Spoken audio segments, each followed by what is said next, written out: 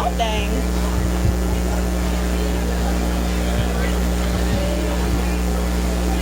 Too bad I left.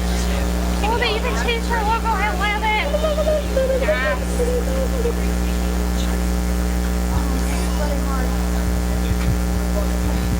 Ladies and gentlemen, please stand for the national anthem as sung by Treble Clef and Angry Bird of North Texas Junior Roller Derby. Oh, say, can you see by the dawn's early light what so proudly we hailed at the twilight's last gleaming, whose broad stripes and bright stars through the perilous fight o'er the ramparts we watch were so gallantly streaming, and the rockets flew, the bombs bursting in air gave proof through the night that our flag was still there. Oh, say does that star-spangled banner yet wave o'er the land of the free and the home of the brave? You. All right, I may have switched this up there. Number 2. All right. What happened? Safety check and introduction, so I guess we can do introduction and follow the conversation next. Are they doing it? Are they doing like we do speed up? Like we like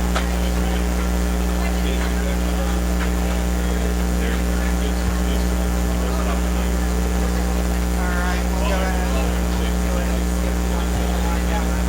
Yeah, they're not here, so.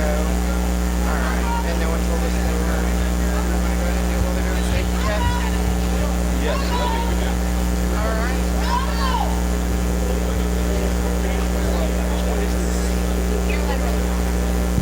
Ladies and gentlemen, we are now preparing for the first game of the morning, the Rolling Rebellion of North Texas Junior Roller Derby versus the Tulsa Derby Brats from the Tulsa Derby League.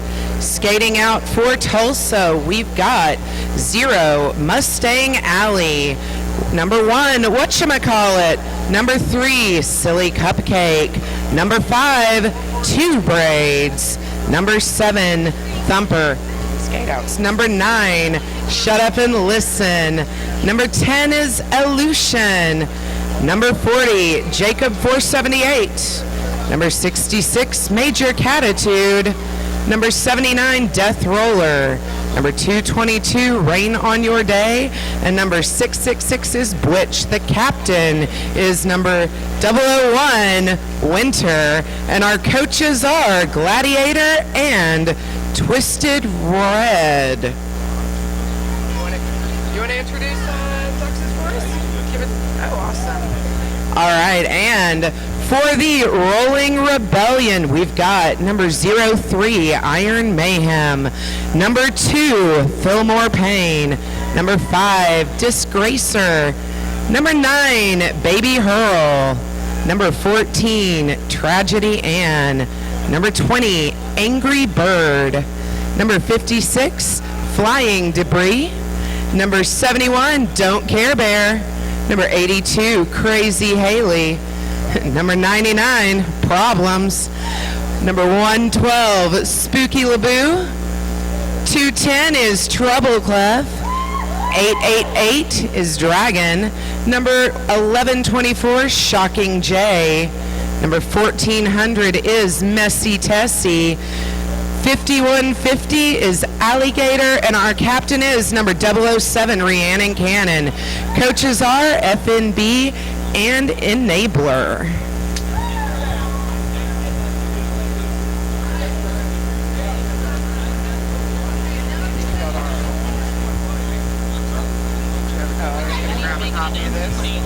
Absolutely. Okay.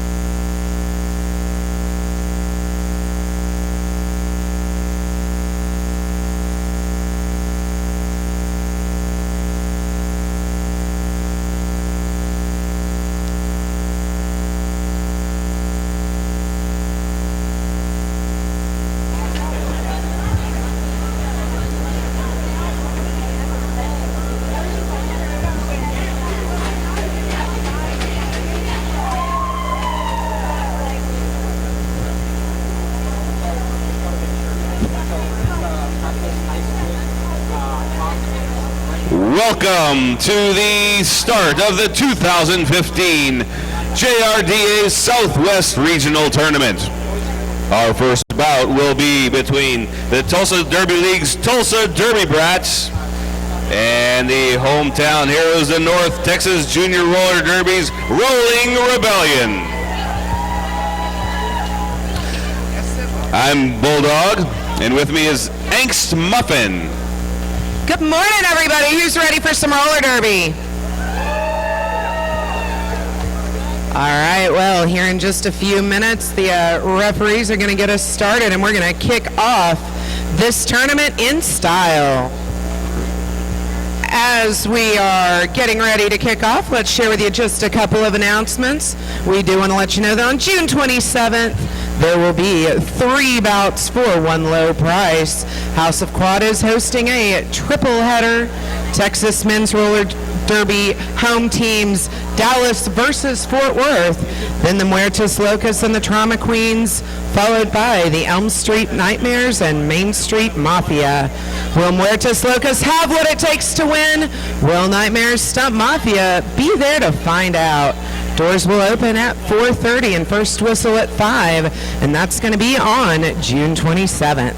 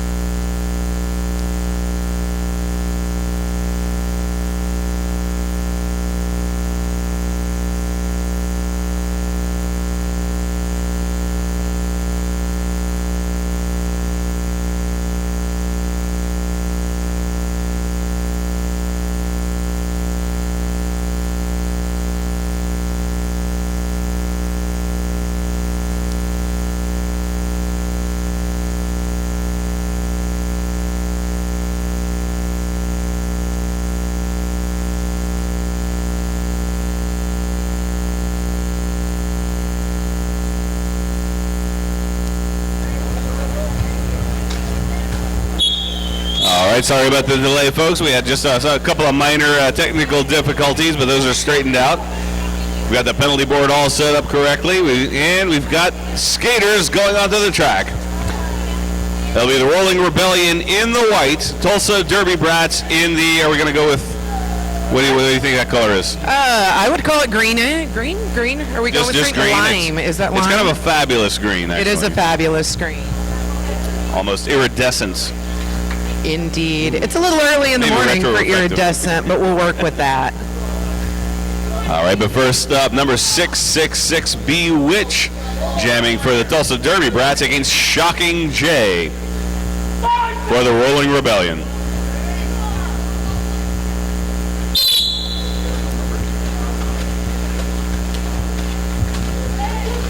Immediate recycle for Bewitch, courtesy of Baby Hurl of the Rolling Rebellion. And there goes Shocking J, lead jammer for the Rolling Rebellion. First jam of the first game of the 2015 Southwest Junior JRDA Regionals. Regional tournament, that's right. And we've got Bewitch still tied up in the back behind that solid wall of blockers in white. First scoring pass for Shocking J is a grand slam, but Major Catitude comes across with a shoulder check, but Shocking J looks for the outside lane, gets it. Little help from Fillmore Payne. He'll only get 4 points on that second scoring pass. That's because Bewitch did complete her initial pass. 9 points total in the first jam. All right, now up for Tulsa, we've got taking the star Death Roller, lining up against, who is that? Spooky LeBou for North Texas.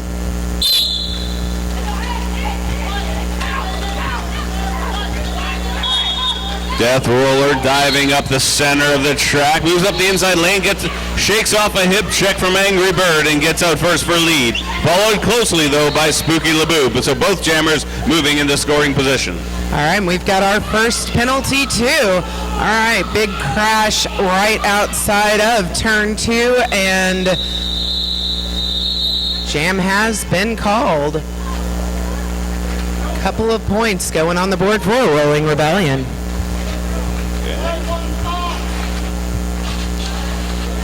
Nothing for Tulsa. Yeah. That's a drag. Gotcha.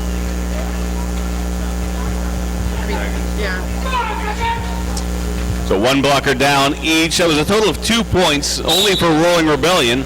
Tulsa Derby Brats unable to get on the board in that jam. So we've got 3-on-3 pack right now. Alligator getting out first. Alligator is out first. Bewitch back on the line for Tulsa. Still working on completing that initial pass. And Alligator does a stealth attack, ducks past an attempted hip check from Major Catitude to complete her first scoring pass.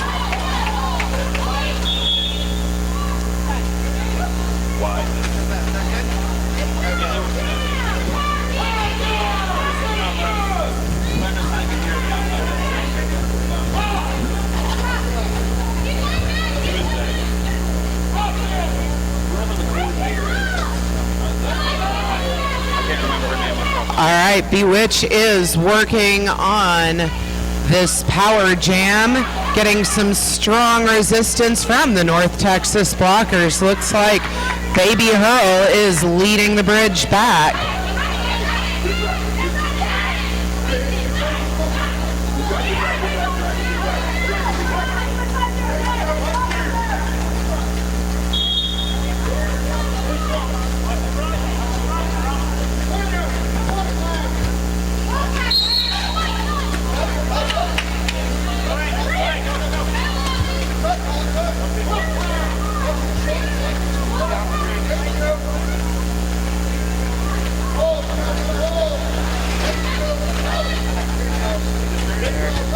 All right, and there goes Alligator cutting through the pack again on another grand slam. Bewitch still getting tied up with 99 problems, and Dragon holding a solid back line in this pack.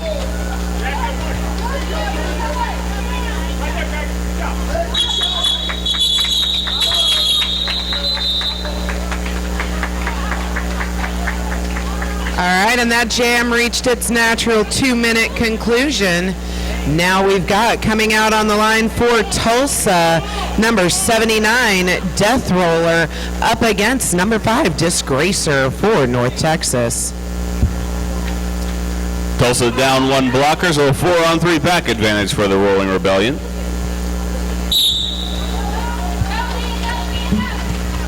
Disgracer moves up to the front and slides right past Silly Cupcake, number 3 of Tulsa, to get lead jammer for the Rolling Rebellion.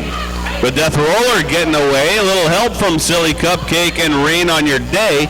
Moves up that inside lane, completes her initial pass.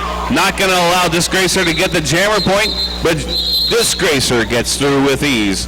4 points, calls it off again. Tulsa Derby Brats not getting on the board. Rolling Rebellion at 34. The 2015 Rolling Rebellion would like to thank Honda of Denton, their brand new sponsor. They'd also like to thank KP for donating their brand new S1 helmets. Thanks, KP.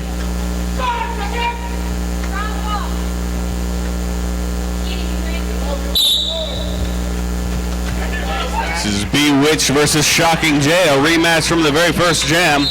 Shocking Jay getting past Mustang Alley and Thumper, the two wall at the front of the pack for Tucson, or for Tulsa. That's Tulsa, that's yes, right. Tulsa. Yes, Tulsa, that's right. It's all desert. All right, Bewitch is getting a little bit of friction from a very strong wall of Rolling Rebellion skaters. Meanwhile, Shocking Jay has completed another scoring pass, putting another Grand Slam on the board for the Rolling Rebellion. Had to shovel his way past winner number 001. Now coming up on the second scoring pass, and third scoring pass. Shocking Jay this time blasts his way through the pack. It's a third Grand Slam, 15 points total.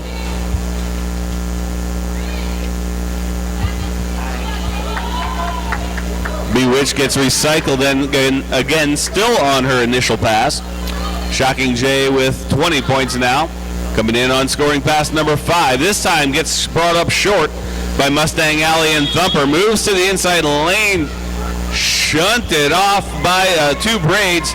Slowed down by Thumper, but finally gets through that 5th time. 25 points so far. All right, meanwhile, back in the pack, that strong defense at the wall is keeping Bewitched tied up, but she is still trying to make it through on this this initial pass.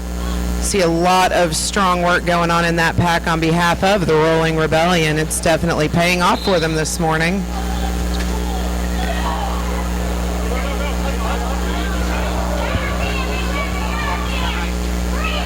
Jammer penalty. Shocking Jay going to the penalty box on a back block penalty.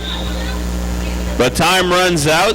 Shocking Jay did score 3 more points on scoring pass number 7. That's 33 points total for the Rolling Rebellion. Brings them to 67. Tulsa Derby Brats still at 0. 22 minutes remaining in the first half. All right, and we've got coming out to pick up this power jam for Tulsa, number 79, Death Roller.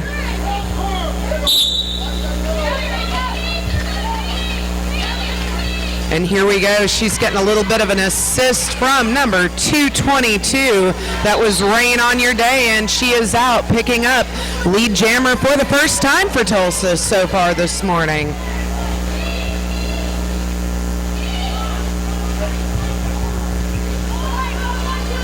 This is a Tulsa Power Jam. Death Roller moving straight through the center of the Rolling Rebellion pack. Gets by Baby Hurl, last line of defense. Calls off the jam now. And that will put Tulsa on the board with 5 points.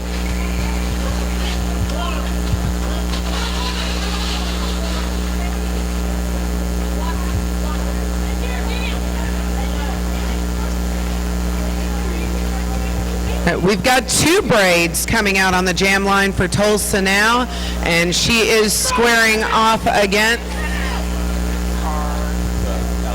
Alligator for the Rolling Rebellion. 2 braids knocked down Knocked down by Tragedy Ann. Taken out of bounds by Baby Hurl. Steps back in. He gets to cutting the track. It's a power jam for the Rolling Rebellion. Alligator getting away with lead jammer.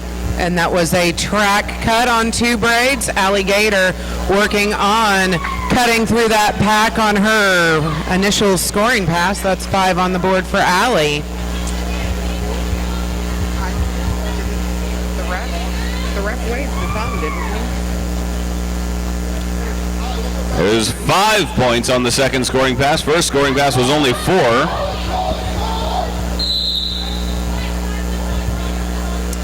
Bewitched taking down Alligator. And we've got a back block penalty on the Rolling Rebellion jammer. But 2 braids will be released before she sits down, so this will be a full 30-second power jam. Yes, 2 braids hip checked out of bounds by Baby Hurl, brought back halfway past to the end of the backstretch. All right, and of course we have lost our lead jammer, so this jam will go for its full 2 minutes. We see 2 braids getting a solid bit of friction in the back from, from Tragedy Ann, running that bridge all the way back as Tragedy Ann and Baby Girl working on her. Little collision there on the apex. Everybody's back up. Everybody's fine. And we've got Rolling Rebellion back on the track. Working hard to get some up, but number 222, Rain on Your Day, knocked her out, ran her back. There she goes. Alligator having no problem finding that inside lane the second time around. A lot of help from the Rolling Rebellion pack. She's going to get 5 points on scoring pass number 3. Total of 14 for the Rolling Rebellion. Another donut for Tulsa. All right, and we are at 18 and a half minutes left in this half. 82-5. And it looks like we've got an empty penalty box, all skaters on the track. That is number 5, Disgracer, picking up lead jammer for the Rolling Rebellion.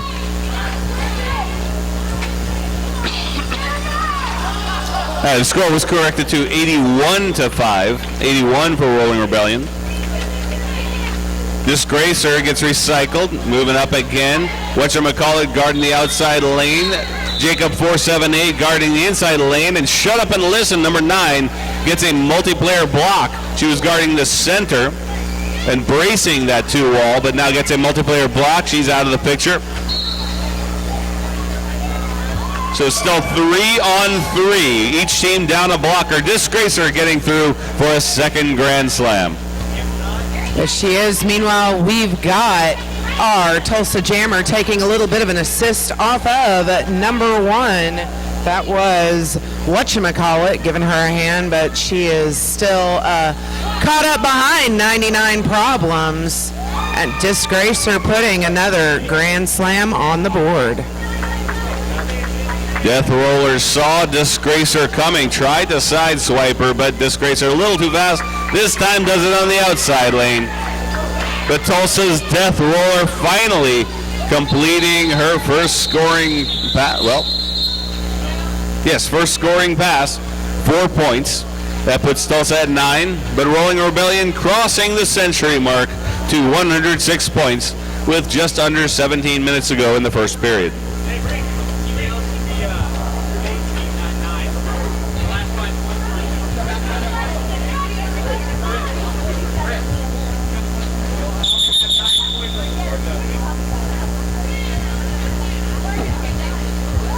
All right, we are now on an official timeout.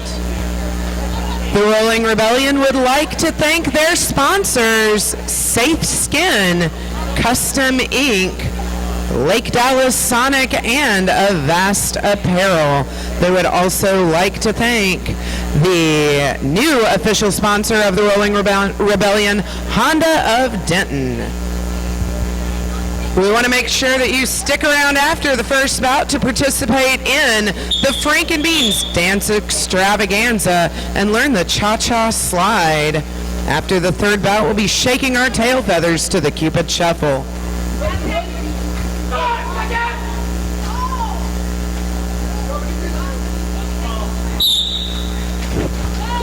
All right, that official review was to double-check the score. Tulsa Derby Rats actually at 17 points. 17 points, Rolling Rebellion at 107. Shocking Jay back in the jammer on the jammer line, and he is lead jammer already. But Bewitch almost sees daylight, but a shoulder check from 99 Problems takes her down. She's got to start all over. Still on her initial pass. Shocking Jay getting through for 5. All right, and we've got Don't Care Bear and 99 Problems holding again the back of the pack for the Rolling Rebellion, keeping Bewitch tied up and locked out. She's still working on trying to make her way through on her initial scoring pass, and there she goes out of the pack. Don't Care Bear going to the penalty box for the Rolling Rebellion. That leaves 3 blockers on the track. It's Shocking Jay gets through one more time. 4 points this time. Bewitch does complete her initial pass and gets 4 points for Tulsa. 14-4 though, Rolling Rebellion winning the jam. It's now 121 for Rolling Rebellion, 21 for the Tulsa Derby Rats, and we've got 15 minutes left in the first.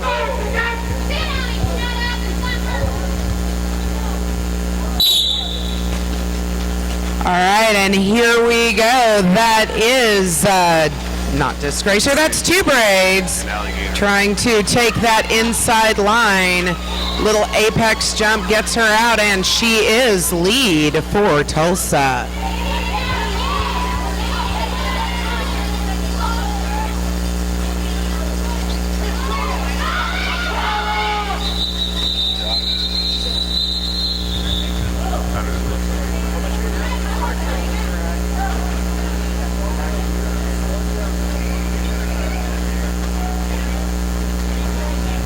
So that was a 4-0 jam for Tulsa. Brings them to 25 points. And takes 1 minute off the clock. 14 minutes remaining in the first. We've got Shocking Jay, number 1124, jamming for the Rolling Rebellion in the white jerseys against number 666, Bewitch, in the green jerseys for Tulsa. All right, and Shocking Jay is out of the pack as the lead jammer, as Bewitch is still working her way through on her initial pass. Solid recycling work going by the Rolling Rebellion, definitely giving her a run for her money. And that was 5 more on the board for the Rolling Rebellion. Bewitch beset by 4 Rolling Rebellion skaters. 99 Problems heading to the penalty box. That leaves only 3 to stop Bewitch. But Shocking Jay getting through again. Another 5. That brings them to 10 points for the jam. And Tulsa also down a blocker. So 3-on-3 on the track. Baby Hurl with a last-ditch shoulder check takes down Bewitch. And Bewitch has to start all over again, still on her initial pass. 15 points so far for Shocking Jay.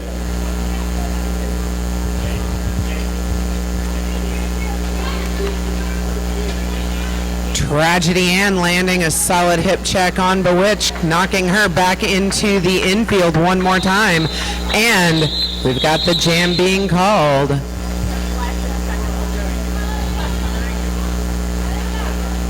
Little over 12 minutes left in the first half. We want to remind you at halftime to check out the merchandise booth, including the South Central Regional shirts that are being printed on site by Avast Apparel.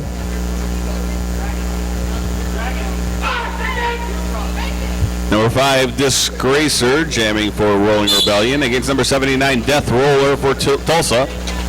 Death Roller moving to the forward positions, pops out of the pack. A last-ditch effort by Rhiannon Cannon is unable to stop her. Tulsa has lead. Disgracer getting by Thumper, last line of defense for Tulsa. completing her initial pass, not going to give up the jammer point. But Tulsa's Death Roller into the pack and will get all 4 points. Calls off the jam in time. All right, and there we go. Score update 141 to 29.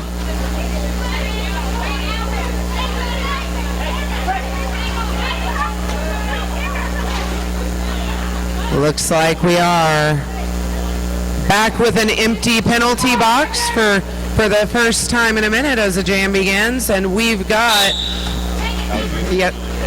Alligator and Silly Cupcake wearing the stars. Silly Cupcake getting run back by a bridge of white as Alligator picks up lead for the Rolling Rebellion. First time jamming in this game by Silly Cupcake. Alligator whizzes by the Tulsa defense. I'm not sure they even saw her. She's got a lot of speed and agility in that young skater. Number 5150 this time does a half twist. Gets by Jacob 478, the only skater to come within striking distance, and easily gets another grand slam. Oh, but not this time. Slams into the shoulder of Winter, number 001, captain of Tulsa. Falls to the ground. And this time, without that speed, has a little more difficulty, but ultimately bounces off a shoulder check from Rain on Your Day and gets another 4 more points for Rolling Rebellion. All right, and that's also giving the Rolling Rebellion a power jam as they start. This next jam is called off right as the Tulsa jammer was sent to the box.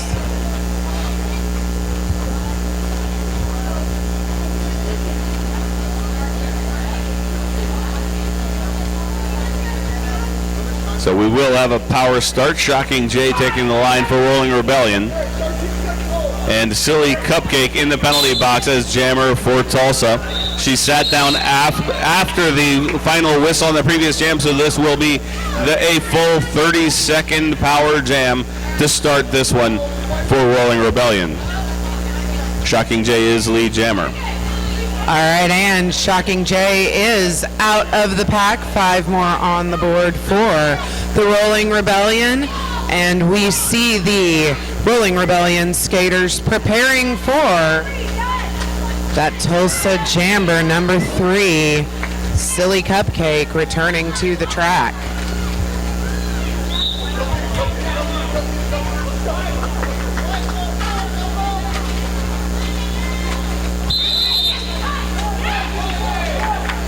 All right, and there goes Shocking Jay on his way to the penalty box, giving Silly Cupcake a power jam and an opportunity to see about getting a few more on the board for Tulsa. Rhiannon Cannon with a last-minute hip check takes out Silly Cupcake, keeps her in the pack. Rhiannon Cannon, captain for the Rolling Rebellion. And now we've got a Tulsa Railroad, but Angry Bird is going to shoulder check Silly Cupcake out of bounds. She's going to recycle and start it all over once more. A technical cut now on Silly Cupcake. She got knocked out of bounds, touched both skates back in front of the skater that knocked her out, and so now it is a power jam for Shocking Jay. Pretty little apex jump there by Shocking Jay, gets him through on another scoring pass, and here he comes, hitting it through, working on a few more as we're waiting for this jam to reach its natural 2-minute conclusion. And there it goes.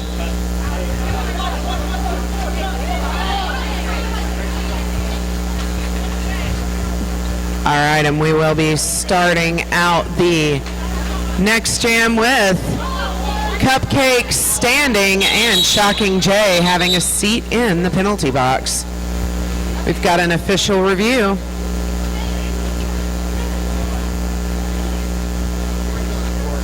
Oh, a timeout. Well, it was A team timeout called by the Rolling Rebellion. all right, we just got a little note from sponsors over at Adam They want to let you know that if you come by their table, you can register to win a free set of Atom wheels, and also check out the new Jackson VIP package. Starts at $199. They've also got new Atom hoodies and swag. Go see Gypsy at the Atom booth.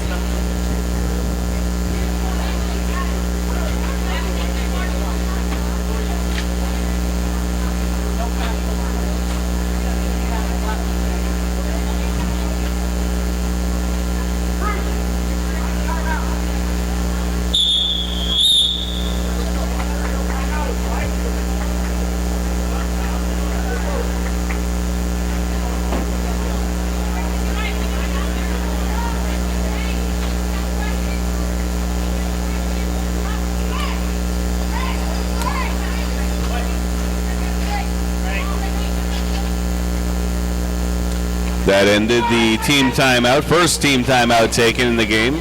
That was by the Rolling Rebellion. We start out with both jammers in the penalty box. So Silly Cupcake released at the first whistle. Shocking J sitting for the same amount of time as Silly Cupcake had already served. But Tulsa already also down a blocker, so 4-on-3 pack advantage for the Rolling Rebellion. All right, this is Silly Cupcake's third jam in a row, jamming for Tulsa. She is getting run back by a bridge of Baby Hill Spooky LeBoo. And that is number 5, giving them assist Disgracer. Shocking J back on the track and working on his... All right, we've got another penalty on Shocking J. That's going to give Silly Cupcake another power jam. She's still working on her initial pass through this tight, strong group of Rolling Rebellion blockers. Shocking J was on a scoring pass, so points yet to be discovered. Disgracer comes across with a hip check, wipes out Silly Cupcake. Silly Cupcake's going to get recycled all the way back to the top of turn 4. Now, Shocking J was lead jammer when he got sent out on the penalty, so we will go the full 2 minutes in this jam. And an illegal re-entry on Shocking J. He's going to get another penalty, another power jam for Silly Cupcake, but she's still on her initial pass. Yes, she is, and she is working hard trying to breach that pack for the first time this jam, but we have got a very, very strong defensive wall of Rolling Rebellion skaters. 001 laying a little strong shoulder hit on 99 Problems, but he's still on the track running her back. And there we go with our natural 2-minute conclusion of this jam.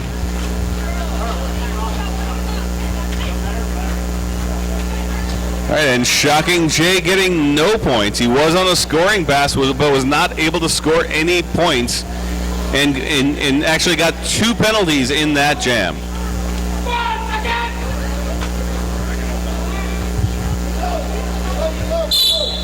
Less than 5 minutes remaining. A power start for Tulsa.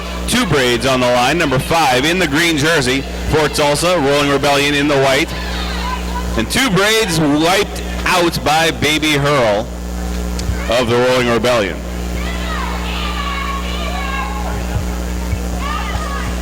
Baby Hurl receiving the star pass from Shocking J and breaks free of the pack.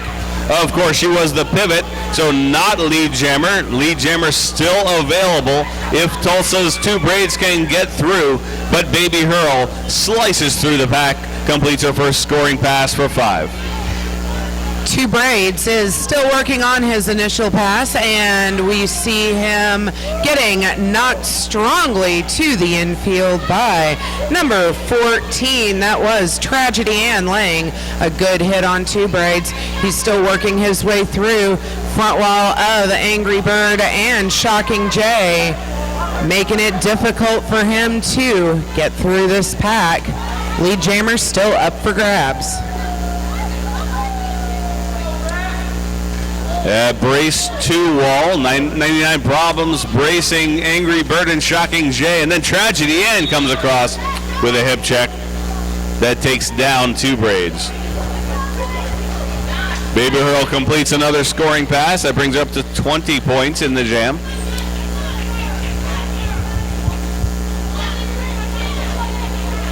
Two Braids taken down by Shocking Jay. Picking himself back up again, still on his initial pass. And a little hippity hop across the infield. Gets Baby Hurl past Bewitch. And that's another 5 points. 25 total for the jam. Baby Hurl on scoring pass number 6 now, but this time Thumper and Bewitch able to team up and bring her up short. But she bulldozes ahead and completes the pass just before the whistle. 30-point jam for the Rolling Rebellion. All right, and it looks like that's putting us up to 198 to 29 with a little over 2 minutes left before we reach halftime. We've got number 79 coming out for Tulsa, and we've got an official timeout.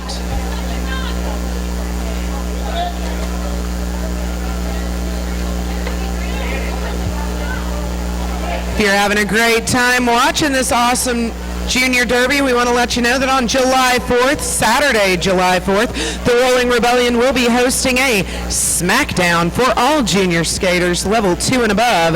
There's a $5 entry fee for skaters, and spectators get in free. Come spend the 4th of July at the House of Quad.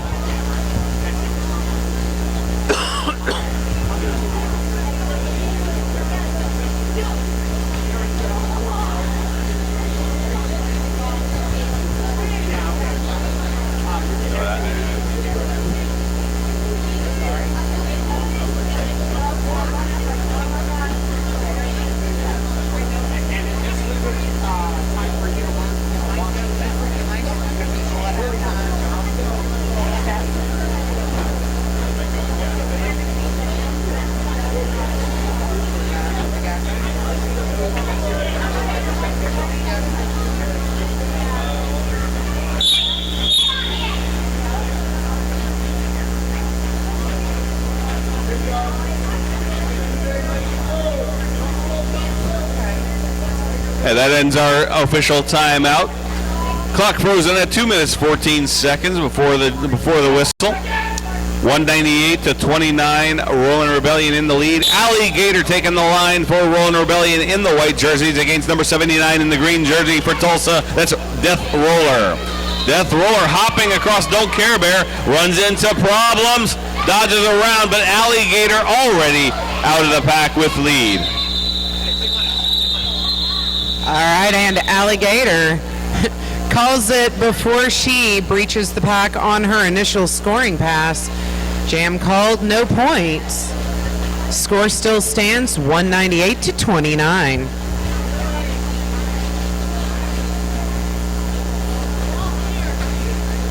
Disgracer coming out wearing the star for the Rolling Rebellion. Yeah. Oh, yeah. I'm sorry. I was trying to count heads. Bewitch still wearing the star once again for Tulsa. And there goes Disgracer. She is out of the pack as lead jammer. Bewitch still working on her initial. Laying a little hip check on Disgracer as Disgracer enters the pack. Bewitch gets in the front, one-on-one with Rhiannon Cannon, but Rhiannon Cannon takes her down with a hip check. That was very close. Bewitch almost had it, but just a flick of the hip, and she's down on the ground. Rhiannon Cannon, very agile skater. But Disgracer, the jammer for Rolling Rebellion, through the pack for 5. Second scoring pass for Rolling Rebellion. Absolutely, and we see that Bewitch very cleverly avoided that track cut penalty, crawling to the outfield, and the jam has been called. Oh, nope, she got the penalty. We're going to be starting the next jam.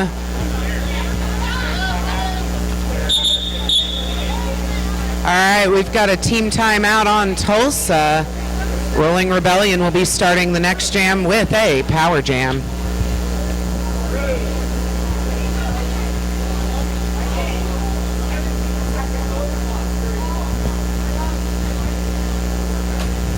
So clock frozen at 17 seconds with that team timeout.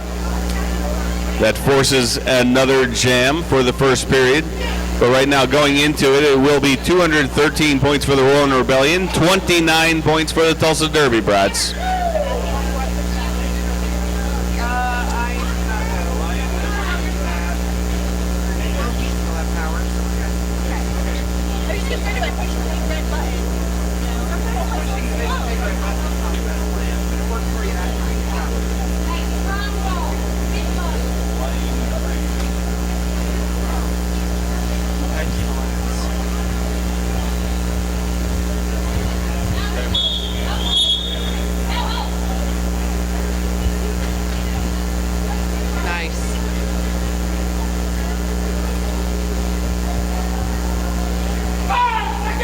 All right, here we go. We have a Rolling Rebellion Power Jam, Flying Debris wearing the star, and there we go. We see the Tulsa blockers doing their best to keep her pinned up, but she is out on her initial pass, but Flying Debris, not lead jammer, so unable to call off the jam. That leaves the door open. Bewitch started in the penalty box, so she can still claim lead jammer. But right now, no lead jammer. We've got our first scoring pass for Flying Debris, number 56 of Rolling Rebellion, and now gets through on her second scoring pass untouched. No, she touches out of bounds and gets a cutting the track penalty. This is a big opportunity for Tulsa. It absolutely is. If Bewitch makes it through this pack, she still can pick up lead jammer, and seeing as it is a power jam for her, that might give her an opportunity. Put a few more on the board for Tulsa if she can breach all those solid, agile, quick, and fast Rolling Rebellion skaters. There she goes. She is out, but she did not pick up lead.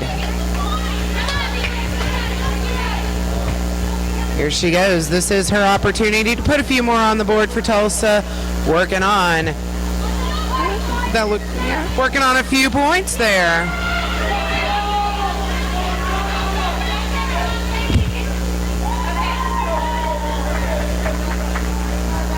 So no lead jammer in this game. In this jam, we'll go the full 2 minutes.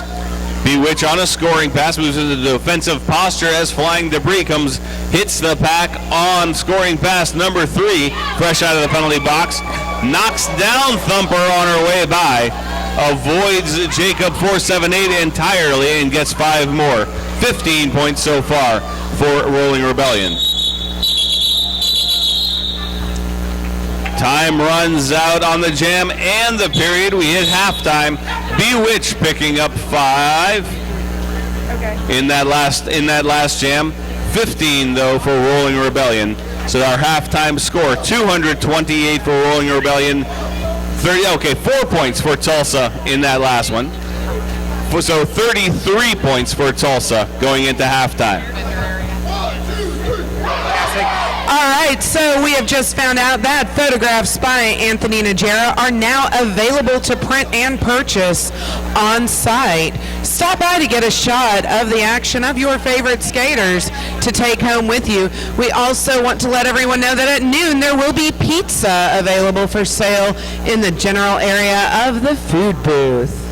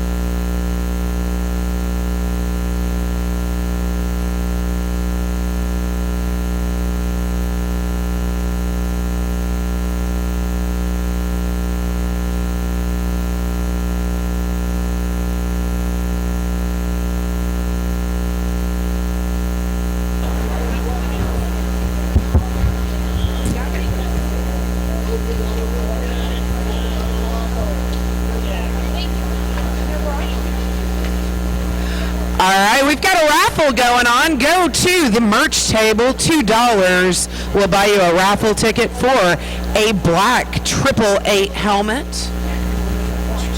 We've also got the Refreshments Breakfast Bar fundraiser open until 11. We're helping the Rolling Rebellion get to nationals in Seattle. Bagels, donuts, coffee, orange juice, and more. Stick around after this bout to participate in the Franken Beans Dance Extravaganza. We're going to learn the cha-cha slide. Then after the third bout, we're going to learn the Cupid Shuffle. The Rolling Rebellion would like to thank all of the volunteers, referees, NSOs, medics, announcers, photographers, and production crew. Without you, all of this wouldn't be possible. We also want to remind you to check out the merchandise, including the South Central Regional shirts printed on site by Avast Apparel. Also, make sure you check out the House of Quad Skate Shop for all of your skating needs.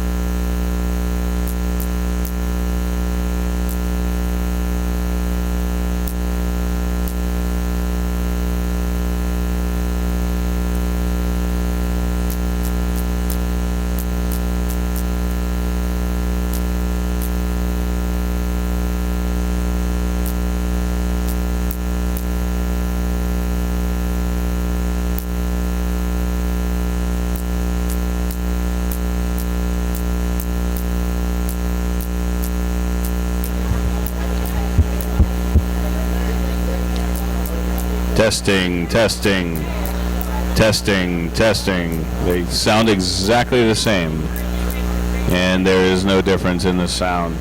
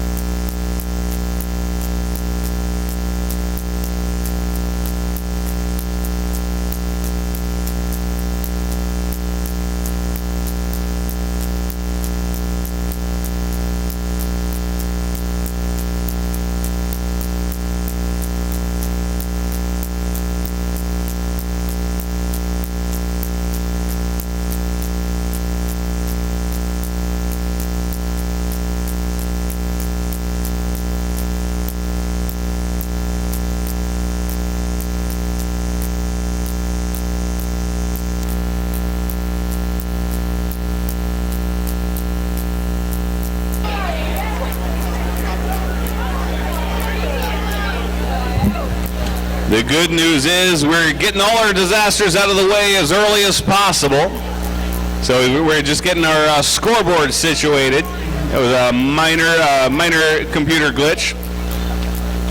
But we're getting that sorted out, so the second half is going to be delayed just a little bit.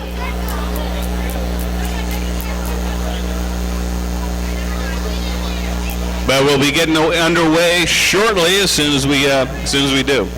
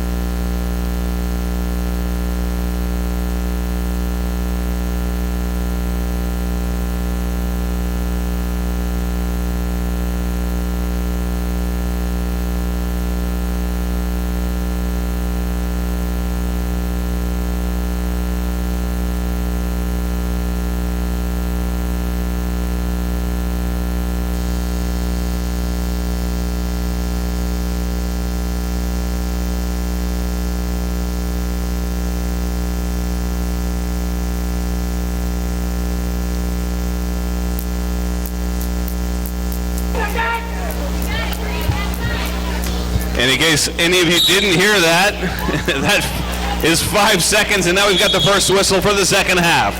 Fresh 30 minutes on the board. We got Bewitch knocked out of bounds right off and there goes 99 Problems skipping right past Winter. And a multiplayer block called on Winter of Tulsa sent her to the penalty box. We've got our first penalty of the second half. All right, and there goes 99 Problems, completing his initial scoring pass with a grand slam. Bewitch still working her way through the pack on her initial. And there he... And just a quick note on penalties. On that penalty board, we have two skaters starting the second half with 5 penalties. Shocking J with 5 penalties of Rolling Rebellion. And for Tulsa, it's Winter who got her 6th penalty in the first jam. It's right there. No. It's not a secret. No. Shame on you. That's what it is. Bewitch completing her initial pass, but Problems coming through on his third scoring pass. 3 points on the last one. 13 points total. Starts the second half for Rolling Rebellion. Tulsa with nothing. All right, and we do want to remind you that after this bout and every bout, we will have team MVPs for both teams announced. We're also going to have a dance lesson in between the first and the second. First time on the jammer line for the Rolling Rebellion, Rhiannon Cannon, team captain. And she ducks under a hip check from Silly Cupcake, gets the lead jammer very quickly off the whistle. Death Roller number 79 of Tulsa in the green jersey is trapped by Shocking J and Spooky LeBoo. And that was a track cut on Death Roller, giving the Rolling Rebellion another power jam, and she has called that off. Rhiannon Cannon's going to take a quick 4. One's passed through on a score 4 points and call it off. Start out, give a power start. And she's going to also take she's not. Flying Debris is going to take the jammer star for Rolling Rebellion on the power start.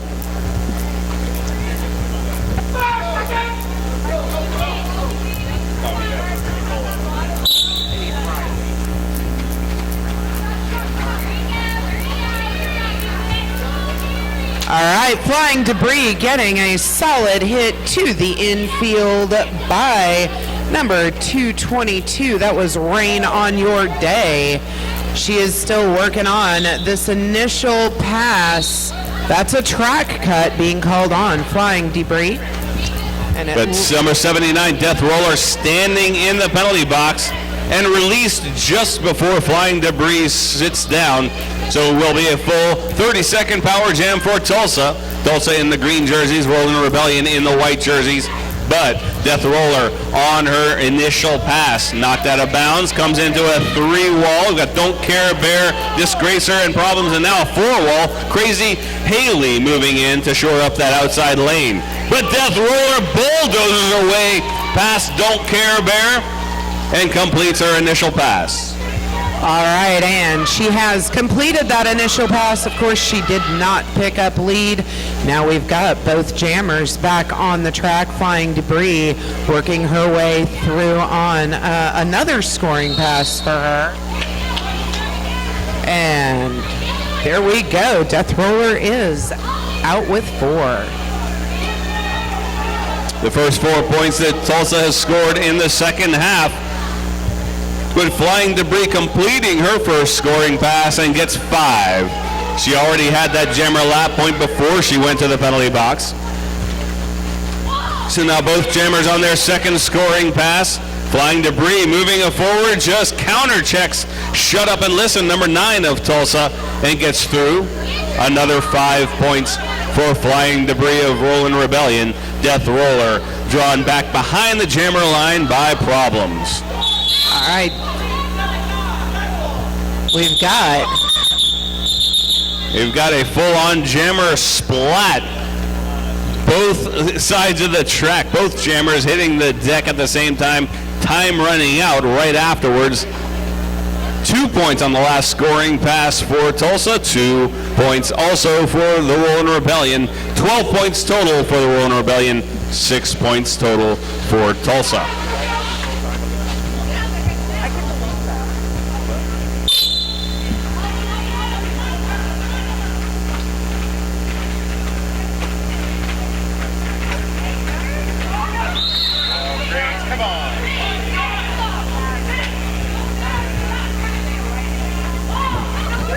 Cutting the track on Disgracer, the jammer for the Rolling Rebellion, means it's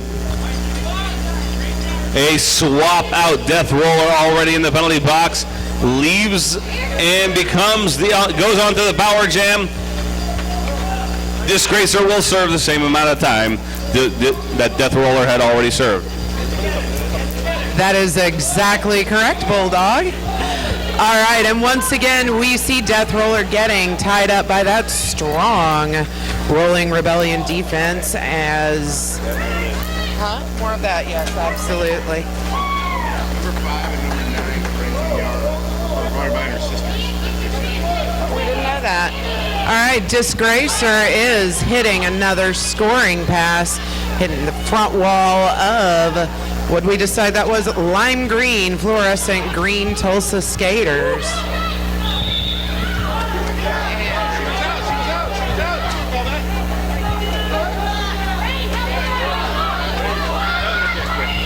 All right, a last-minute switch. It looked like it was a cutting the track.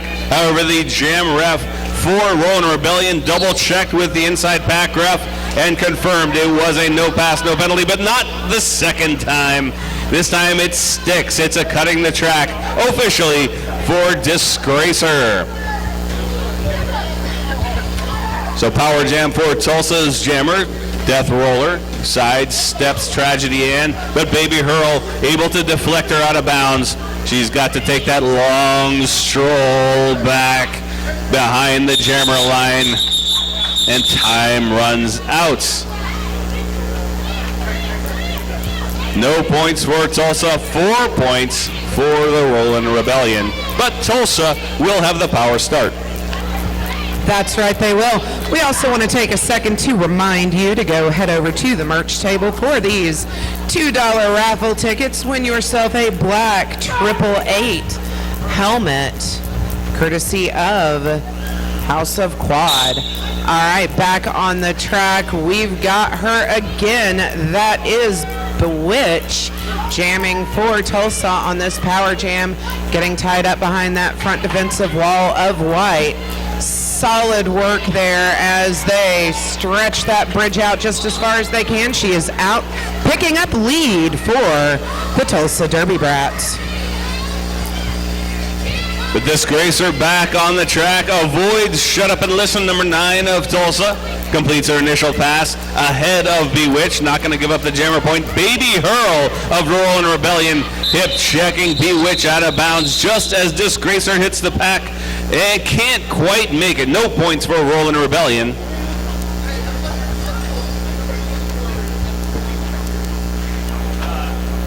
And waiting, there's a consult on the inside and no points. Bewitch unable to get any points for Tulsa.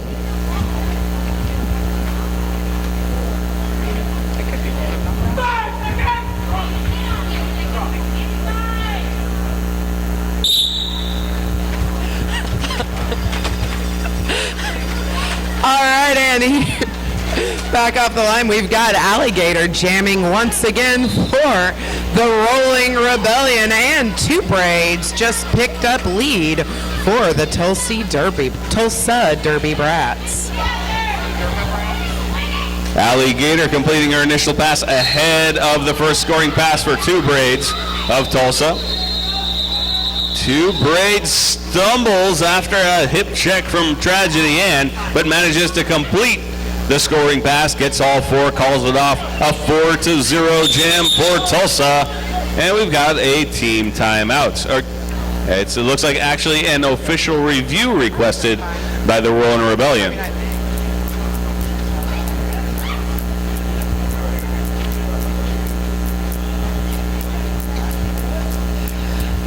All right, well, we're on this timeout. We've got a word of thanks. The Rolling Rebellion would like to thank KP for donating their new S1 helmets. We'd also like to remind you that the Breakfast Bar fundraiser is open until 11 a.m. Help the Rolling Rebellion get to Nationals in Seattle. Bagels, donuts, coffee, orange juice, and more.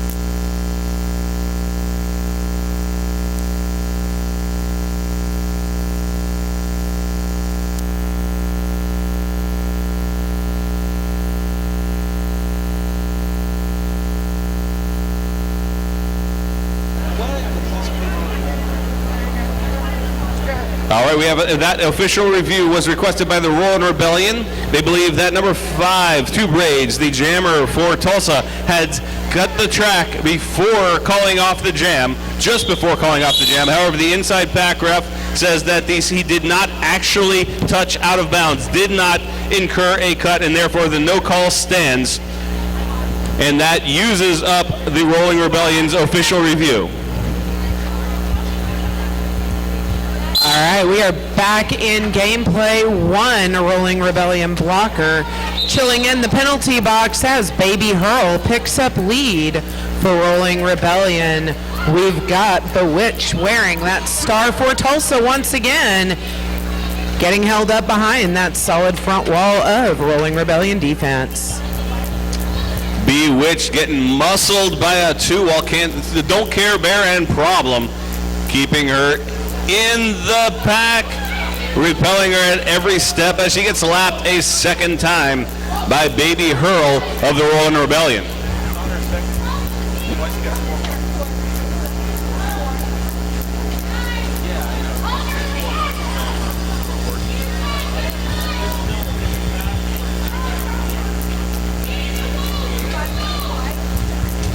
Bewitched slides past a hip check from Fillmore Payne.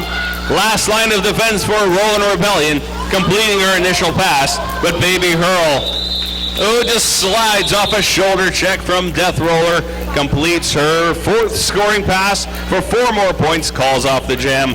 That is actually 0 points. The 4 points showing right now for Tulsa is actually from the previous jam. Just did not get reset before the jam due to the technical considerations for the official review. So a total of 19-0 in that jam. 280 for Rolling Rebellion, 43 for Tulsa Derby Brats. Less than 19 minutes remaining.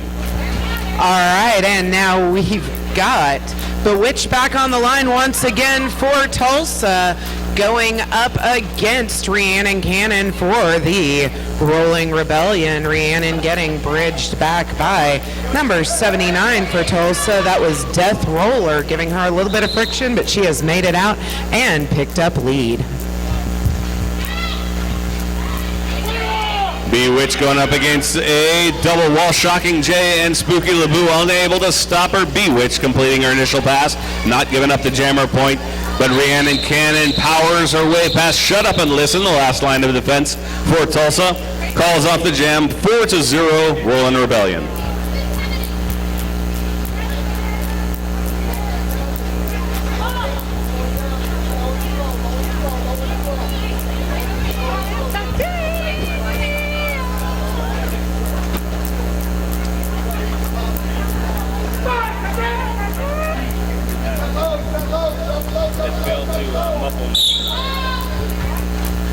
All right, Two Braids is wearing the star once again for Tulsa, up against Baby Hurl for the Rolling Rebellion. I'm sorry. Oh, I will even put your coffee.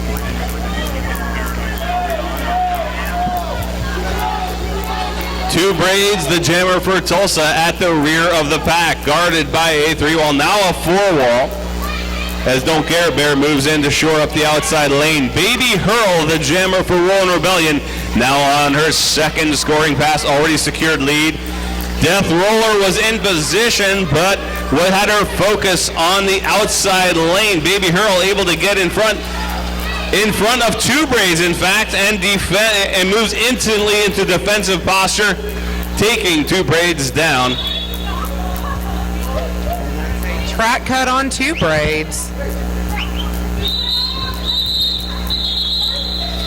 Two Braids clearly did not realize that Baby Hurl had dropped back in order to draw the cut instead of moving forward.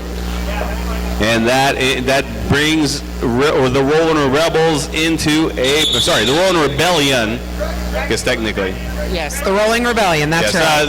As a group. Individuals might be rebels, but as a group, they're the Rebellion. I believe that's the way that would work, yes. One rebel and a rebellion. That draws a power jam, but we've got Oh, sorry, there was an official timeout. And now it's not. And now it's not, yes. So we've got 4-on-4 in the pack. Power Jam, Alligator taking the star for the Rolling Rebellion. 2 braids in the penalty box for Tulsa. All right, we've got a couple of these awesome Rolling Rebellion skaters clearing a path for her. She is out and has lead. Working on her initial scoring pass on this Power Jam. Tragedy and busting a big hole in the Tulsa wall. An Alligator able to step through, just had to counter check a couple of skaters. Picks up 4 on her first scoring pass. All right, we've got 2 braids back on the track, completing his initial. And there we go, we've got the jam called. No points up for Tulsa.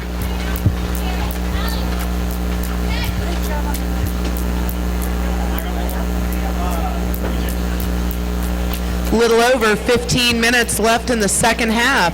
Score update is 303 to 43.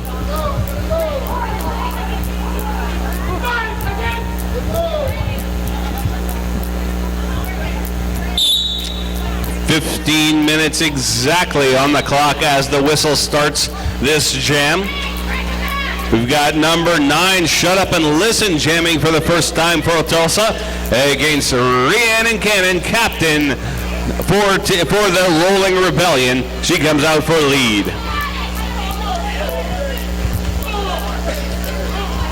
And now sneaks up on the inside lane, right past Rain on Your Day. And bad news for Tulsa. Looks like team captain Winter heading to the penalty box. Shut Up and Listen still working on her initial pass as Rhiannon skates through untouched for another scoring pass. That's a grand slam on Rhiannon. Tragedy end going to the penalty box, but Rhiannon Cannon with a big smile on her face gets through untouched. All attention, both friend and foe, is focused on Shut Up and Listen. Rhiannon Cannon just slides through again untouched. I think Bewitched this time saw her. And now Bewitched with a big shoulder check, sending Rhiannon Cannon to the mat. But Bewitched heading to the penalty box, and that allows a free pass. But not all 5 points, only 4 points on the scoring pass. Rhiannon Cannon calling off the jam, but at the end of the carnage, only 1 Tulsa. That's what I said, Tulsa blocker on the track, and we also appear waiting for confirmation, but we may have our first foul out of the game.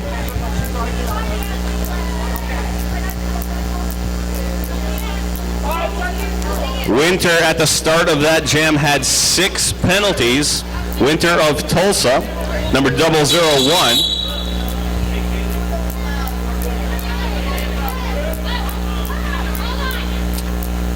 We have an official timeout. And that is, yes, she did foul out Winter, now designating another player to be captain, putting a C on number 79, Death Roller. All right, and regardless, Tulsa will be starting the next jam with a full house in the penalty box. 2 blockers on the track and a great power jam opportunity for the Rolling Rebellion.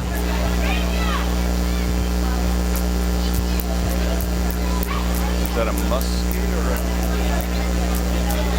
musket?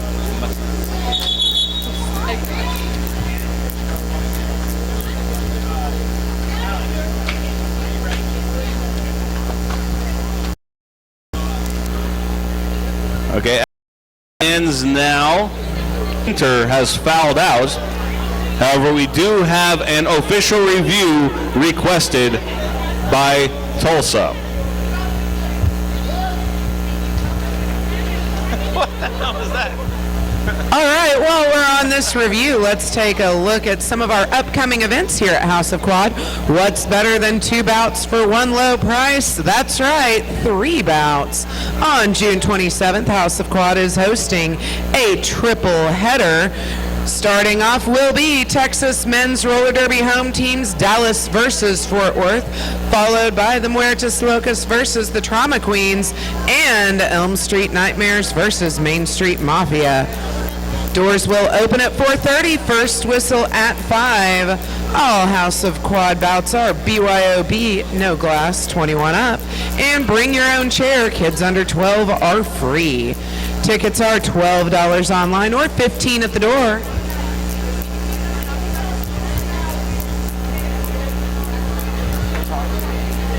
On June 29th, the House of Quad is hosting their 2015 Junior Roller Derby Day Camp.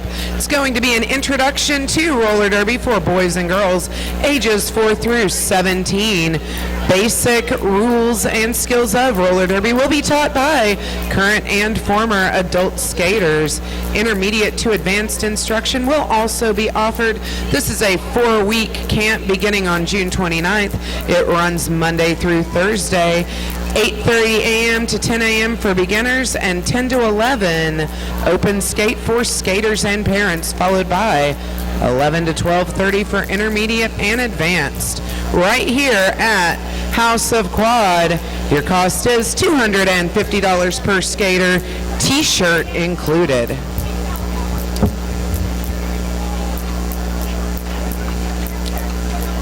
And we are at 12 minutes 55 seconds remaining in the second half of our first matchup of the 2015 JRDA Southwest Regional Championships, or regionals, also known as regionals. Regionals works. This first matchup, of course, between North Texas Junior Roller Derby's Rolling Rebellion against Tucson Derby League's Tucson Derby Brats. Or even Tulsa.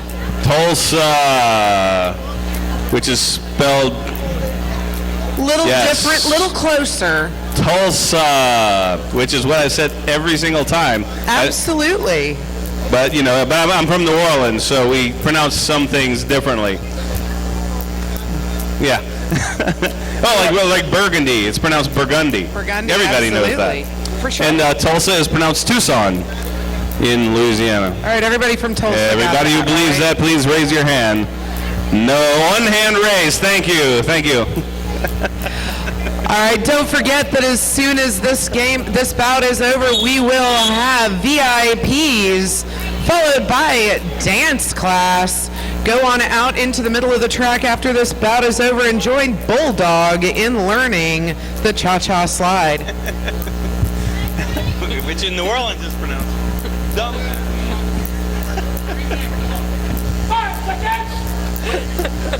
All right, here we go. Tulsa has a full house in the penalty box, and there goes Baby Hurl picking up lead.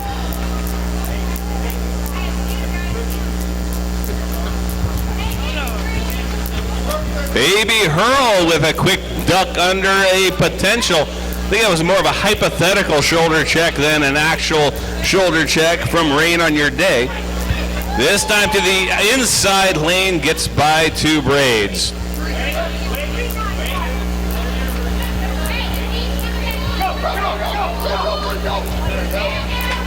All right, looks like everybody is back on the track.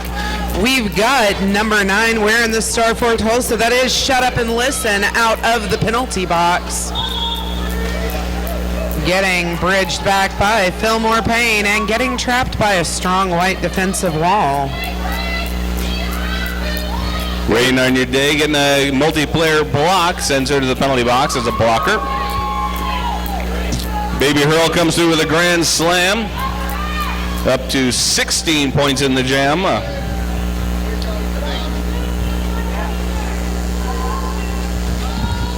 Baby Hurl working on yet another scoring pass as Tulsa still working on getting out of the pack. She just executes a great little football turn, and she is out.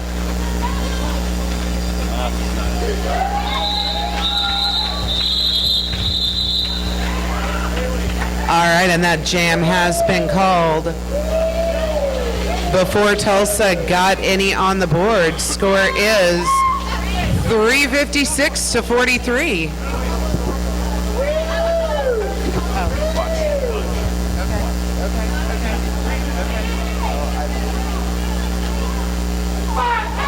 $355 to 43.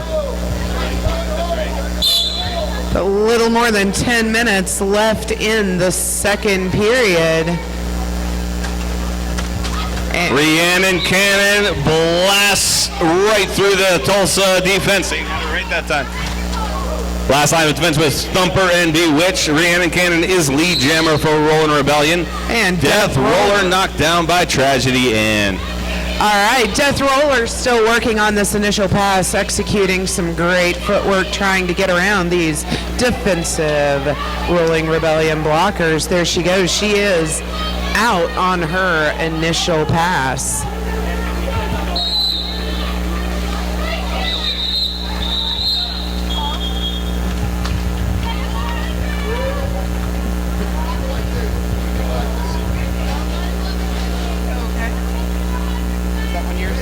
Check, check. Okay, still on.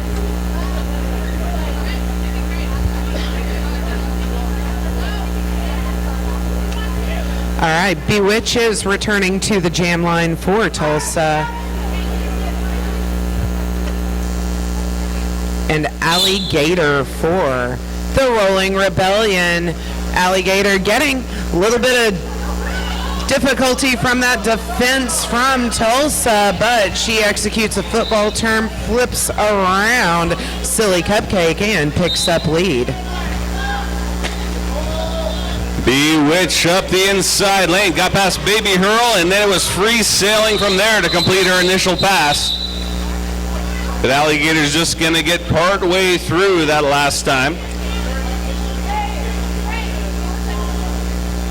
A jam ref consulting on the points, but I did find out that official review. Sorry about this belated information, but we did find out that official review, as you might expect, it was Tulsa attempting to, or they were requesting a review of that back block call that got their captain fouled out.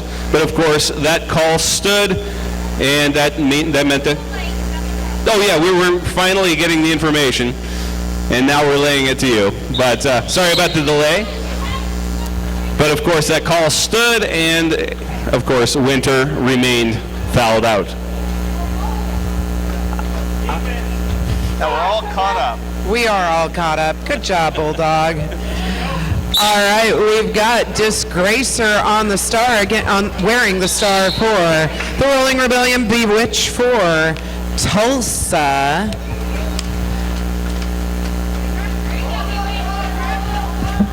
Bewitch trying to cut through on the outside line, getting knocked into the outfield by 99 Problems, and bridged back quite effectively.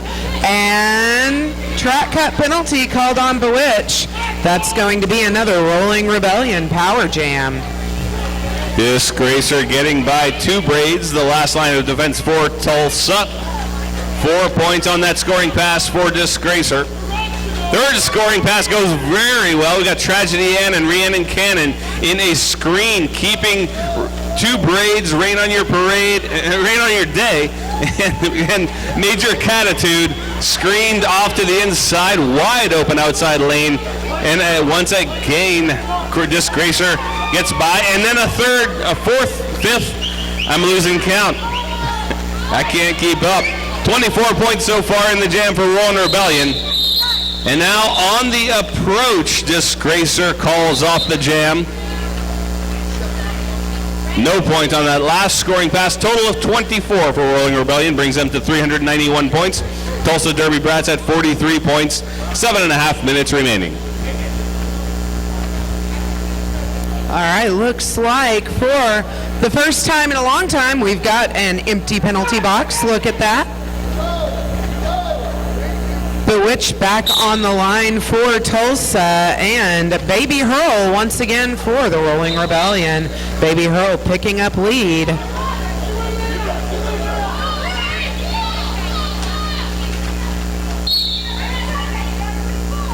Problems moves into defensive mode and gets Baby Hurl out of bounds and immediately runs back.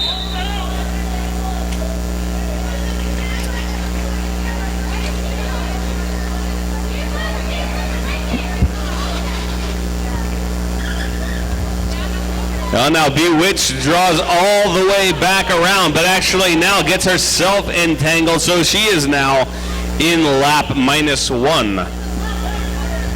Yes, she is. Baby Hurl coming in to re-enter behind Bewitch.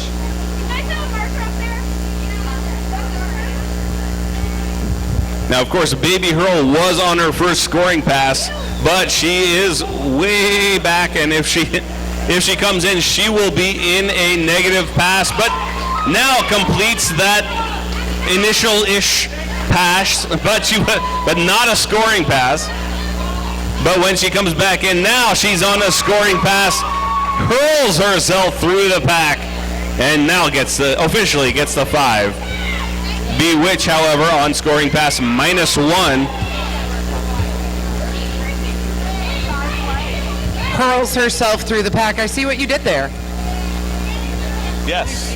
Good job. Yeah.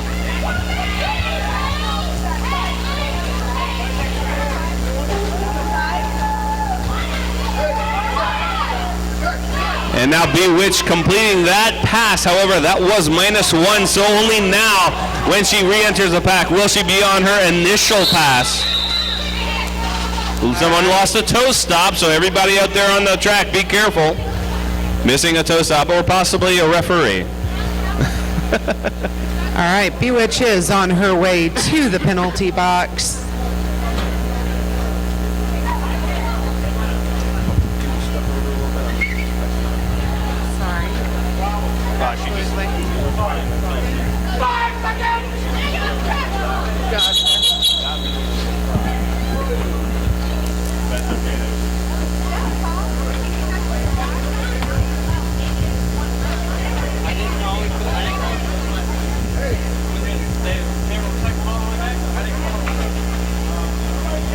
All right, coming back in, 4:49 left on the clock. Score is 411 to 43. Power jam for the Rolling Rebellion Disgracer wearing the star.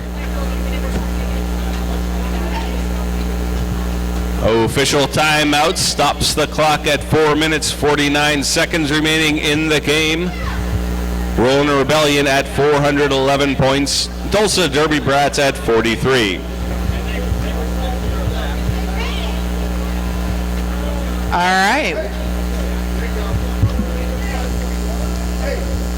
Still on this timeout, we'd like to remind you that you can register to win a free set of Atom wheels. Go check out their new Jackson VIP package. It starts at $199. New Adams hoodies and swag all over at the Atom booth. Go see Gypsy. Also check out the merchandise booth, including South Central Region t-shirts being printed here on site by Avast Apparel.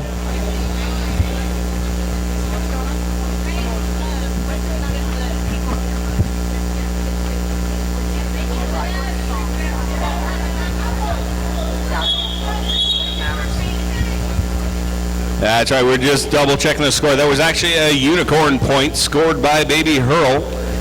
So that Eat the Baby actually ended up backfiring on Tulsa.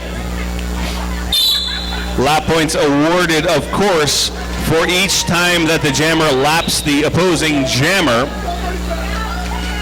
That does not apply to blockers, but anytime you lap the opposing jammer, you will get a point.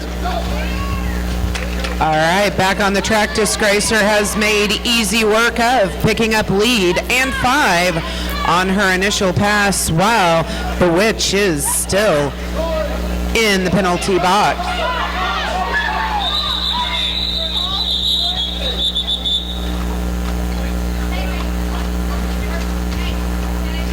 All right, and then 4 more on the board. That was a 9-point jam.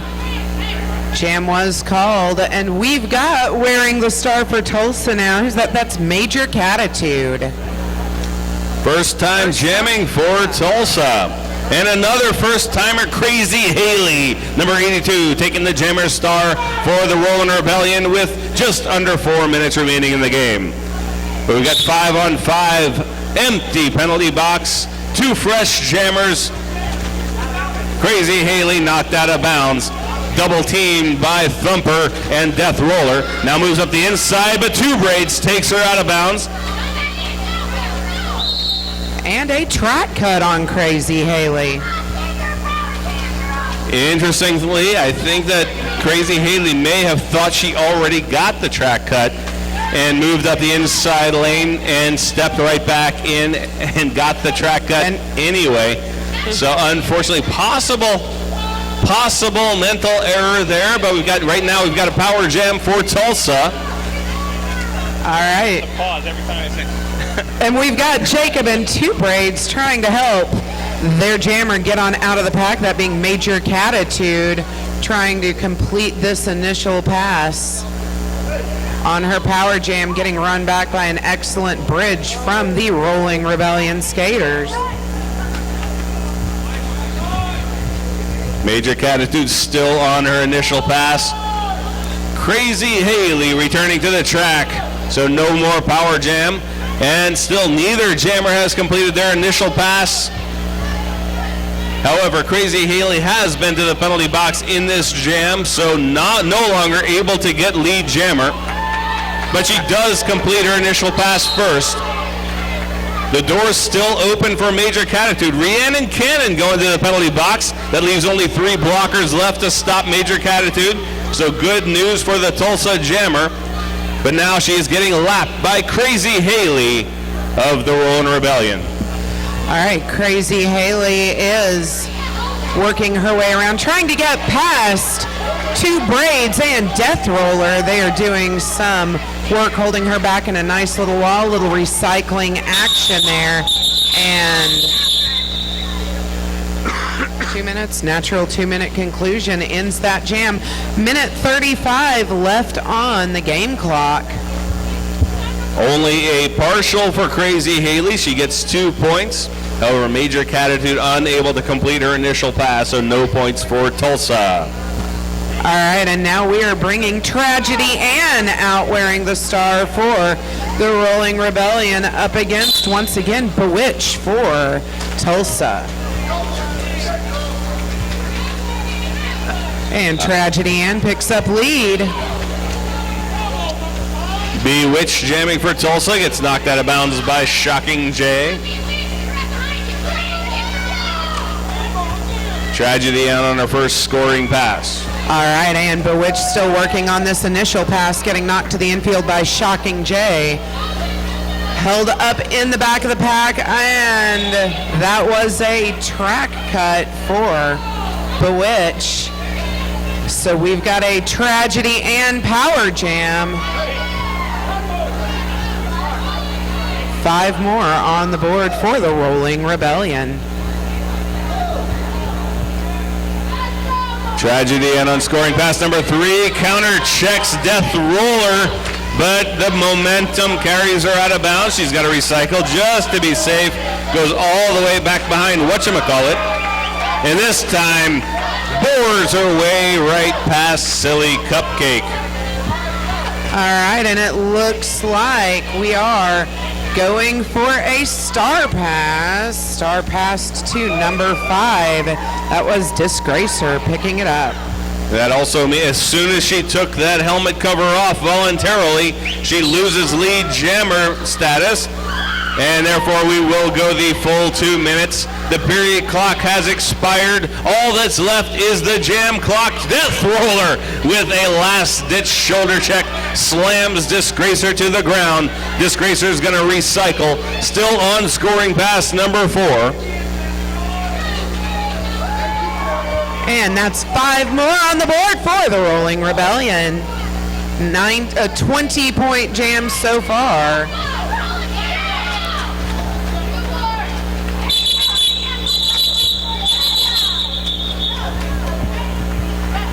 And that ends the game clock. 2 points on the last scoring pass means it's a 22-point jam for the Rolling Rebellion. in the final jam. Our unofficial final, Rollin' Rebellion 443, Tulsa Derby Brats 43. Those are the MVPs right there. No.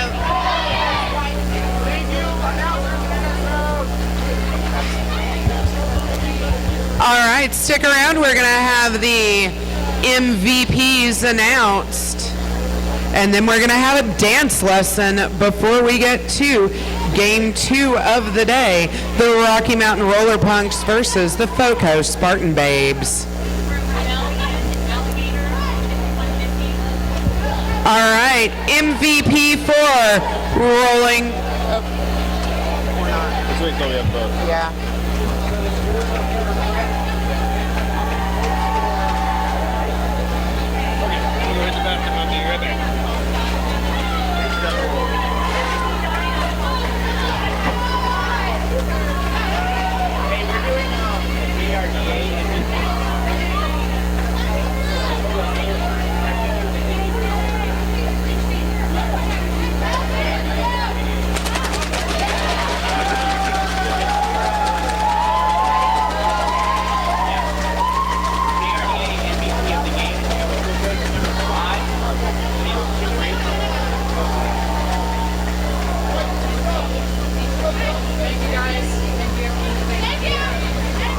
Okay, don't go anywhere. We still have MVPs to announce, and we are still double checking the score.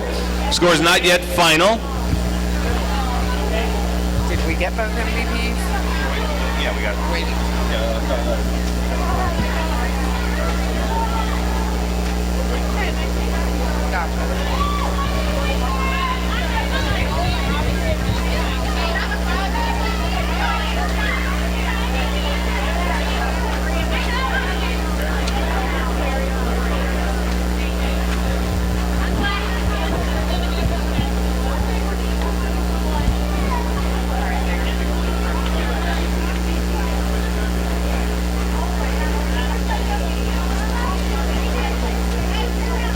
All right, the score not yet officially final, but unlikely to change drastically.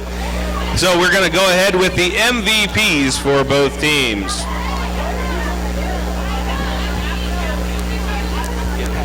All right, for Tulsa Derby Brats, the MVP is number 79, Death Roller.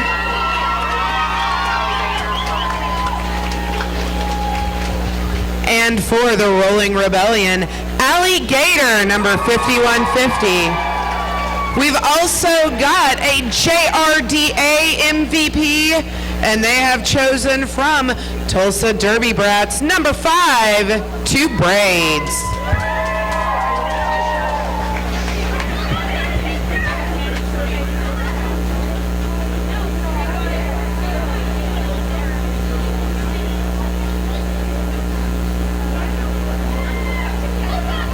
All right, we've got a little bit of a schedule update. Rocky Mountain Roller Punks versus Foco Spartan Babes will begin at 11:40.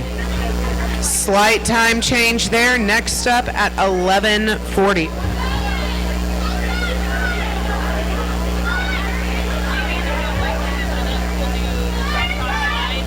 All right, so stick around. We're going to have the Cha-Cha Slide with Frankenbeans coming up in just a moment.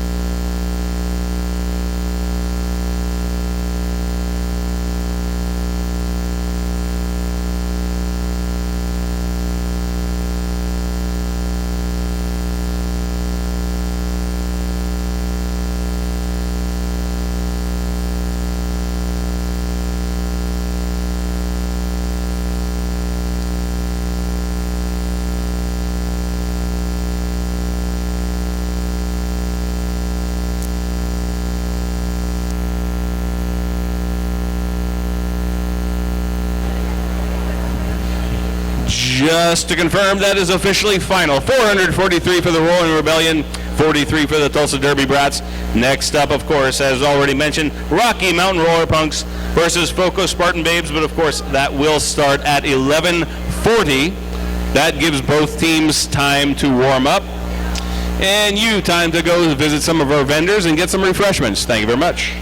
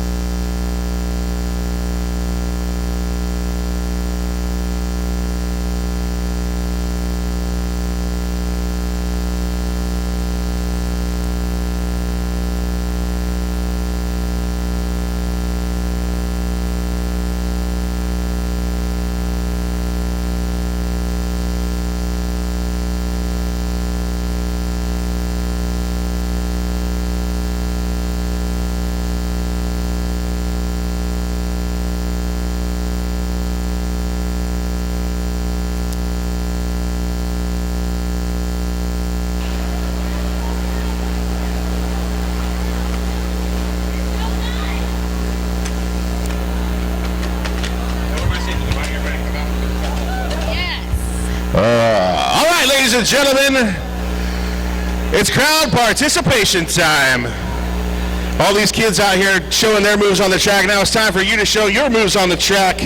Come out to the middle of the track and join us for the Cha-Cha Slide.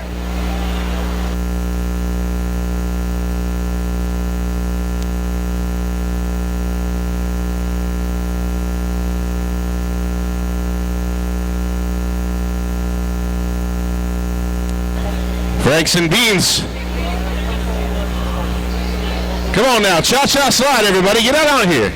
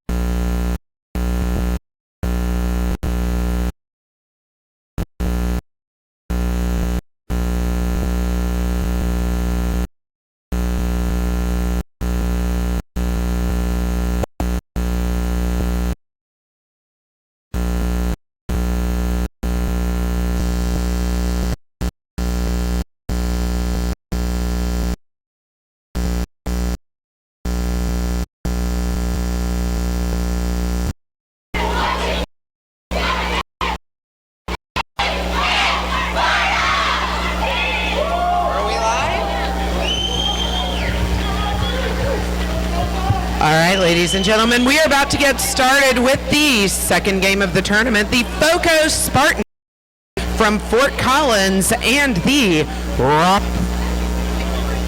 Yeah. All right, and we've already about to get started. Wearing the star for the Roller Punks coming out. Who is that? That is number 20. I can't read it. 25. Maybe a 257. That is Reno 257. Rolling out against Bananica Split, number 080. Reno 257 picking up lead, Jammer. All right, playing it safe and calling it off. No points on the board in that first jam. 16 here, going up against Sunny Days. All right, and now we've got Sunny Days on the line for FOCO and Cream Bomb for the Rocky Mountain Roller Punks.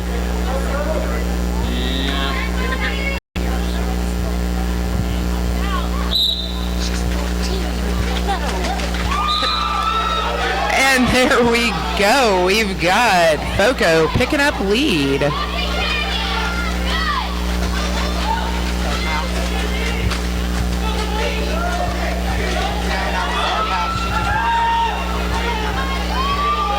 That's 5 in the sky for Sunny Days. It does. All right. So Cream Bomb made it out of the pack, but did not pick up any. We've got 9 FOCO, 0 Rocky Mountain.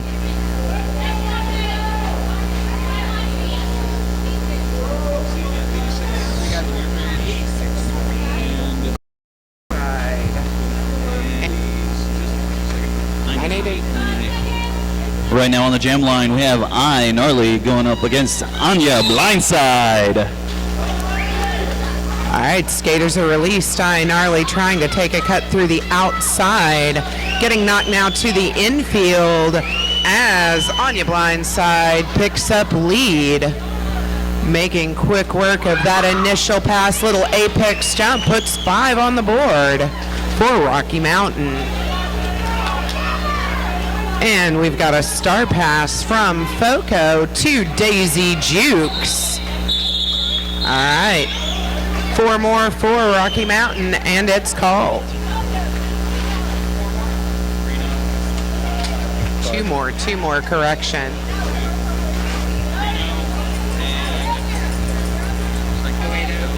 Bananica Split. 257 going against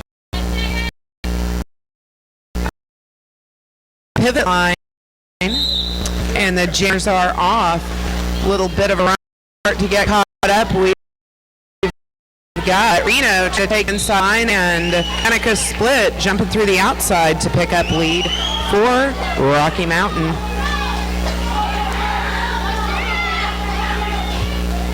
Rocky Mountain blockers opening up a little hole, and she has made it through, called it off. Just as Reno got knocked to the infield, that's 0 on the board for FOCO and 4 for Rocky Mountain.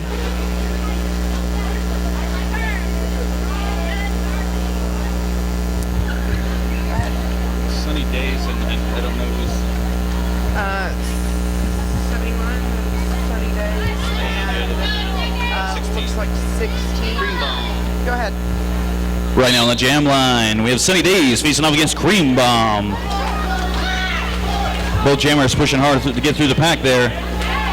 Looks like Sunny Days picks up lead, jammer. And Cream Bomb getting tied up in the pack behind. That was number 2, Allison Chains. Meeting a solid front 2 wall of FOCO skaters as Sunny Days in and out of the pack, picking up 5 in the sky. All right, and there we go. Cream Bomb is out of the pack as well. Sunny Days playing it safe and calling it after putting 3 more on the board in that pass. That was an 8-point jam for FOCO.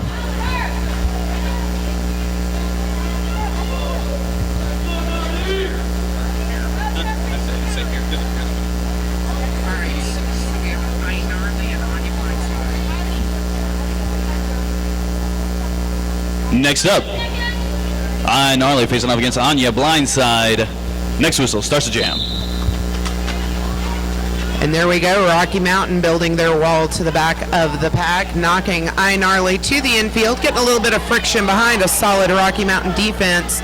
Almost knocked to the outfield, but she cuts through, makes it with a little juke, and she has picked up lead jammer with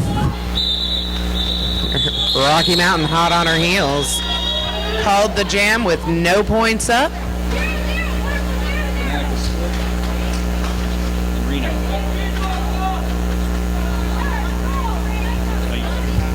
All right, we've got Bananica Split and Reno on the line. Fast-moving game so far, 11-17 in favor of FOCO.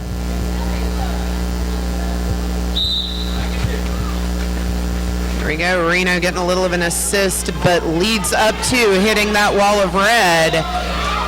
He's out. Teratoma tried to give him a run for his money, but he made it on through. And he is now approaching the pack for his initial pass, just as Bananica Split makes it out.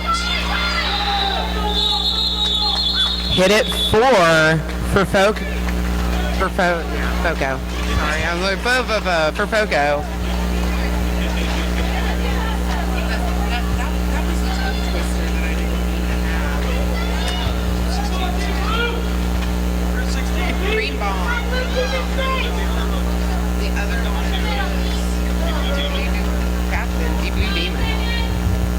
Right now we have the captain for the FOCO Spartan Babes, Deep Blue Demon on the jam line, facing off against Cream Bomb. Thank you.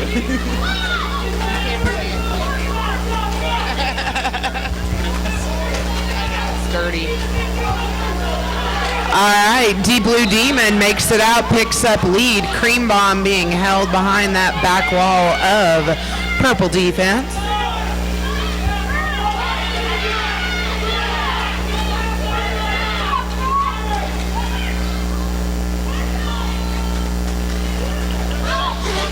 No, she did not. She took it off of her head. All right, 4 on the board for FOCO. And it looks like Bananica Split is sticking around, continuing to wear the star for Rocky Mountain, going up against Gnarly, number 988.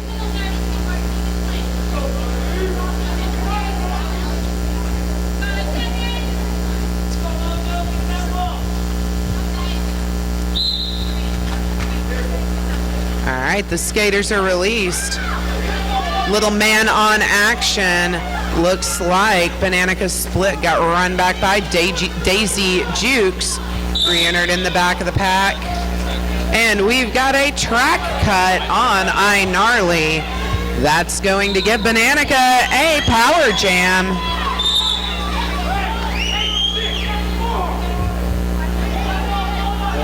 Or not, Bananica is now on her way to the penalty box. As soon as she lands, Gnarly's going to get released. Handing the power jam right back over to the FOCO Spartan Babes. That's right, there is no lead jammer any longer, so this jam will go for its full 2 minutes. FOCO doing a great job of keeping the pack nice and stationary so that iCarly can maximize on this power jam. All right, but wait, there's more. We've got 2 jammers on the... We had 2 jammers on the track. Now iCarly is returning to the penalty box, handing that power jam right back over to Bananica Split. Wait, is that Bananica?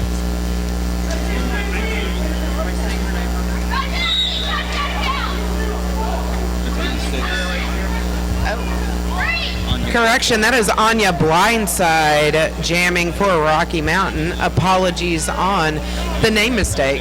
Yeah.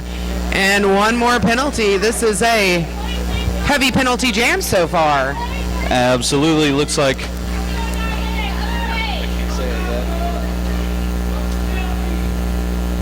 It's like Oprah is handing out power jams. Made that mistake last month. It's like, no, you can't do that. Right. Oh, yeah. Before they get back. As soon as I did it, he was like, don't do that. All right, we had a lot going on in that jam. It didn't do a whole lot to the score.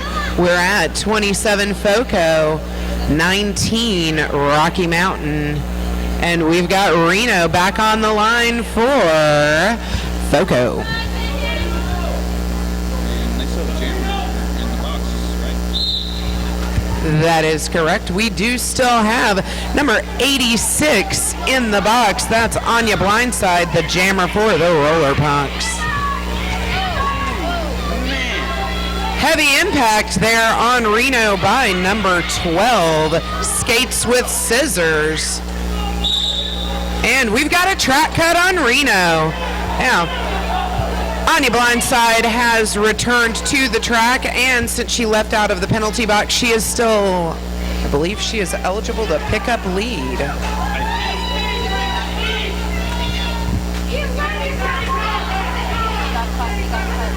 Right. She came off the penalty. Is she able to pick up speed? Because there was no lead call. Right. Okay, there we go.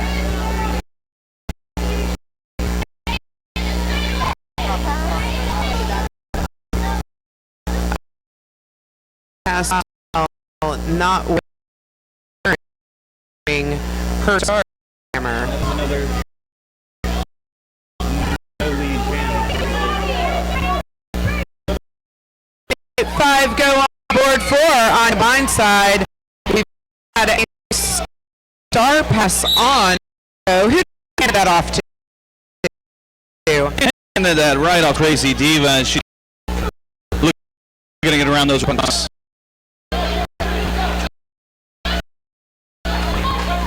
And it looks like Reed has handed himself in penalty box as a blocker. Smart move on his part. That's crazy. Trying to put a few. Getting to the infield by number 3 bomb on her.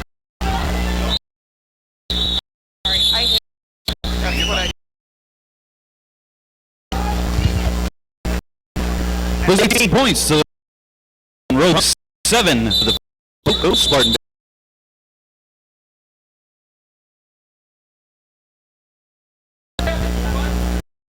We got out. So let's hear about what we can go to for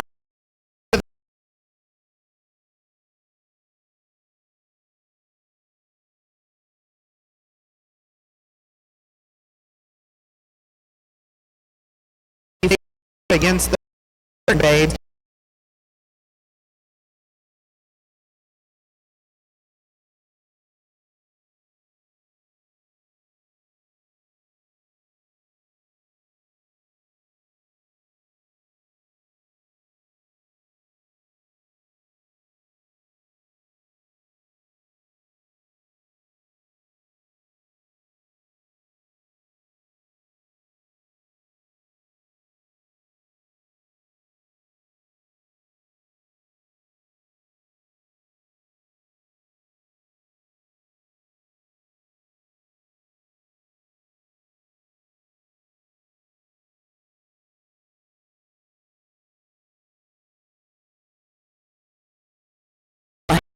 Impact.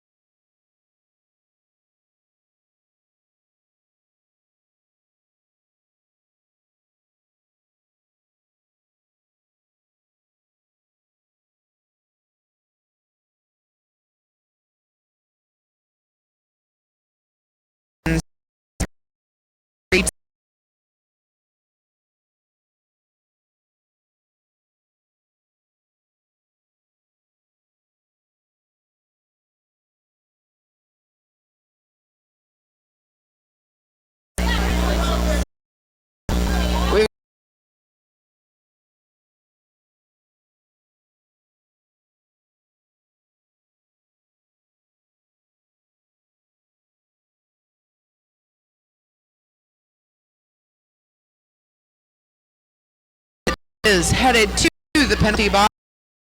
Set.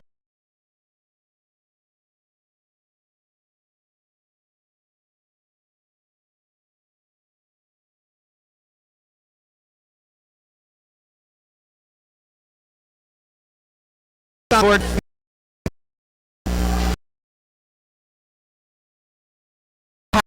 There on.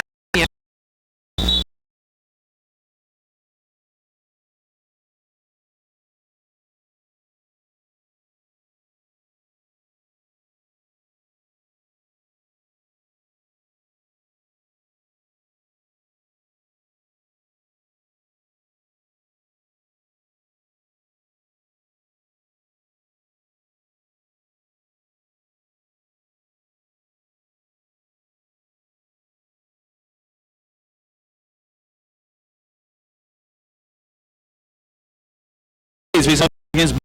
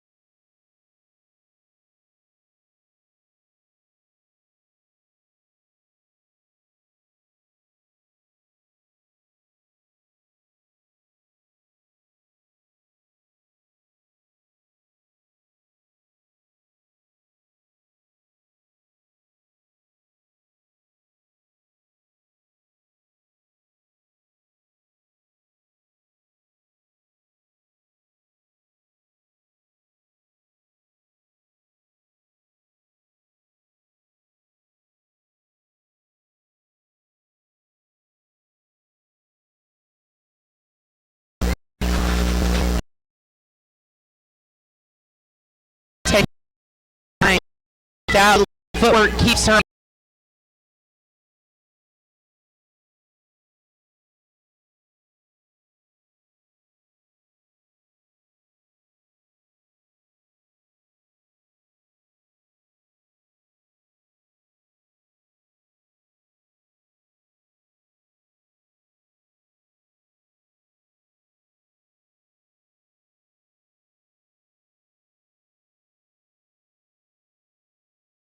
It looks like Greenbaum is trying.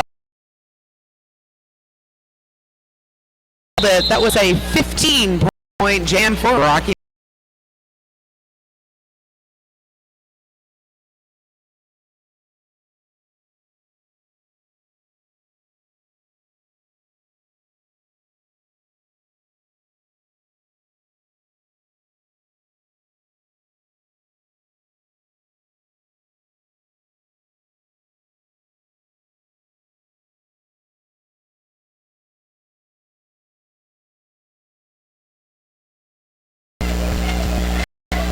on your work inside Reno.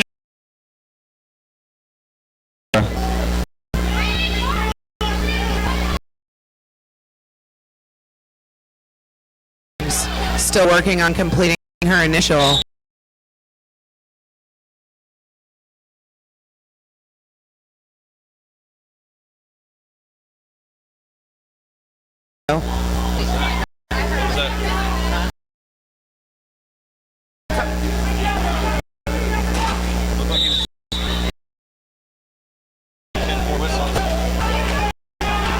There goes Reno on his.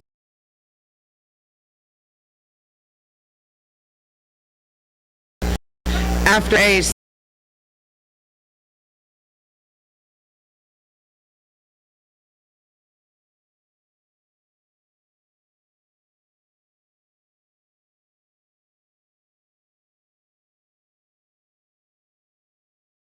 Correction, Foco.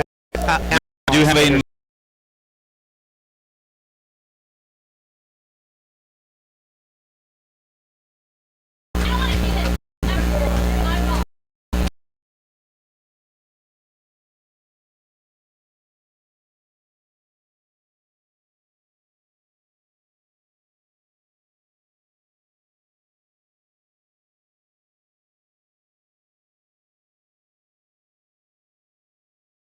correction. Foco. Do you have a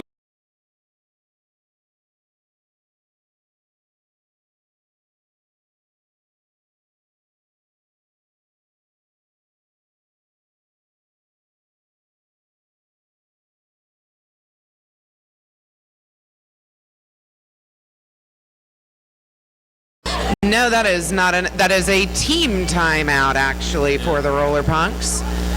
So we're going to take a moment to thank some sponsors.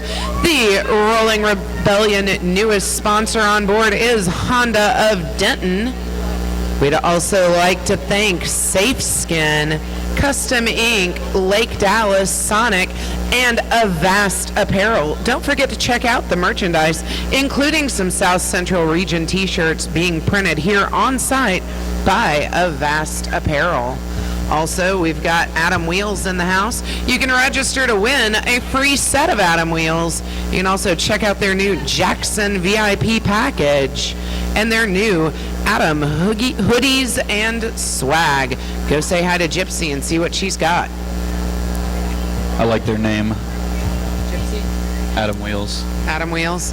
And why would you like the name Atom Wheels? I have Atom no Bomb? idea. Tell us about it.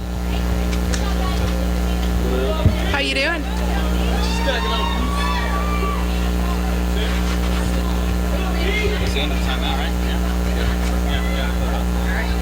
Looks like we are back to the roller derby action as the Fogo Spartan Babes throwing out their captain, D Blue Demon, on a power start.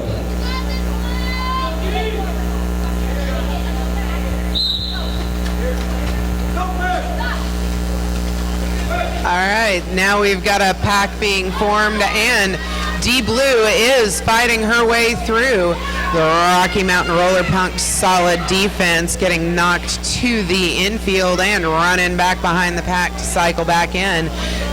She has, well, but it's not complete yet. All right, number 47 is now out of the box for Rocky Mountain. That's Stella Corpse wearing the star for Rocky Mountain. And meanwhile, back with Foco, we have a no jammer situation at the moment. Looks like we have had a successful star pass now. Foco passed the star to terminate her, number 97.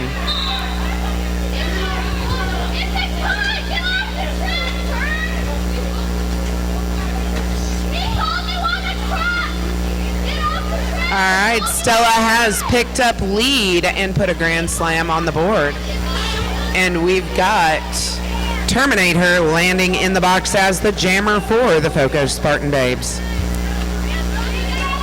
That's giving us a Rocky Mountain Power Jam with 5 on the board for Stella Corpse.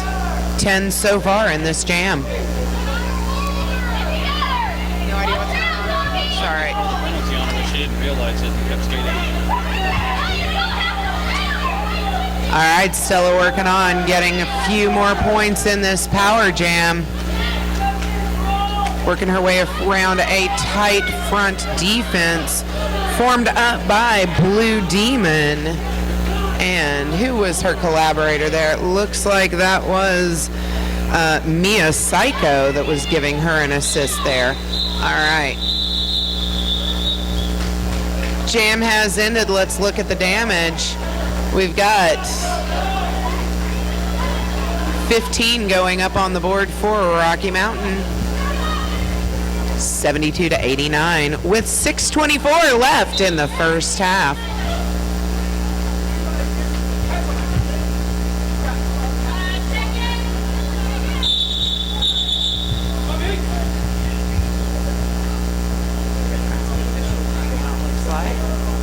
All right, that's an official timeout being called, so let's see what we've got going on. After this bout, we're going to have some open skate time, and after the third, we're going to learn the Cupid Shuffle with Frankenbeans. Also, all kids 5 and up are going to be invited to participate in the non-contact open skate session after this bout. Don't have skates? No problem. You can check out loaner gear at the table to the left. Parents, if your kids are going to skate, you're going to have to sign a waiver.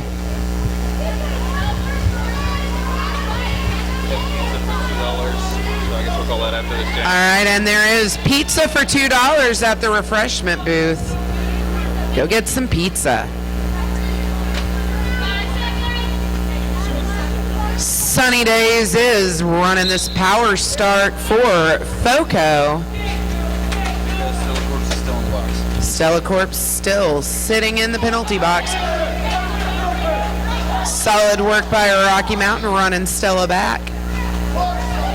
Still working on this initial pass with a little bit of quick footwork, trying to claw her way through, and she is out. She has picked up lead.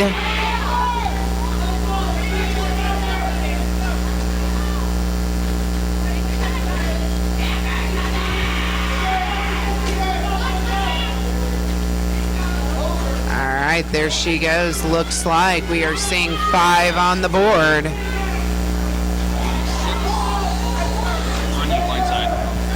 All right, Stella came out of the penalty box and has completed a star pass to number 86, Anya Blindside.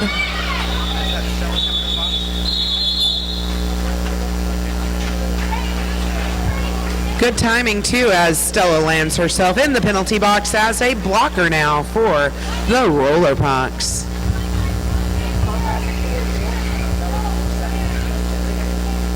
We've got Reno back on the line once again for FOCO, up against Bananica Split for the Rocky Mountain Roller Punks.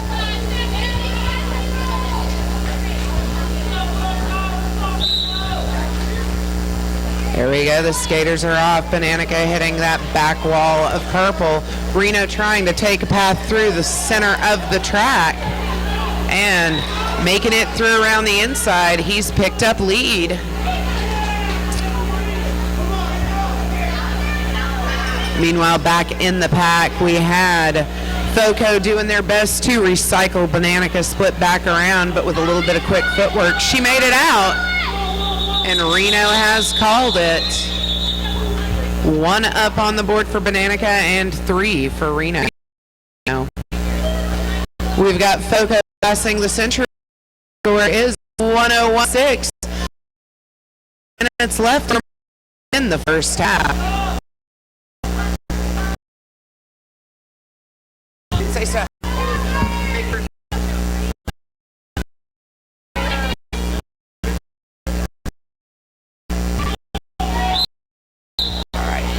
Right now we have Green Bomb.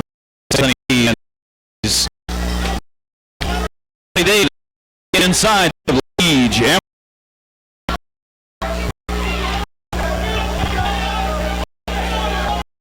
It's Sunny leading.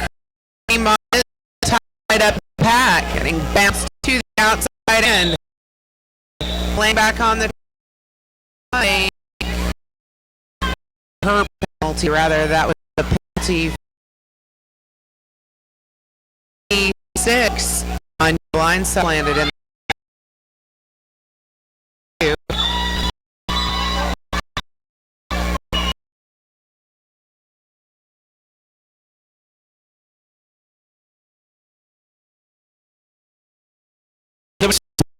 Six for 110.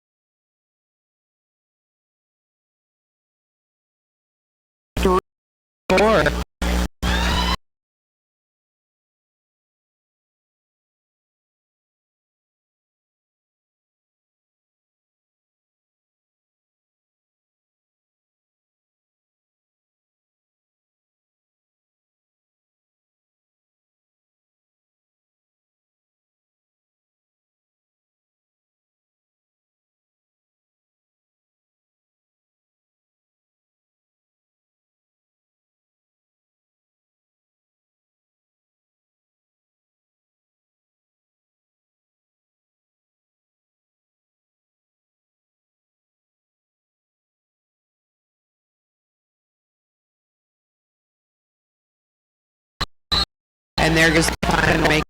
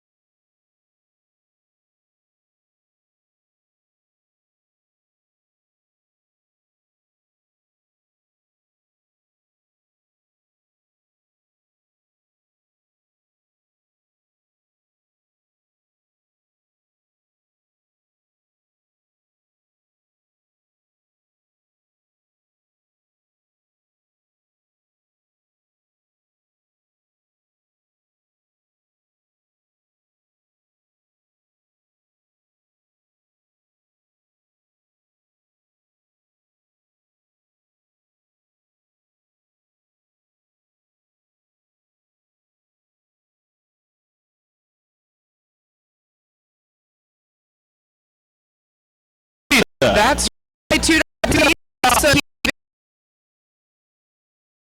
go ahead and check out some of that later here.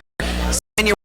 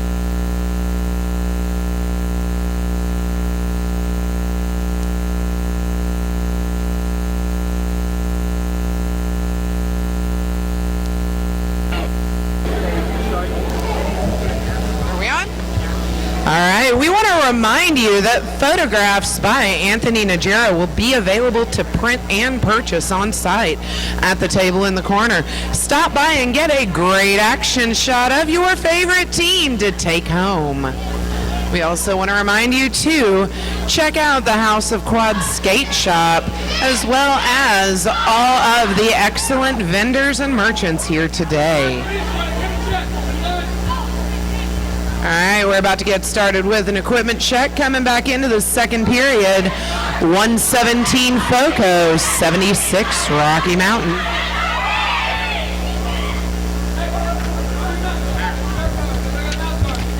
Oh yeah, we have to flip them around now.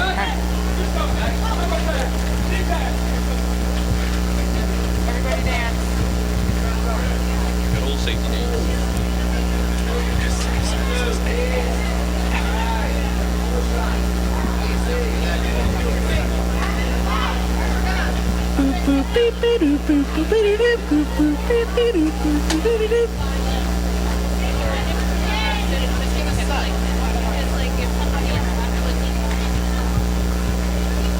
It's mostly for the skater to be like, oh, something's missing.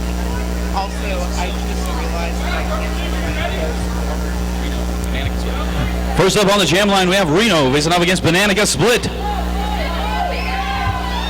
All right, and we are starting out with one blocker for Rocky Mountain in the penalty box. Everyone else is all hands on deck.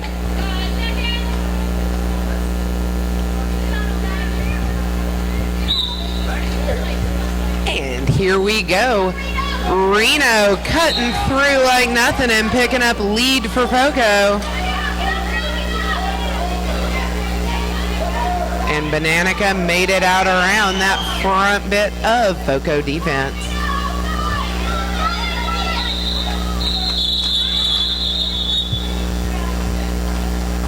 Playing it safe, Reno called it. Nothing on the, no, I'm sorry. We have got 3 on the board for FOCO.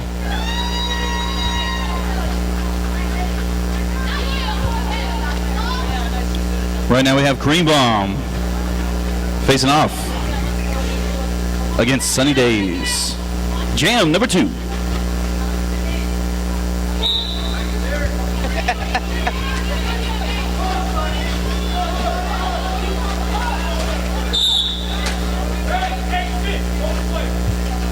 All right, we've got a multiplayer block being called on Anya Blindside from Rocky Mountain. And Sunny Days picks up lead jammer. Coming back around, Cream Bomb stuck on those blockers right there. that's right, Cream Bomb's still working on her initial pass, so that put 5 on the board for Sunny.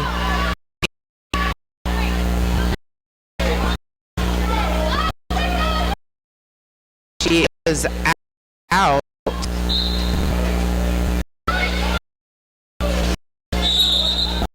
Sunny Days, one more pass. Off the...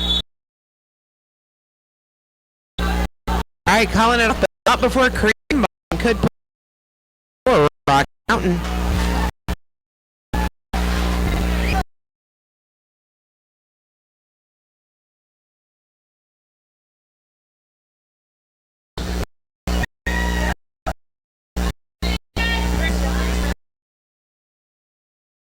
Facing against Deep Blue. Got a little... Deep Blue Days back. Picking up jam.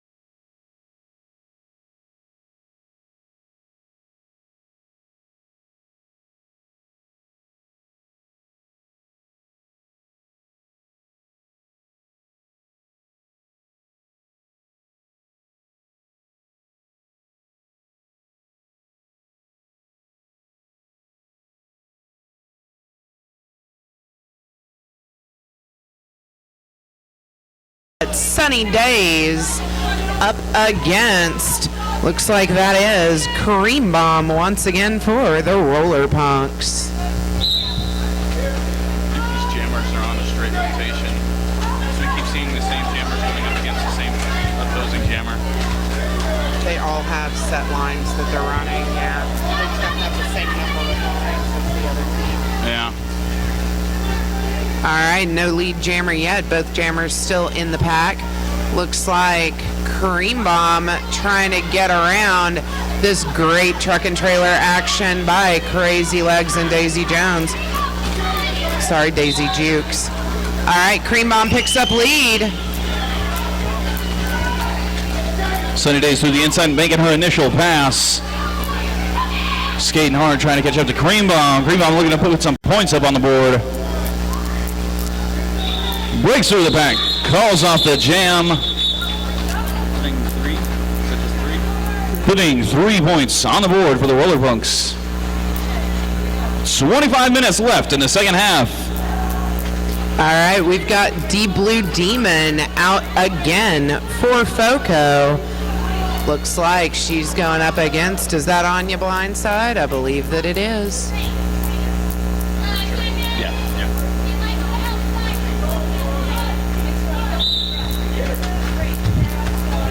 And here we go, Anya Blindside trying to take the inside line and getting run back by Mia Psycho.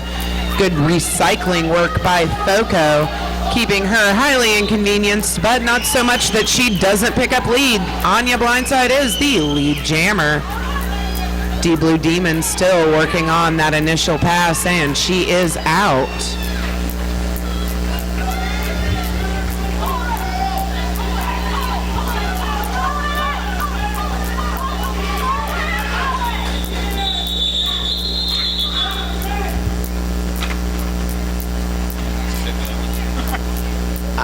Anya called it off. We've got 3 on the board for Rocky Mountain and 1 for Foco during that jam. Moving into the next one, 88 to 133.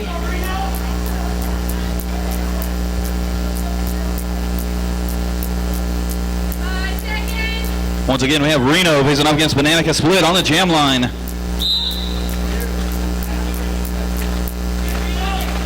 All right, Reno gets through his own line, gets hung up a little bit.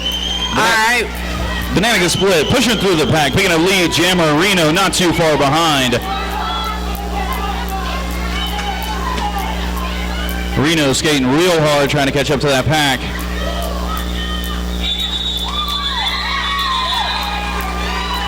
With an apex jump at the whistle, picking up 2 points per team, bringing the score to 90 to 135 for the Spartan Babes. It is, yeah. All right, we are moving into jam number 8. We've got Captain Deep Blue Demon on the line once again for Foco. And Bananica Split for the Roller Punks.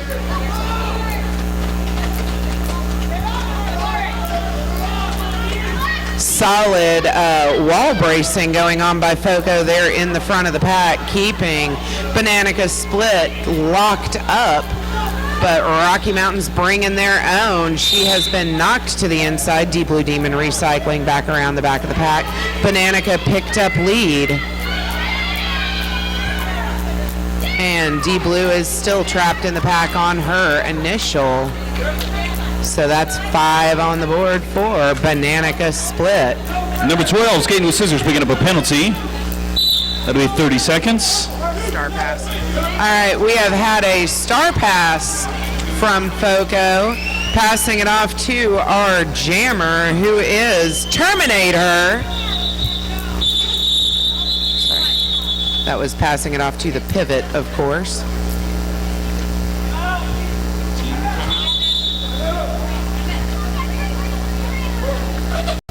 And now we have a team timeout on behalf of Foco.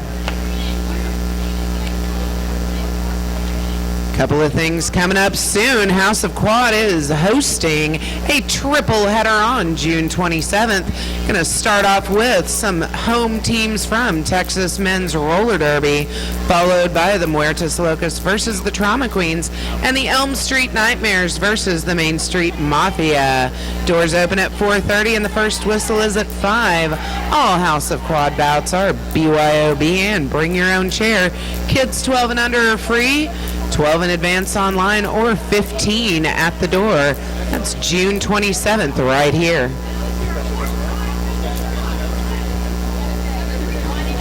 I guess you live here. No.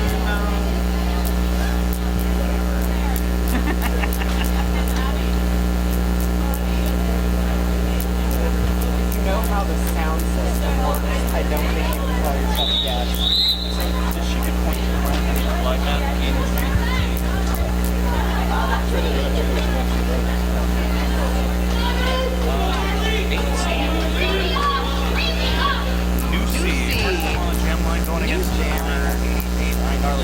Looks like we have number 9, 88, I Gnarly back on the jam line, facing off against number 18, Nusi, first time on the jam line this bout. All right, and there we go. I Gnarly getting hemmed up behind Rocky Mountain. Solid little hip check by number 33. She didn't go out of bounds, though. She's still on the track, and she is lead jammer. Number 12, Skating with Scissors, coming off the bench here.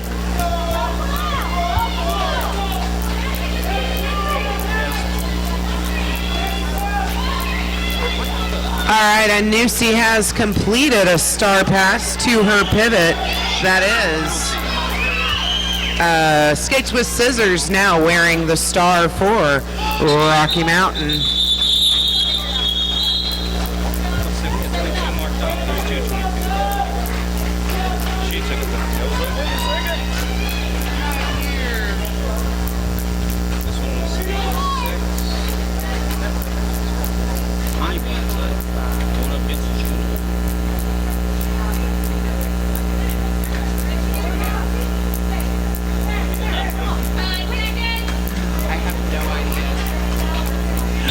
Right now on the jet.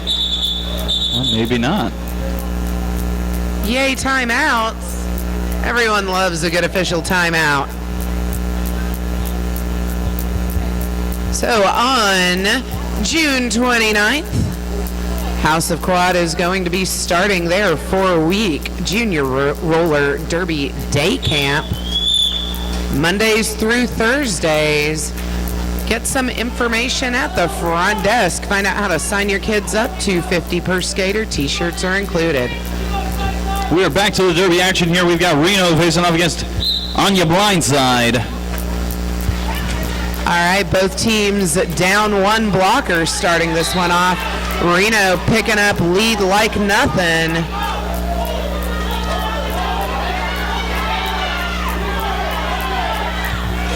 And Anya making it out on her initial as Reno finishes his zone and calls it off.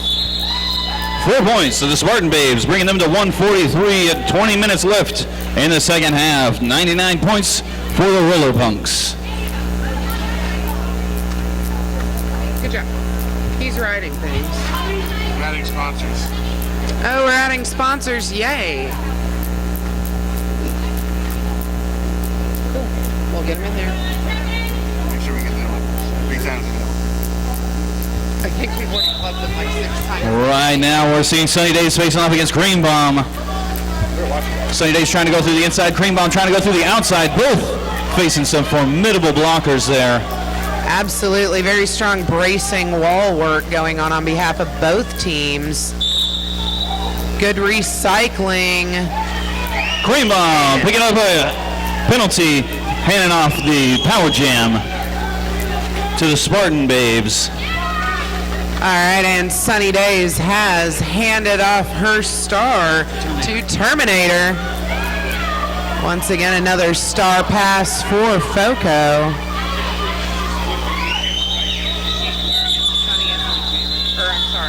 Cream Bomb was lead jammer, and she called it.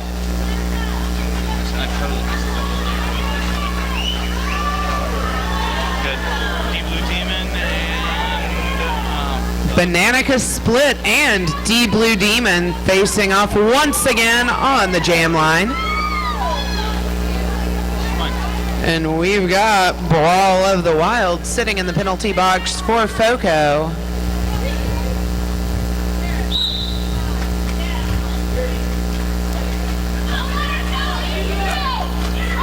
Looks like D Blue Demon worked for a second to join the wall with her own blockers, trying to keep Bananica Split hemmed up, but Bananica made it out. She is the lead jammer, even though she has been reabsorbed back into the pack. D Blue Demon completed her initial, got out. There we go. Bananica calling it off. No points on the board for either team.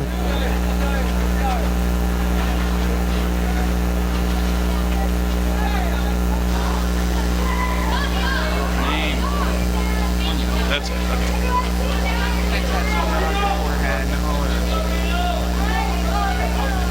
Well, admittedly, I've always been bad with names. All right, once again, we've got Anya and Reno squaring off, wearing the stars.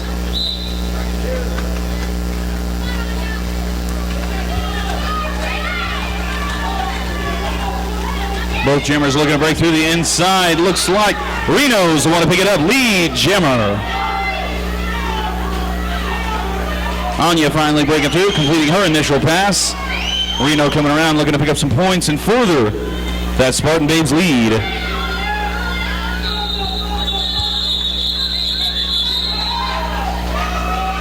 Four points to the Spartan Babes as Reno calls off the jam.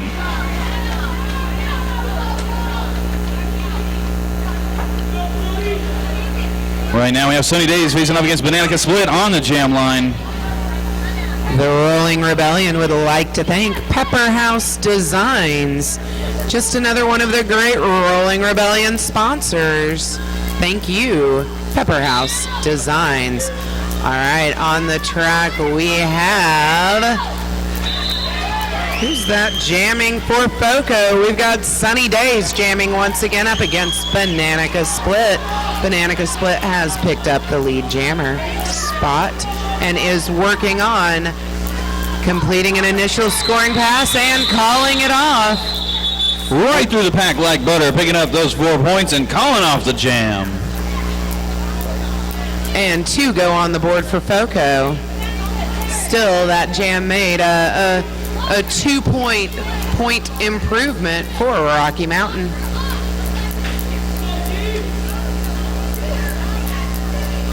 Next up, we got D Blue Demon facing off against Anya Blindside. Good job.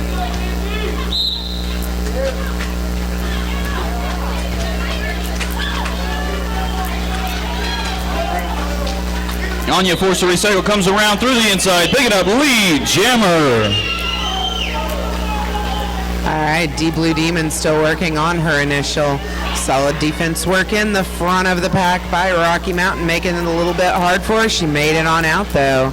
And now we've got Anya completing her initial and calling it off. 4 on the board for Rocky Mountain. Rocky Mountain slowly chipping away at that Spartan Babes lead. Right now only a 40-point differential with little under 15 minutes left in the second half, going into Jam 17.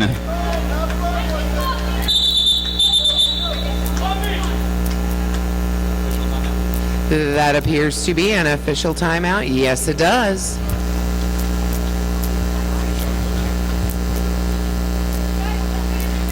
The Rolling Rebellion would like to thank all of our volunteers, refs, NSOs, medics, announcers, photographers, and the production crew. Without you, all of this wouldn't be possible. Thank you, volunteers. Woo.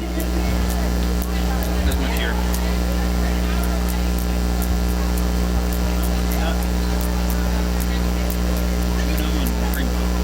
I said it again. What am I getting? Yeah. I haven't said it on the mic, have I? I don't think so.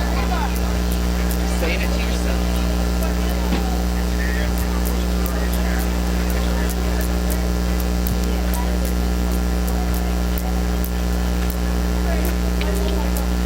Don't forget that there's a raffle, $2 raffle tickets being sold at the merch table for a black 888 helmet.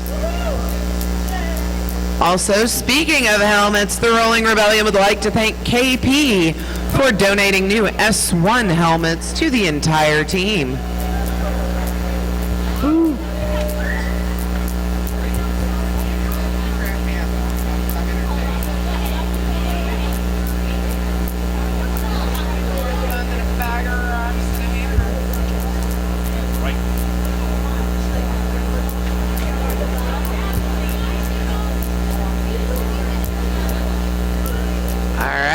Much deliberation going on in the infield, so we're also going to thank the Texas Institute of Orthopedics and Sports Surgery in Grapevine, as well as Kendall Chiropractic and Acupuncture in South Lake. Also, our very own Fluffy the Great in Louisville can be found at Southwell Massage.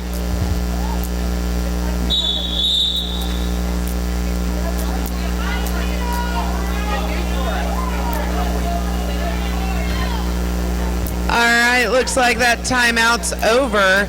Coming into Jam 16, we've got Green Bomb and Reno on the line. It's not Juno. It's not Juno.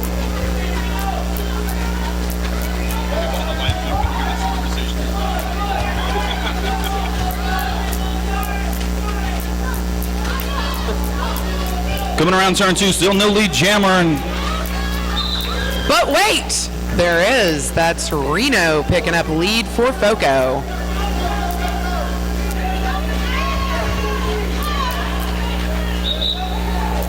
Green Bomb completing her initial pass, coming around quick. And Reno just a second too fast for her. 3 go on the board for Foco. 111 to 154. 13:54 left on the clock. Don't forget that when this game is over, we've got open skate. You can check out equipment for your children and sign a waiver. Then your kiddos over the age of 5 can participate in a non-contact open skate session. Right now we have Anya Blindside facing off against Sunny Days. Anya Blindside forced to the outside.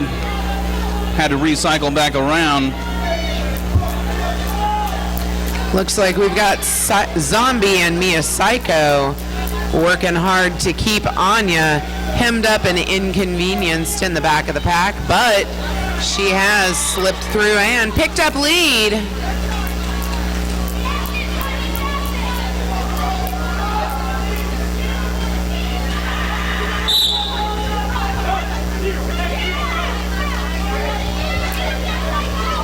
Track cut being called on our Rocky Mountain pivot means one less blocker on the track doing work for red.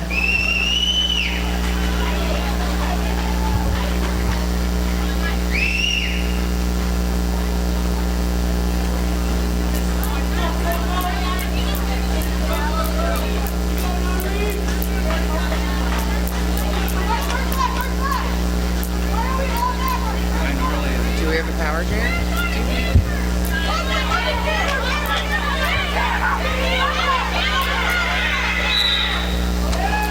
All right, iCarly started that alone on the jam line. Rocky Mountain did not field a jammer, so she's got an excellent power jam situation for the Foco Spartan Babes.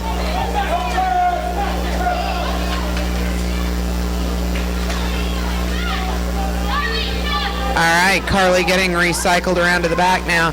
She has, let's see, she pulled her helmet cover, but now it is back on.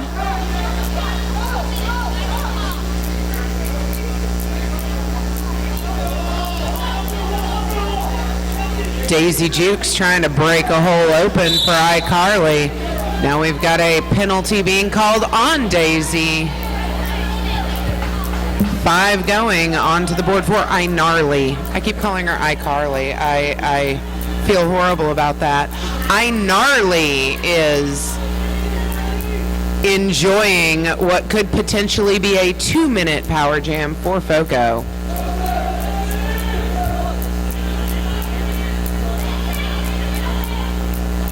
She calls it up. Yes, if a team does not field a jammer, then the team that did can have up to 2 minutes all by themselves. All right, let's see what we've got. I Gnarly bouncing around Bananica Split, putting 5 more on the board for Foco.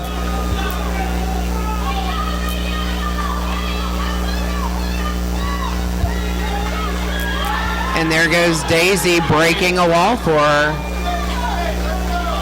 15 points so far in this jam for Foco.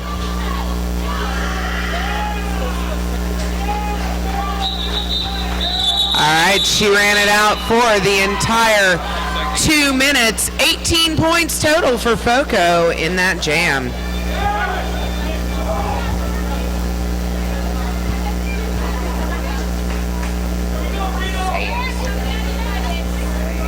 Now we're back to full power here on the jam line as we have Green Bomb facing off against Reno. That is a fast-moving pack. It's Reno. Calls off the jam. Not sure how many points I got. Looked like we got 1 for Rocky Mountain. And it appears that Reno didn't put any up for Foco before. He put 2 up for Foco before he called it.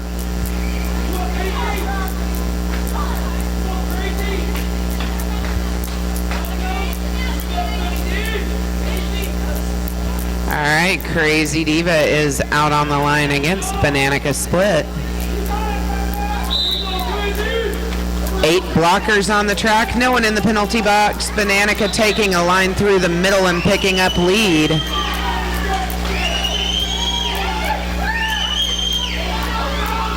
And there goes Sunny Days. I think I had called that as Crazy Diva. That was Sunny Days jamming for Foco.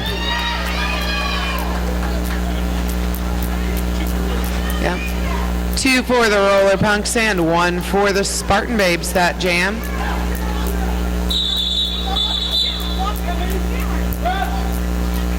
It's timeout. And another official timeout. Once again, don't forget that photographs by Anthony Najira will be available to print and purchase on site at the table in the corner. Stop by and get a shot of the action to take home.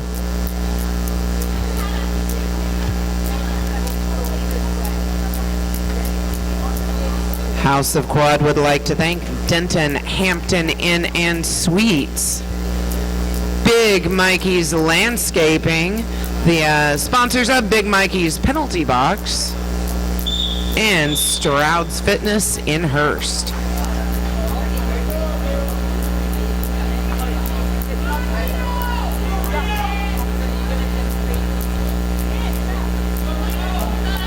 Spartan Babes. That is a tough Spartan Babe wall. Looks like some of her teammates are coming to try to break it up, though.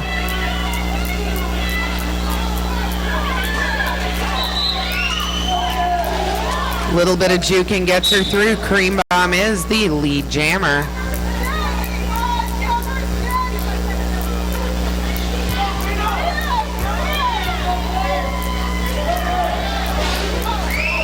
Green Bomb making her first pass, picking up 4 points on the board. Colin off the jam.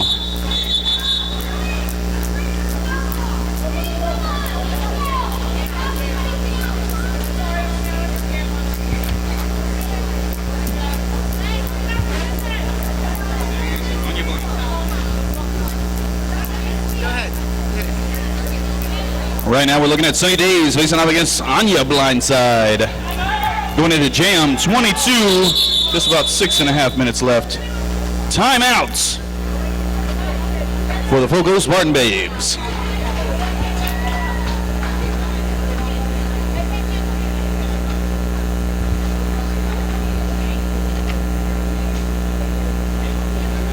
On July 4th, the Rolling Rebellion will be hosting a SmackDown for all junior skaters level 2 and above.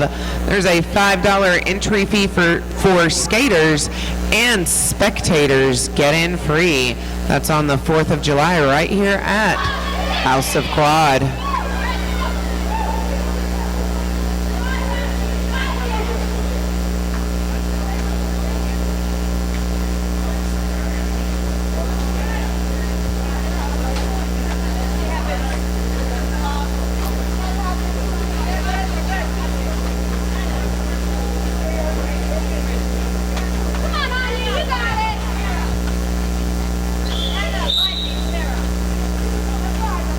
All right, the timeout has concluded. We're getting back to the roller derby action. Once again, we have Anya blindside facing up against Sunny Days on Jam. 6.5 minutes left in the second half.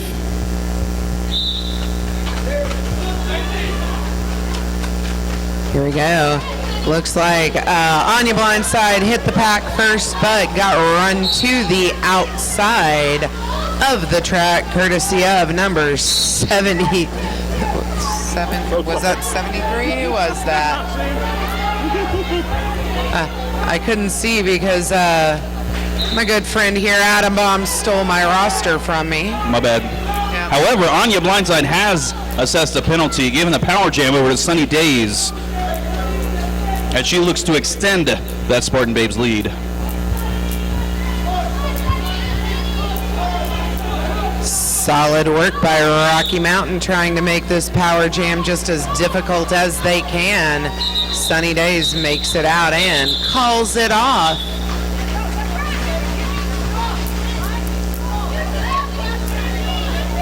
Score is 122 to 180 in favor of the FOCO Spartan Babes with 5:25 left on the game clock. Now on Jam 23, we see the FOCO Spartan Babes starting off on a power start and throwing out Daisy Jukes onto the jam line.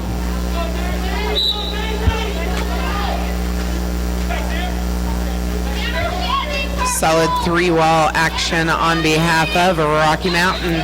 Tried to hammer up, but Daisy makes it on out. She has picked up lead. And now Anya Blindside has returned to the track. All right, Daisy jumped the apex, trying to put a few on the board, but that was no points since she did not stick that landing. All right, so now we've got Reno out on the line for FOCO, and Nusi jamming for the second time for Rocky Mountain.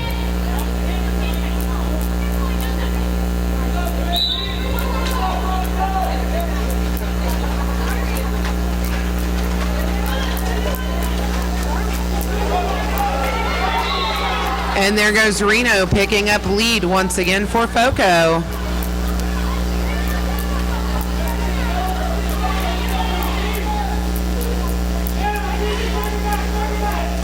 Nusi knocked to the infield by Crazy Diva and run back and recycle, but she has now made it out on her initial score, or her initial pass.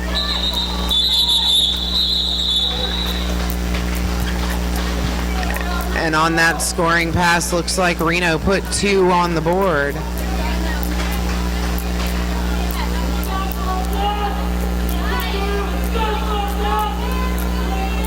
Looking at a 60-point spread. 3 minutes, 20 seconds left as we enter Jam 25. Right now we have Green Bomb. And Sunny Days.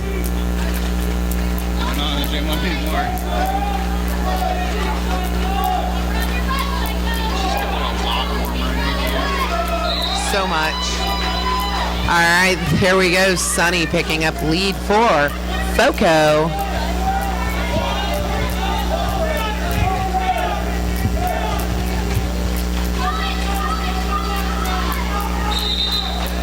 And calling it off as Cream Bomb had escaped on her initial pass.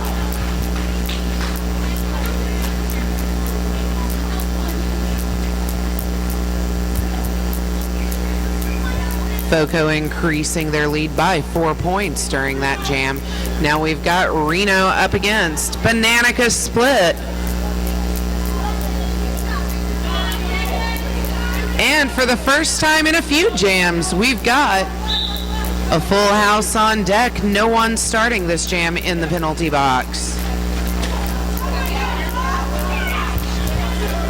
Reno 7 over Fallen Skaters to pick up lead jammer through the inside.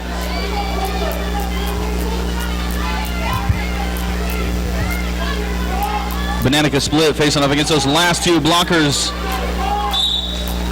And a track cut for Bananica. No, not a track cut. I'm sorry, I correct myself. That was not a track cut on Bananica. That was on a FOCO blocker. That was Brawl of the Wild receiving that penalty. Apologies there.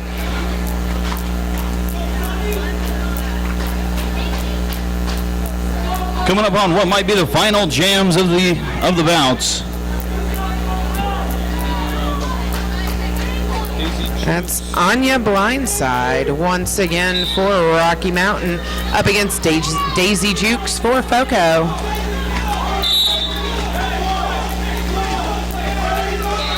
Daisy Jukes through the inside, picking up lead jammer. Anya Blindside right behind her.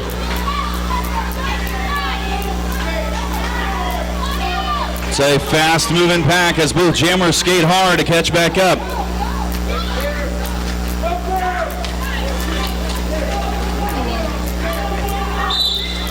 Skaters everywhere. Absolutely, skaters are everywhere. That pack got fast and spread out. Daisy Jukes holding on to lead, putting 4 on the board for FOCO so far in this jam. And there goes 4 on the board for Anya.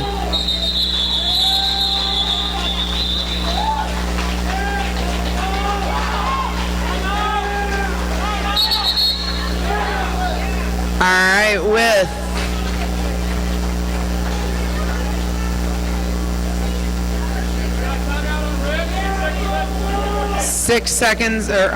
9 seconds left on the game clock. Just a few seconds left on the game clock, and we've got a team timeout on the Roller Punks, freezing the clock and guaranteeing that we're going to have one more jam.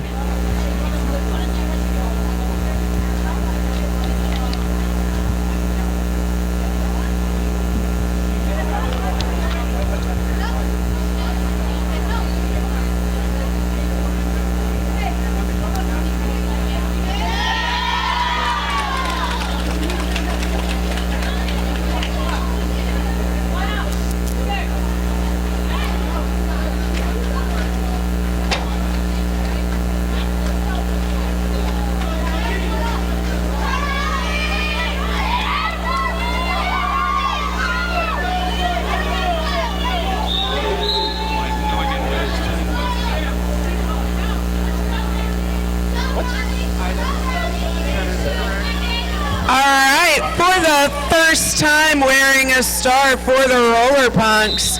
That is number 27, Rockin' Ronnie, and she is going up against Sunny Days for FOCO. Fast moving pack here.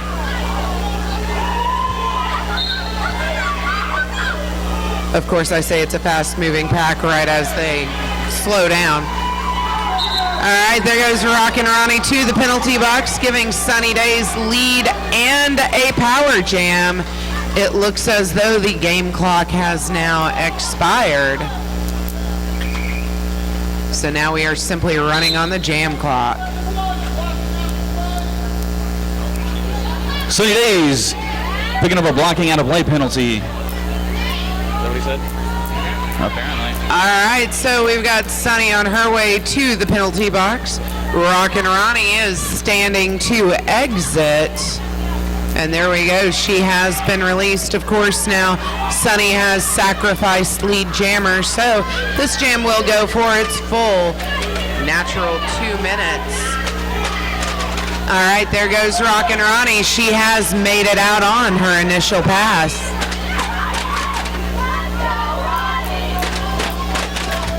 Lots of team support over here from the roller Lots punks of for their team jam. support. Ronnie getting a lot of love from her fellow roller punks. And there she goes. 5 on the board for Rockin' Ronnie. 4 on the board, 4 on the board. 5. Okay.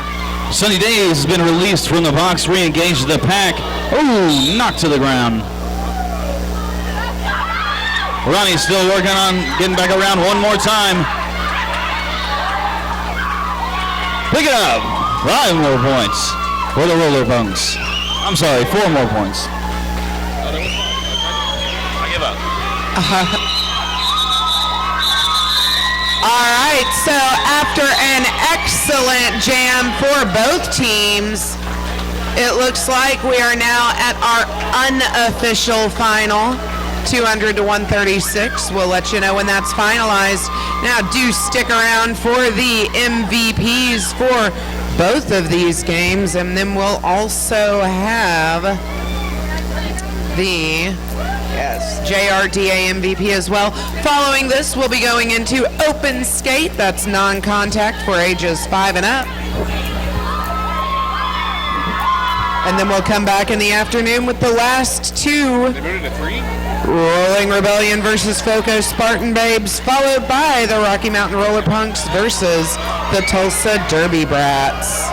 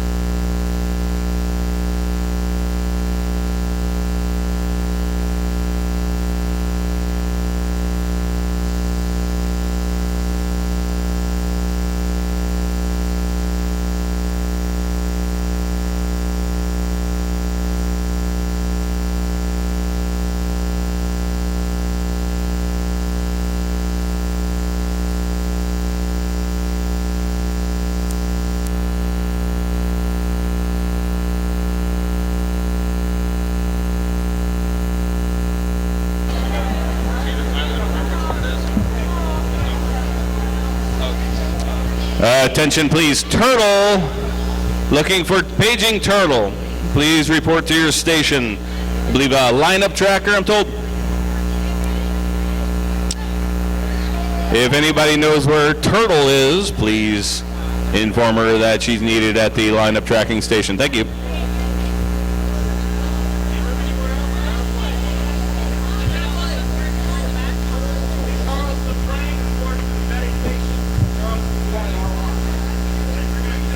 Attention please, Charles McLean, please report to the medic station. I heard a rumor that I'm going to repeat right now. The rumor is we are actually going to start the next game. We are actually going to start the next game. But this is so far an unconfirmed rumor, so don't get your hopes up too much.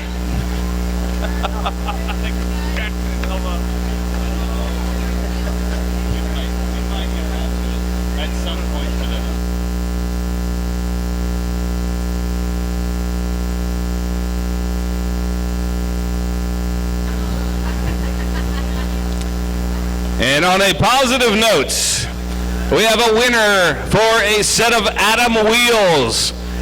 The winner, Jennifer Weimer. I hope I'm saying that correctly. Jennifer Weimer, you have won a set of Atom wheels.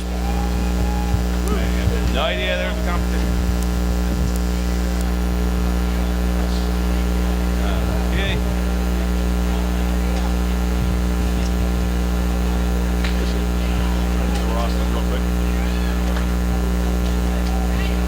All right, while we're doing the safety check equipment, we're going to run through the rosters very quickly. We're not doing skate outs, just run through the rosters. For the FOCO Spartan Babes,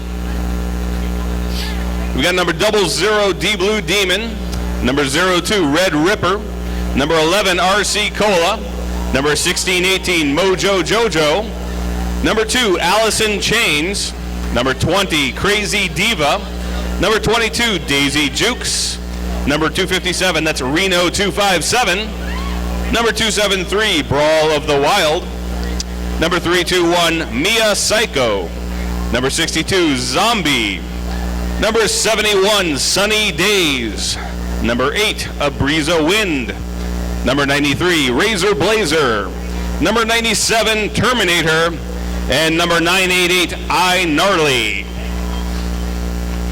And for the Tulsa Derby Brats, oh, excuse me.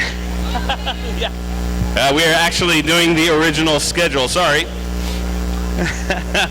For the Rolling Rebels of the North Texas Junior Roller Derby, we have number 007 Rhiannon Cannon, number 2 Fillmore Payne, number 5 Disgracer, number 9 Baby Hurl, number 14 Tragedy Ann, number 20 Angry Bird, number 56 Flying Debris, number 71 Don't Care Bear, number 82 Crazy Haley, number 99 Problems, number 112 Spooky Laboo, number 210 Trouble Clef, number 888 Dragon, number 1124 Shocking J, and number 5150 Alligator.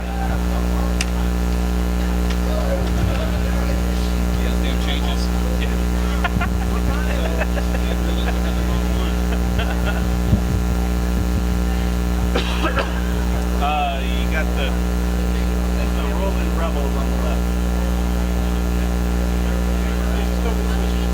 Oh, okay. Well, yeah, sorry, I was confused.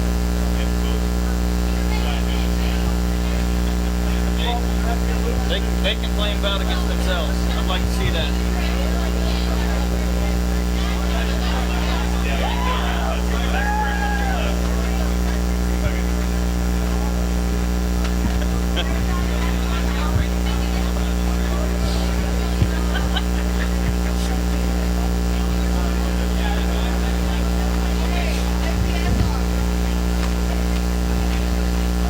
Oh, we still have 6 minutes.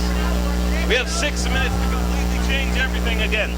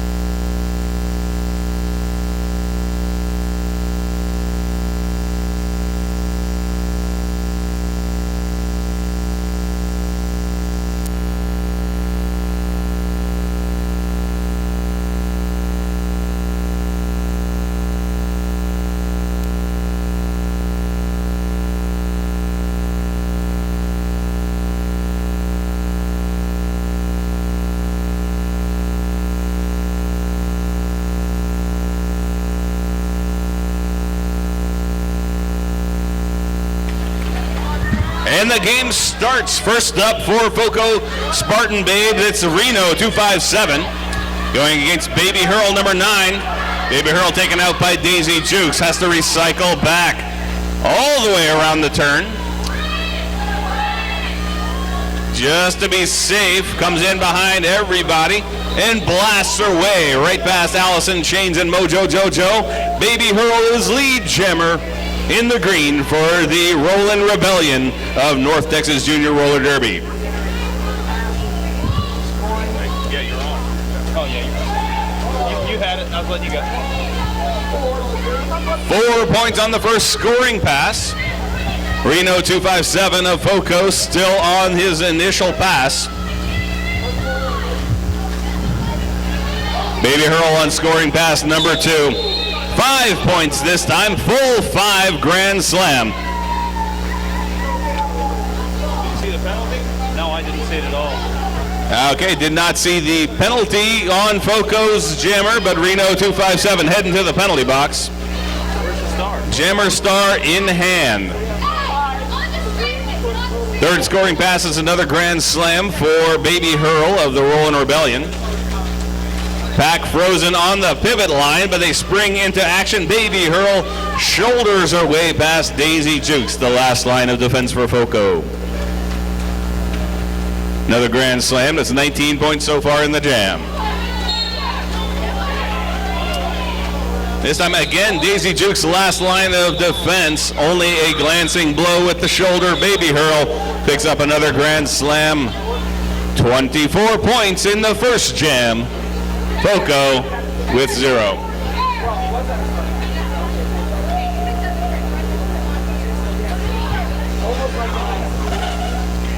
We've got jamming for FOCO, standing in the penalty box, Reno 257. Disgracer number 5 lined up to jam for the Rollin' Rebellion, but we've got an official timeout.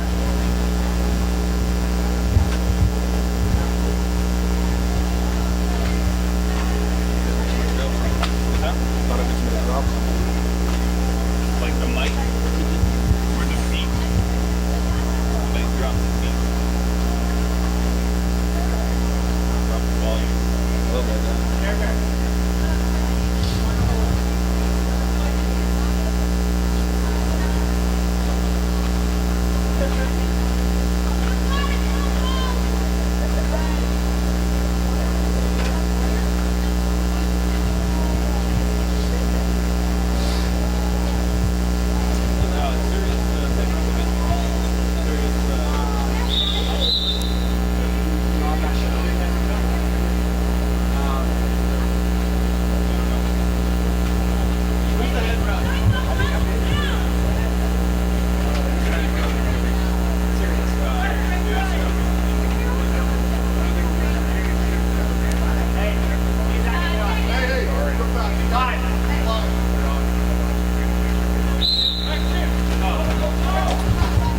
All right, that consult was just to make sure that Reno 257 had entered the penalty box properly with the star in hand, whether or not he was in fact the jammer or had reverted to a blocker or anything.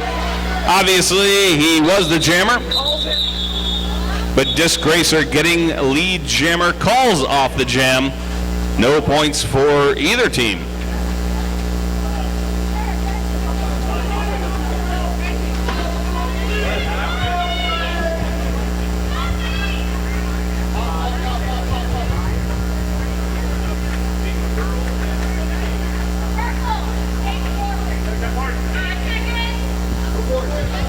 So Rollin' Rebels with 1 blocker in the penalty box. That's Tragedy Ann. So a 4-on-3 pack advantage for the FOCO Spartan Babes. Baby Hurl number 9 jamming for the Rollin' Rebellion in the green jerseys. The FOCO blockers in the purple holding her back. Mojo Jojo, last line of defense, unable to stop Baby Hurl. She's the lead. Sunny Days number 71 still on her initial pass. Runs into Tragedy Ann and problems. And gets a problem of her own. Cutting the track, sends her to the penalty box. It's another power jam for the Rollin' Rebels. There goes Baby Hurl, this getting 4 points. Second scoring pass of the Power Jam. Mojo Jojo makes contact. A breeze of wind is there, but unable to make contact with Baby Hurl. So it's all about Mojo Jojo and Baby Hurl able to complete the pass. Now, part way through the pack, Baby Hurl calls off the jam. That's because she saw Sunny Days standing in the penalty box. So she opts to freeze the jammer.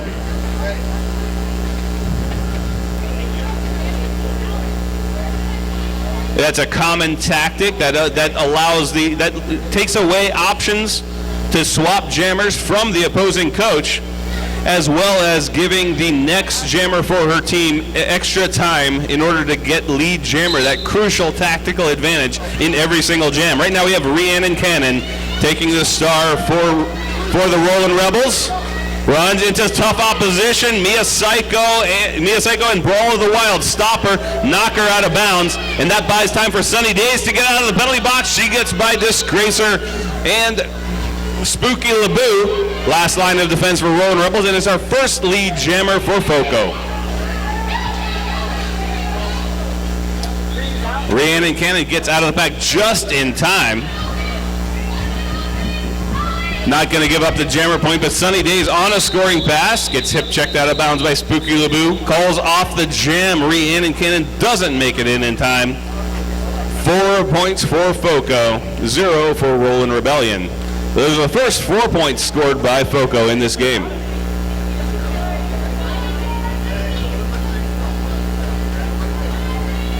Alligator and I Gnarly.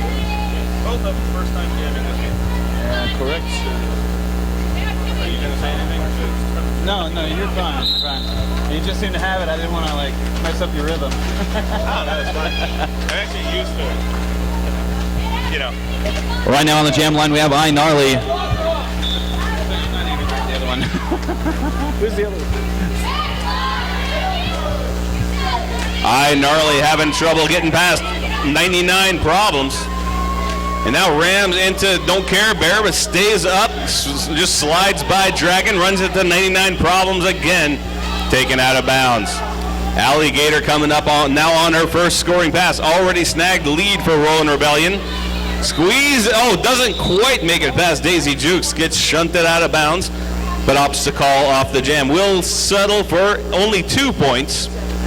That puts Rollin' Rebellion at 37, FOCO at 4.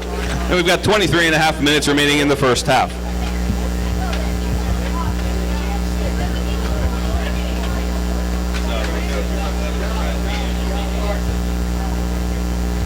Next up on the jam line, we've got Reno facing off against Tragedy Ann.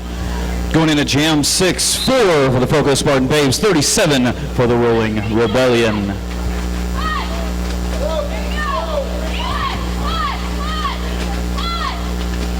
Both jammers facing some tough four walls. We got a pair of Fox and Hounds games going on.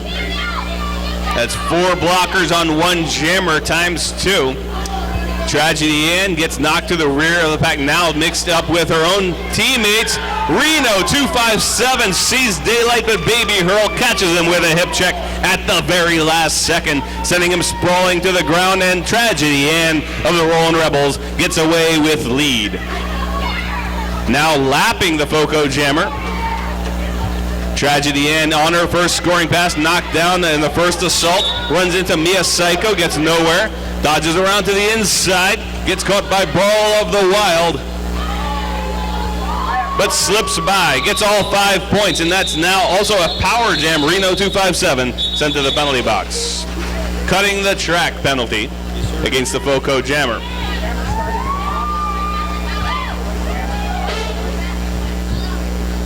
Reno 257 only served about 5 seconds or so, 5 to 10 seconds so far of that penalty. So we're going to have a significant chunk of that time as a power jam for Fillmore Payne, number 2, jamming for the first time in this game for the Rollin' Rebels. Fillmore Payne bashes into a breeze of wind, but a breeze of wind wins that battle. Fillmore Payne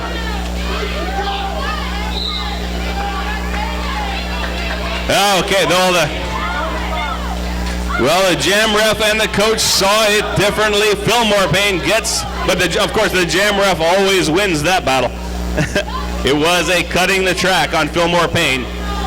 However, she sits down after Reno 257 was released. But that all comes to naught because he gets a low block. Oh, he could have come straight to the box. He got knocked to the ground. He gets that's a technical call. He fell down, obviously not intentional. However, anytime you knock over a skater by hitting them below the lower thighs, you automatically get a low block. That is a safety issue. It's actually because some skaters can learn to fake it and learn to do that on purpose, and therefore we can't have people judging. Therefore, that's always a technical call. Fillmore Payne now bulldozing her way through the pack. Little help from Spooky LeBou, who took out, was that Brizo? No. Daisy Jukes, sorry, Daisy Jukes. So Fillmore Payne able to get through. She's got 3 points on that first scoring pass. Now driving forward again, knocks past Daisy Jukes, out races Crazy Diva. And she is not lead jammer. Both jammers have been to the penalty box during this jam. Have actually been sent to the penalty box during this jam, so neither jammer is lead jammer. But Reno 257 trying to get through, cramming in, but does not get very far.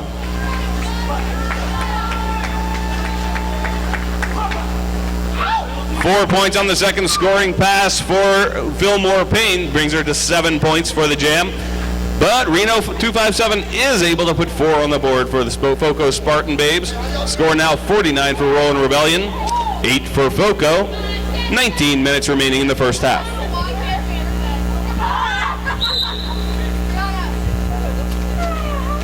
Number 9, Baby Hurl jamming for Roland Rebellion against Sunny Days, number 71.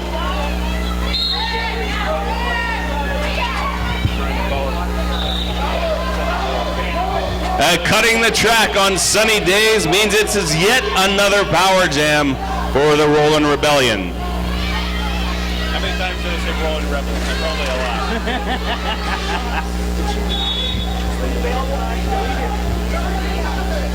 Baby Hurl's gonna she's gonna get 4. That's that jammer point. So there was 1 blocker miss, but she gets the jammer point. That makes it an even 4. And this time, a beautiful counter check on Mia Psycho. She's gonna get 5 the second time through. Still on the power jam. Third scoring pass. Baby Hurl counter checks Terminator. Terminator tries to catch her coming out of the turn, but not fast enough. Baby Hurl now at 14 points for the jam.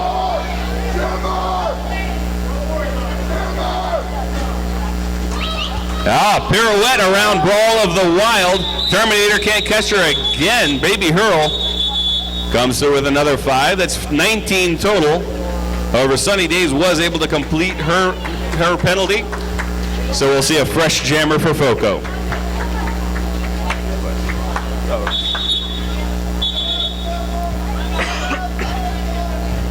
Team timeout called by the FOCO Spartan Babes.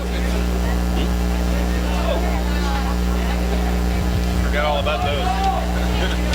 Just do this one. Yeah, just do them all now. Get them out of the way. Everything. Do them all. Do them all so I don't have to do any more of the rest of them. The Rolling Rebellion would like to thank its official sponsor, Honda of Denton. Safe Skin, Custom Ink, Lake Dallas Sonic, Vast Apparel, and Pepper House Designs. Rolling Rebellion would also like to thank KP for donating new S1 helmets to the entire team. So thank you. Nice helmet. Very nice helmets. Let's see what else here. Pick one, Danny. You want to go big? Be careful.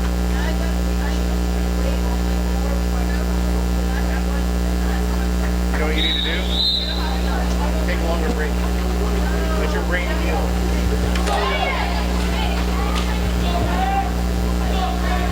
Let your brain heal.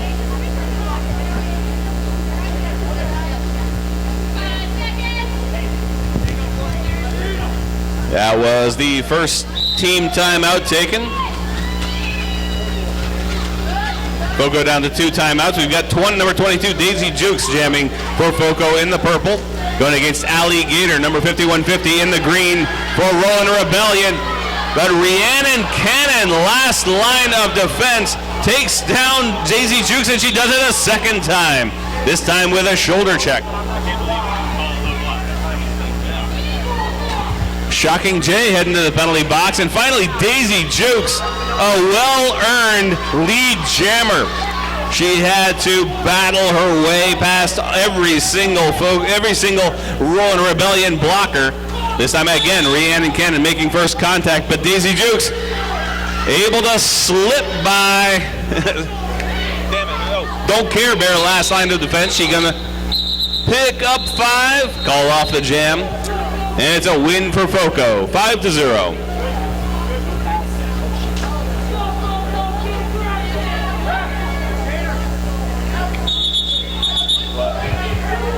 What's she calling? That's an official review. I suspect her to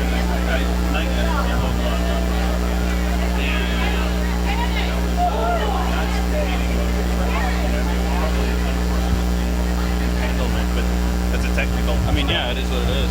Yeah, the only one where they'll let it slip is if it's normal spinning motion.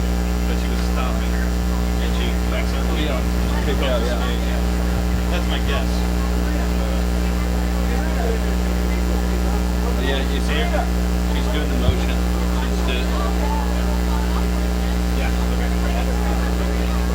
This is an official review requested by Foco Spartan Babes.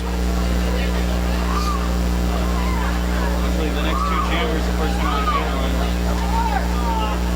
this guy.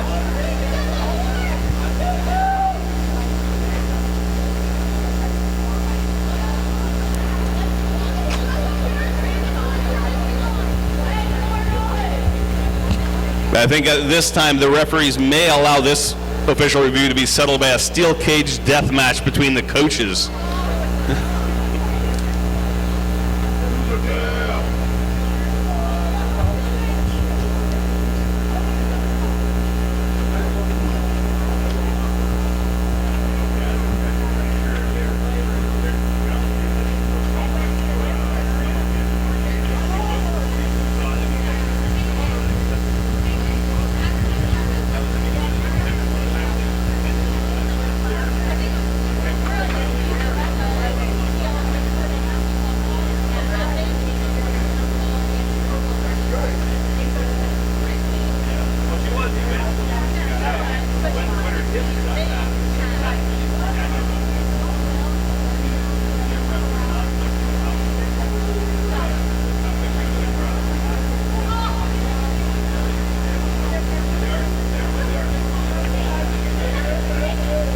Don't forget, June 27th, House of Quad is holding a triple header.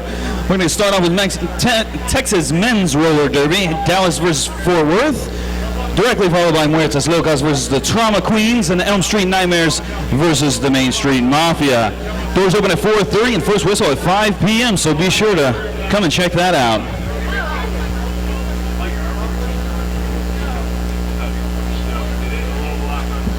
All right, that official review was for a no call on a low block. And it looked like Rhiannon Cannon accidentally hooked Daisy Jukes' skate going into turn 3. And that no call was overturned. The low block is now instated against Rhiannon Cannon. She'll be serving the penalty. And Foco retains their review. Next up on the jam line, both for the first time this bout, we have Problems facing up against Terminate Her. But that also means Foco at a 3-on-2 pack advantage. Terminator jamming, number 97 for Foco against 99 Problems for Roland Rebels. And a big pileup, but I think it's all friendly fire. So no penalties called on that. Terminator following 99 Problems out of the pack. Both skaters this for their first time jamming for their respective teams. But 99 Problems is lead. Now moves into his instinctive role as a defender. but now finds a wide open center lane, gets out for 4. Terminator sending herself to the penalty box. Did she get hurt? I have no idea. For a game total of 7-2, right? I can't see it.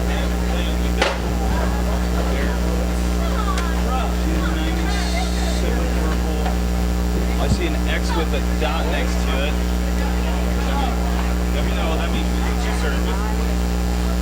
They put a dot when she actually goes to the penalty box. Okay, so that's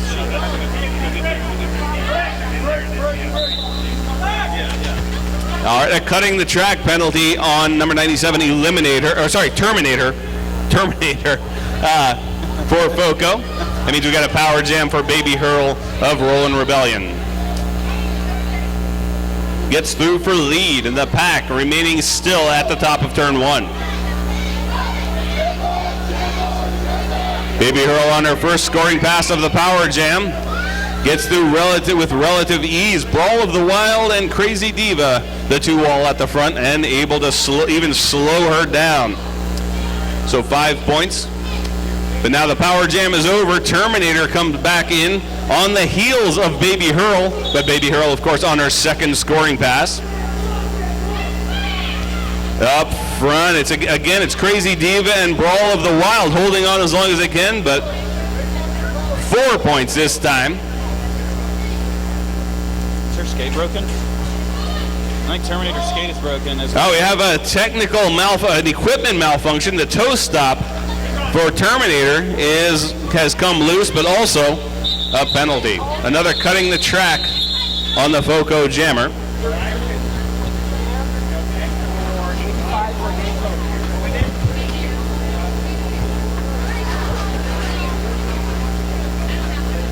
So a little bit of bad luck for Foco's jammer Terminator.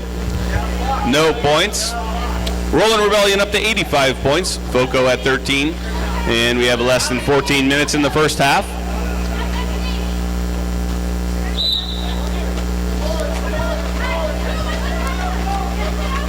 Pack is 4-on-4. Rhiannon Cannon jamming for the Roland Rebellion. I'll get that eventually. Probably by about 1 p.m. tomorrow. I'll have that down. But we've got Rhiannon Cannon ducking under a hip check of Allison Chains, last line of defense for Foco. She is lead. First scoring pass on the power jam. Brought up short by a Breeza Win. Knocked to the ground. Pops back up. Doesn't have to recycle any. Moves to the outside. Daisy Jukes is there. That comes back in clean. Now goes right between Mojo Jojo and Allison Chains. Mojo Jojo hanging on as long as she can. But Rhiannon Cannon getting away with 4 points. Terminator back in for Foco. And this time weaves her way through the Roland Rebellion and completes her initial pass. But we've got a penalty on Rhiannon Cannon. A power jam now for Terminator. She gets to see the flip side finally. After giving up 2 power jams, now she jukes to the inside of Shocking J and gets a grand slam for Foco. That's gotta feel good.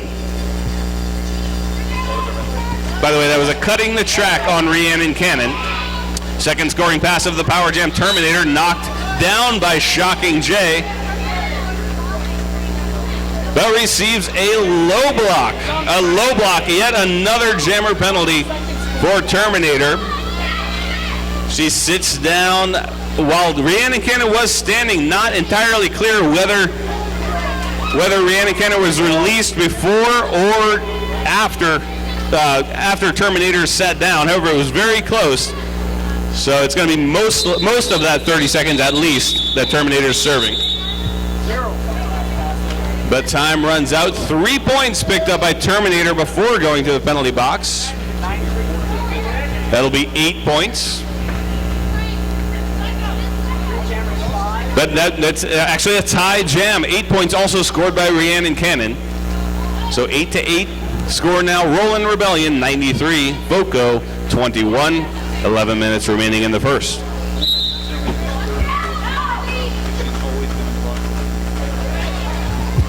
Terminator actually standing in the penalty box at the first whistle. Disgracer finally shaking off Red Ripper and Brawl of the Wild to complete her initial pass and claim lead.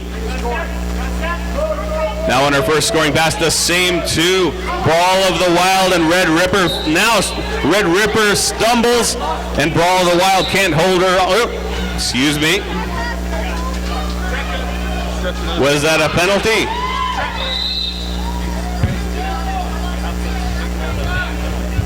Okay, that was a cutting the track penalty on number 5, Disgracer, giving up a power jam. And we have a star pass. Terminator passing the star over to the pivot Crazy Diva, who takes over as jammer, already with 5 points for Foco. But don't forget, Disgracer was on her first scoring pass, but now Crazy Diva blasts a hole right through the Rollin' Rebellion's defense, gets a second grand slam. Third scoring pass of the power jam. This time just counter checks Baby Hurl and gets right through. This is turning into a big jam. Crazy Diva out of nowhere. First time jamming after receiving the star pass. Has not started on the jammer line, but has already put 20 points on the board for Foco, and she's not stopping there. We will go the full 2 minutes. And Crazy Diva in the confusion. Rollin' Rebellion did not even look at her as far as I could tell. She gets by now 25 points for Foco. This is turning into a huge jam, but we've got Disgracer back on the track. This is her first scoring pass. 4 points. But those 4 points immediately matched by Crazy Diva. 4-on-3 pack advantage for Foco. Disgracer brought up short by I Gnarly and Red Ripper. Crazy Diva, though, rams into the back of the pack and did get a back block penalty, but a huge jam by number 20 of Foco. Crazy Diva putting 29 points on the board.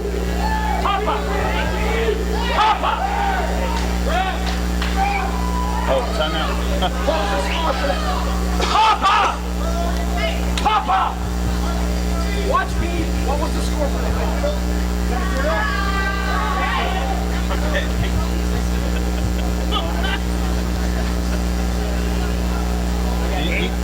You need a megaphone. You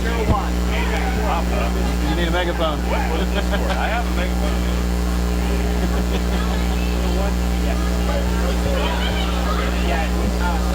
All right, we do have an official review request from Foco. Did you see that?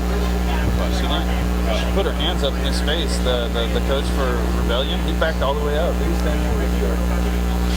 She just like hand in the face, and he was like, ah. It's their review, right? Foco.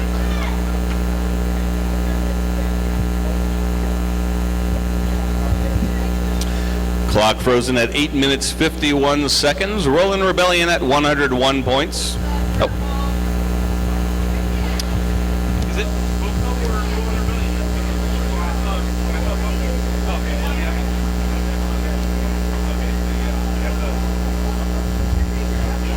Okay, and Rollin' Rebellion. All right, so this is an official review requested by Foco. Score 101 right now for Rollin' Rebellion, 50 for Foco Spartan Babes out of Fort Collins, Colorado. And the clock frozen at 8 minutes 51 seconds. I don't know what they're contesting, do you know?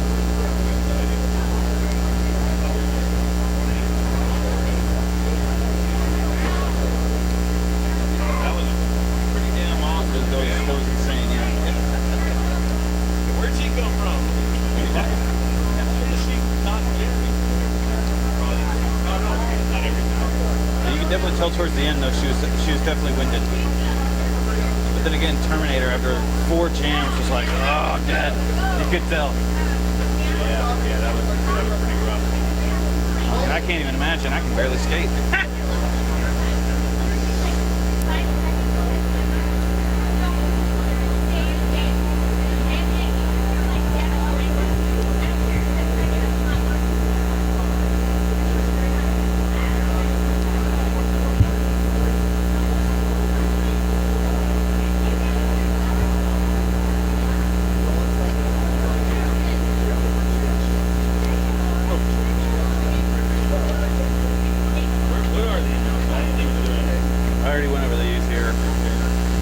did the next bout, the triple header on the earlier. I'd say the House of Blood sponsors. Okay, while the referees are in their huddle discussing the merits of the official review request, thank you to some of the sponsors of the 2015 House of Quad, the Texas Institute of Orthopedics and Sports Surgery in Grapevine, one of the sponsors for the House of Quad. That's at www.tiosonline.net. Also, Kendall Chiropractic and Acupuncture in Southlake. That's at kendallcare.com. That's KENDALLCARE.com. Kendallcare.com with 2 L's. And Southwell Massage. It says here, our very own Fluffy the Great in Louisville. You can go check them out at southwellmassage.com. That's southwellmassage.com.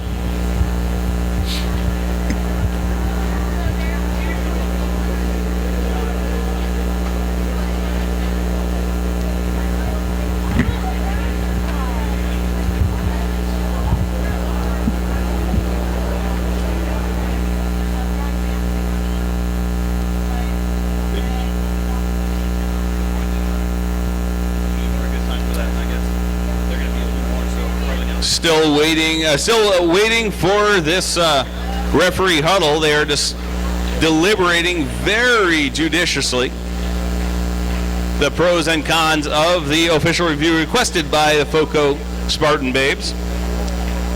But the House of Quad and the Rolling Rebellion would like to thank all of our volunteers, refs, NSOs, medics, announcers, photographers, and production crew. Without you, all this wouldn't be possible.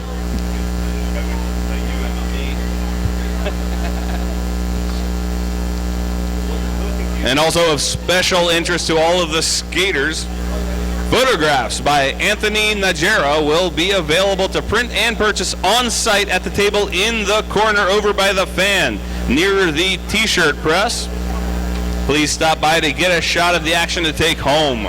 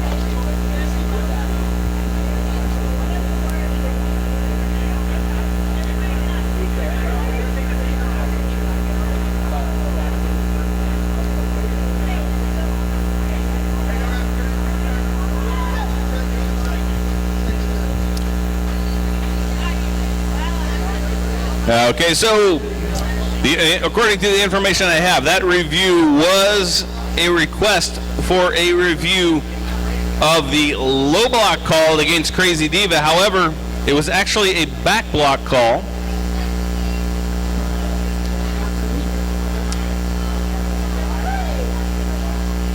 And the back block call upheld against Crazy Diva, the jammer for Foco.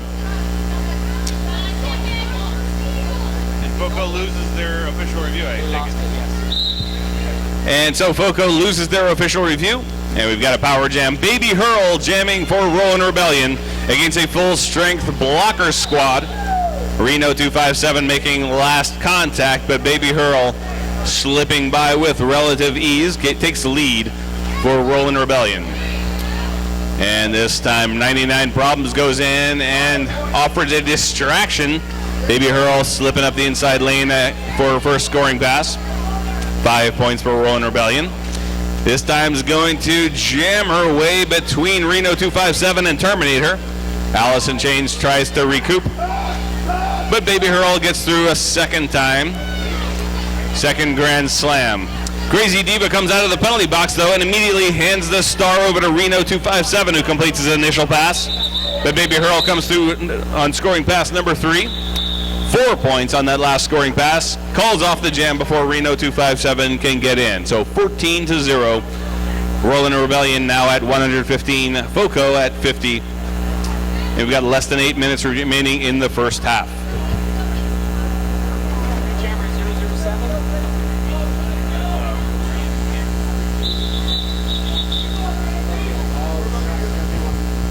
Official timeout. Clock frozen at 7 minutes, 31 seconds.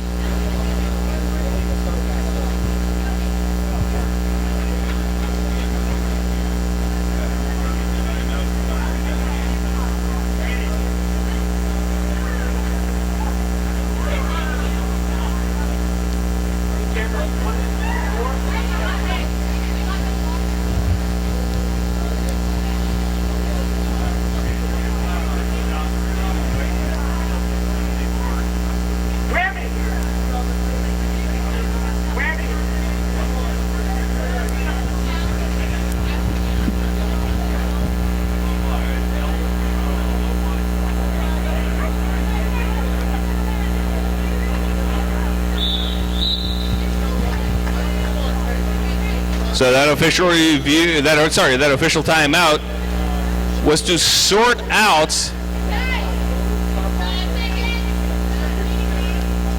some issues. Crazy Diva actually getting a penalty apparently before the star pass.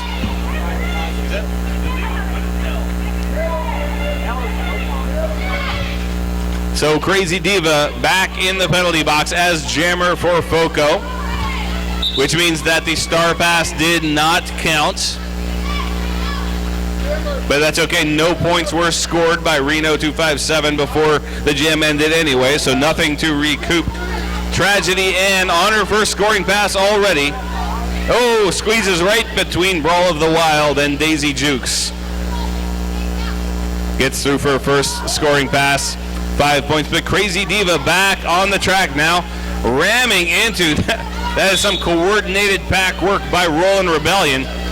Fillmore Payne with a direction of play violation. But Daisy Jukes going right behind her, so one block from each team peeled off the pack. Both jammers in the pack. However, Tragedy Ann on her second scoring pass and shoehorns her way past Brawl of the Wild and a Breeza win. 4 points on the second scoring pass. Crazy Diva, though, so far making very little progress. Had to recycle back behind Baby Hurl and 99 Problems. Still on her initial pass. Tragedy Ann comes through a third time, this time all 5 points. Crazy Diva taken down by Spooky LeBou. Has to recycle again behind Baby Hurl. But the penalty in the meantime, penalty box empties out again. We are at full strength for both teams.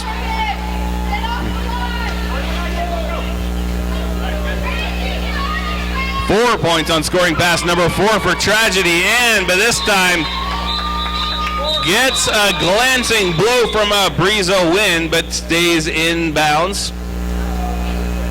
And 4 more points on that scoring pass. So 22 points total for the Roland Rebellion. That brings them up to 137 points. And Crazy Diva unable to complete her initial pass. So FOCO remains at 50.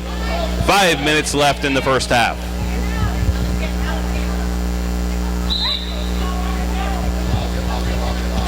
Rhiannon Cannon taking the star for Roland Rebellion. Tries to take Mia Psycho, the FOCO jammer, out of bounds, but Mia Psycho able to come back in time, and now rams forward. No, excuse me. A low block penalty on the. No, excuse me. Again, a low block penalty on someone, possibly, or not. I don't know. I could have sworn I saw the signal, but we've got first scoring pass is 4 points. I think the FOCO jammer was just not used to. Sorry, the FOCO jammer. I'm not used to FOCO getting lead jammer. Roland Rebellion has dominated lead jammer for almost the entire first half, so that is understandable. But ultimately, FOCO Spartan Babes calling off the jam. That was Mia Psycho, number 321, and she will pick up 4 points. And we have another official timeout. Just what I was hoping for.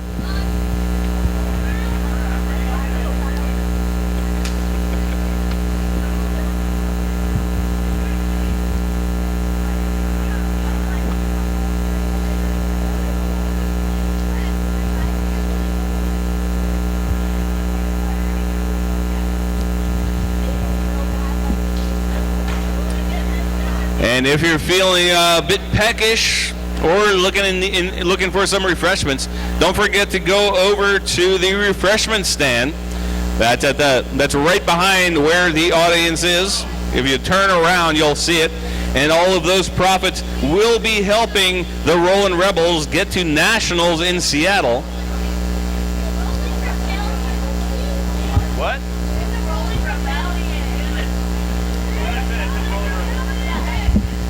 Like I said, the Roland Rebellion to Seattle. Someone's got to write that and then just hang it in a sign. Right, I need a hat with a little thing right in front of my eyes. Yeah, I deserve it. They're writing it on my hand, so that now I'm paying the piper. I don't look at the scoreboard, man.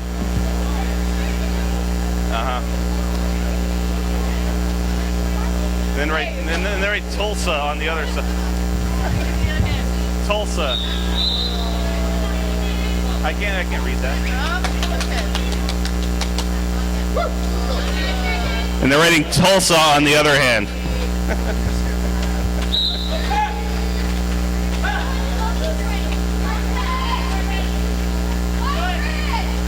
Oh, I knew that part.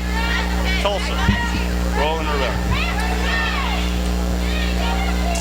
All right, we're back into the action. We've got Tragedy Ann, number 14, jamming for the Roland Rebellion. She is lead jammer. Mia Psycho in the penalty box. Is that a low block? That is a low block. Low block on Mia Psycho. That's why she's in the penalty box. Tragedy Ann putting 5 on the board on the first scoring pass of the power jam. Tragedy Ann runs into Sunny Days, gets repeated hip checks, holding her in place, and now getting muscled, but she stays inbound somehow. But that's the end of the power jam. Mia Psycho back on the track. Tragedy Ann up front for Roland Rebellion, getting in a duel with Terminator. Terminator wins that one, takes down Tragedy Ann. She's going to have a long ride around the track to get back on. That was a half-lap recycle by FOCO. Mia Psycho was in stealth mode. That is jammer cap in hand. Completes her initial pass. But Tragedy and calls off the jam in plenty of time. Mia Psycho still about 5 strides behind the pack, so no points for FOCO. 9 points total for the Rollin' Rebellion. That puts Rollin' Rebellion at 149 points. FOCO at 50. And we're going to have about 2 minutes remaining in the first half when that whistle blows.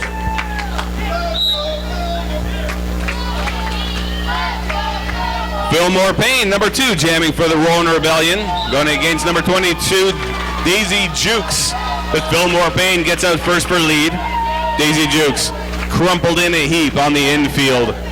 Recycled by Disgracer, but gives Disgracer the slip.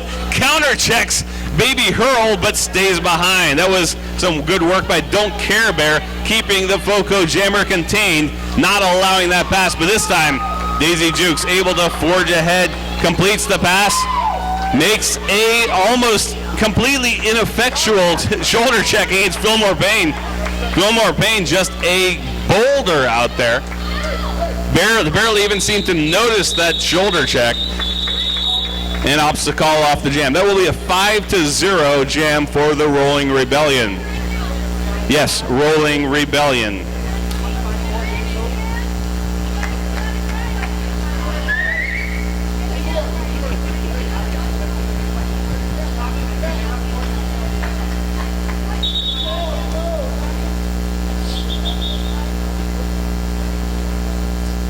Another official timeout. That gives us time to thank a few more of the House of Quad sponsors for 2015. The Denton Hampton Inn Suites. That's one sponsor for the 2015 House of Quad. Also, Big Mikey's Landscaping. In fact, he sponsors the penalty box, and he's out here in Denton. That's Big Mikey's Landscaping, a proud sponsor of the 2015 House of Quad.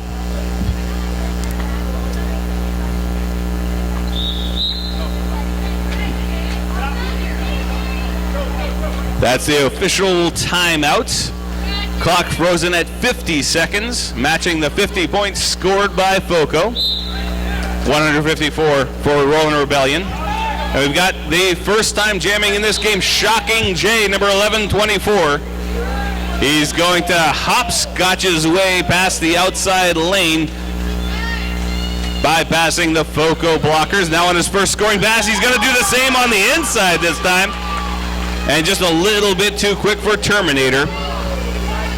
5 points on the first scoring pass.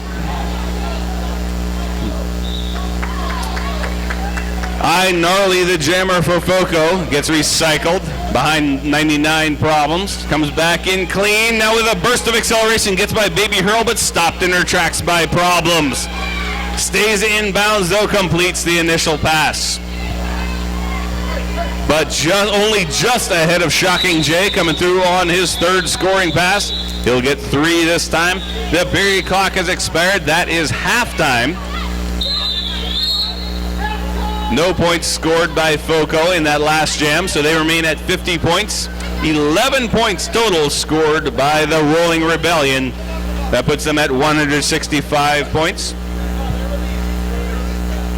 And that is halftime. We will see you back again in about 14 minutes.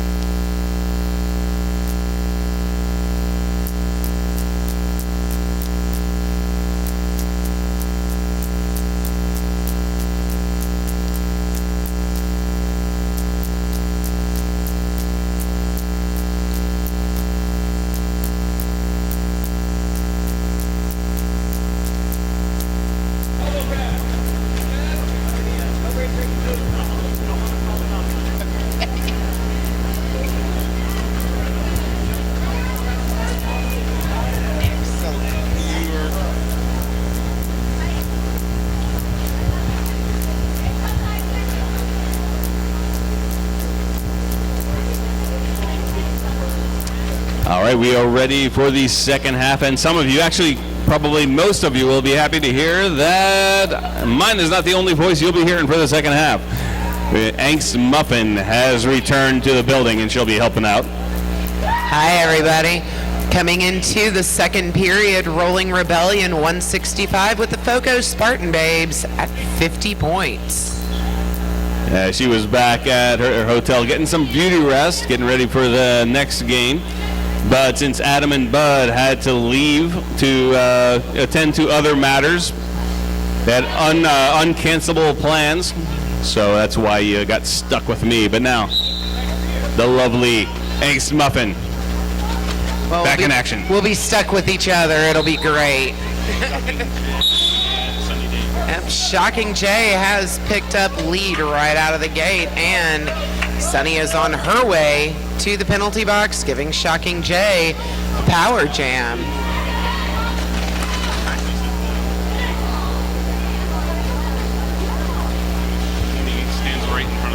All right, and there goes Shocking J, putting 5 on the board for the Rolling Rebellion. That was a cut track penalty on Sunny Days. Shocking J trying to leaping like a gazelle, but then Terminator turned it into an indistinguished crumpled heap. Shocking J picking himself back up, but recycles cleanly and completes the scoring pass for 5. Good little 10-point power jam there for Shocking J.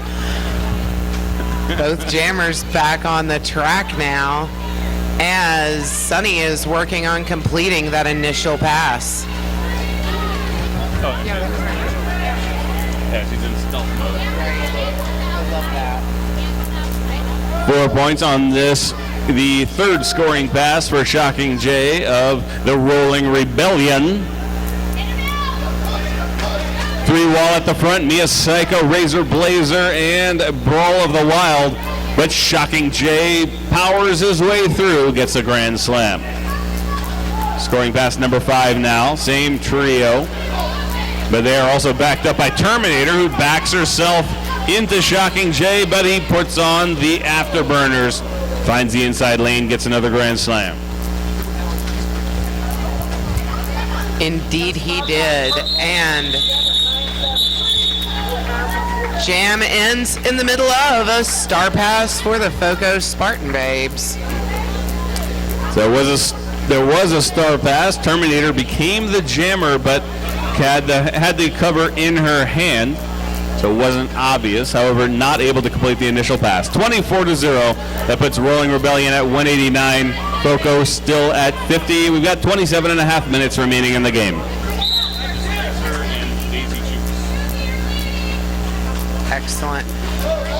All right, we've got Daisy Jukes wearing the star for Foco, and on her way to the penalty box for the Rolling Rebellion, that's Disgracer, number 5. Daisy getting knocked to the infield by Problems, back up and going, bounces through and picks up lead for Foco.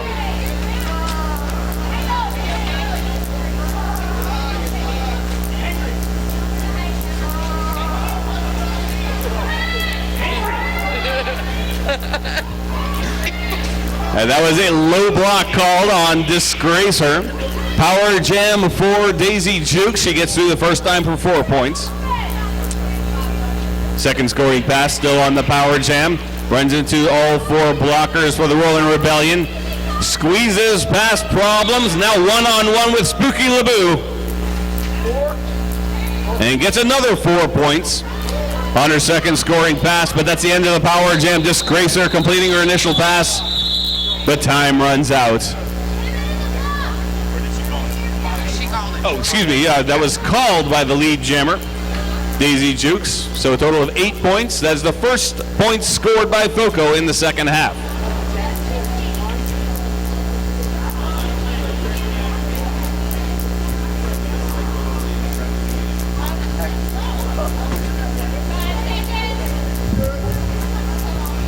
All right, where in the stars we've got Mia Psycho and Tragedy Ann.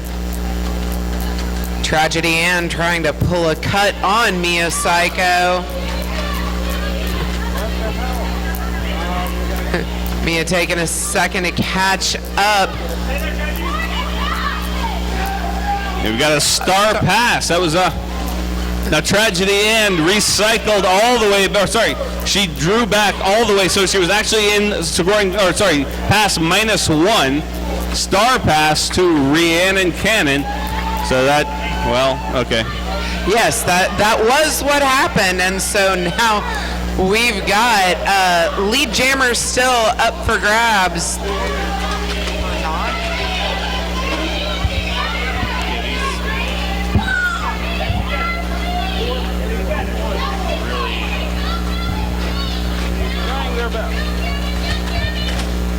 All right, both jammers hemmed up in the pack. There goes Mia Psycho completing a pass, putting 4 on the board for Foco. So far this scoreboard showing 8 points picked up by Foco, 9 for Roland Rebellion. Mia Psycho gets another 4, but those 4 also matched by Rhiannon Cannon of Roland Rebellion.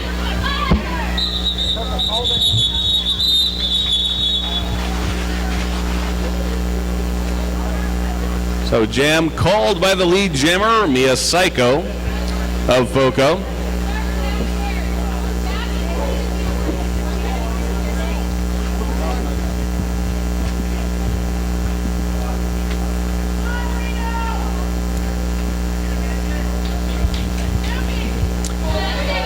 So Roland Rebellion winning that jam by 1, 13-12. Score now 202 for Roland Rebellion in the green jersey, 70 for Foco in the purple. 23 and a half minutes remaining in the game. Shocking J gets out with a quickness for lead. Reno 257 knocked out of bounds by 99 problems. Still on his initial pass, getting lapped by Shocking J. Shocking J taking home a grand slam on his first scoring pass. All right, we've still got Reno hemmed up in the pack, working through that strong back wall of Rolling Rebellion defense. And he is giving as good as he is getting, but he is getting some problems from 99 problems. Meanwhile, back for the Rolling Rebellion, we've got Shocking J putting another 5 on the board, 15 so far this jam.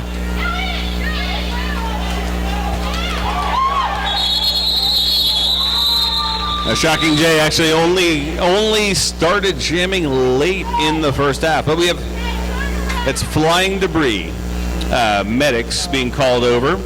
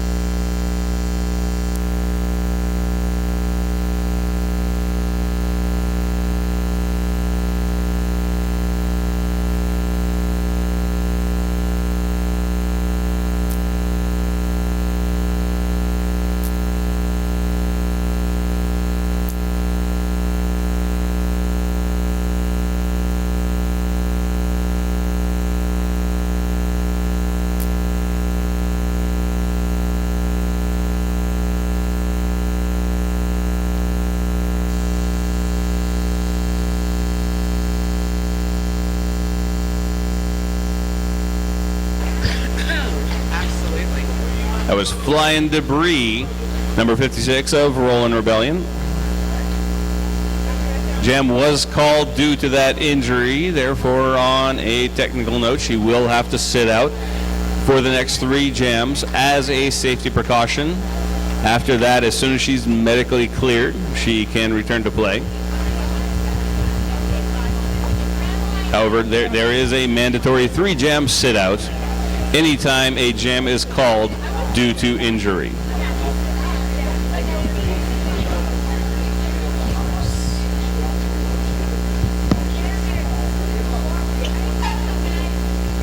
All right, we've got an empty penalty box, and it looks like the official timeout called for that injury is still in progress. So let's look at what's going to be happening tomorrow. At 9 o'clock tomorrow morning, we've got the Rolling Rebellion up against the Rocky Mountain Roller Punks. And then we're going to finish out the day and the tournament with an 11 o'clock pairing of the Foco Spartan Babes and the Tulsa Derby Brats right here.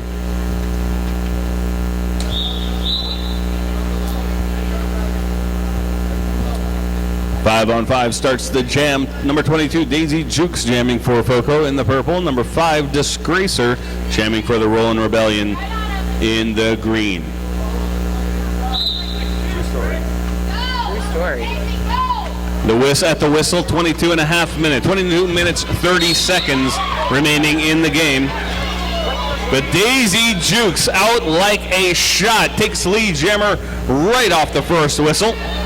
Disgracer getting hemmed up by a long bridge of purple. She has now made it out of the pack as Daisy's working on going to the penalty box.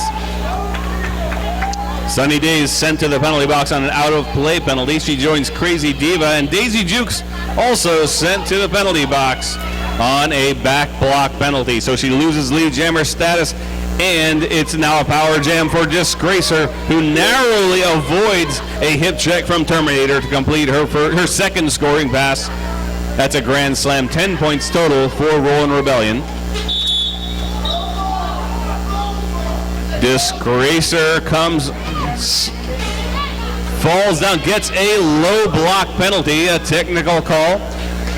Her hips slid into the knees of Terminator when she fell down, and that is a technical call. Of course, Daisy Jukes was released from the penalty box before she sat down, so a full 30-second power jam for Foco. That's right, and that Foco penalty box has been seeing a lot of action this jam. Heavy turnover, but it looks like we're about to return to all hands on deck for the team in purple. Daisy Jukes is now on her way back to the penalty box as Disgracer is standing to be released. That's going to be another 30 seconds for Daisy.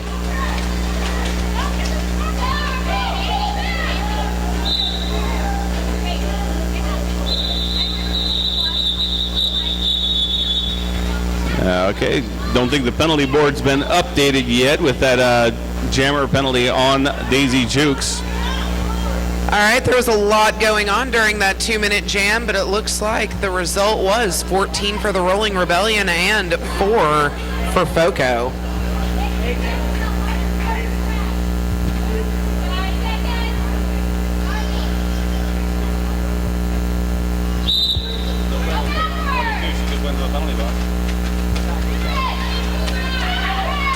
All right, Baby Hurl wearing the star for the Rolling Rebellion, picking up this power jam and picking up lead.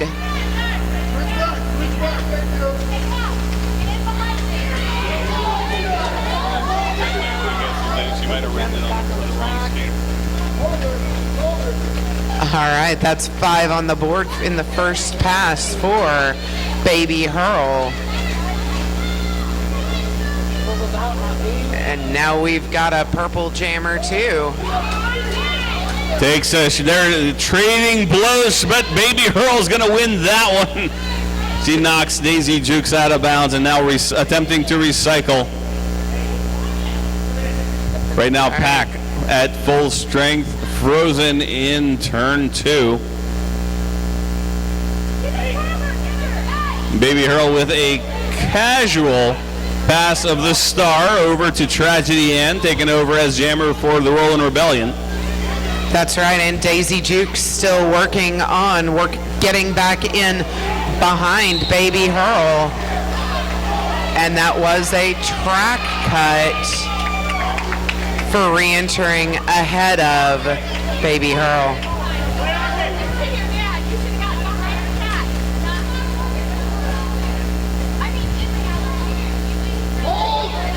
All right, back on the track, we have no lead jammer thanks to that star pass. And thus far in this jam, 20 have gone on the board for the Rolling Rebellion. Looks like Problems is on his way to the penalty box as Daisy Jukes is preparing to be released.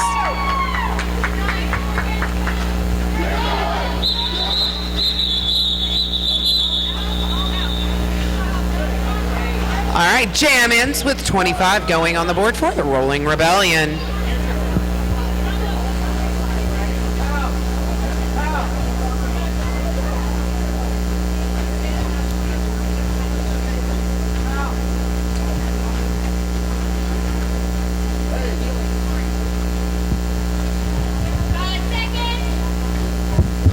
Rolling Rebellion starting out with only 2 blockers, given that 2 are in the box.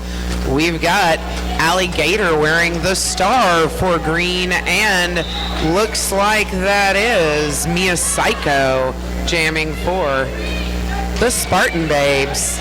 Alligator taken down by a hip check from Crazy Diva, as gets recycled all the way out of turn 1. Now getting lapped by Mia Psycho, who gets 4 points and calls off the jam.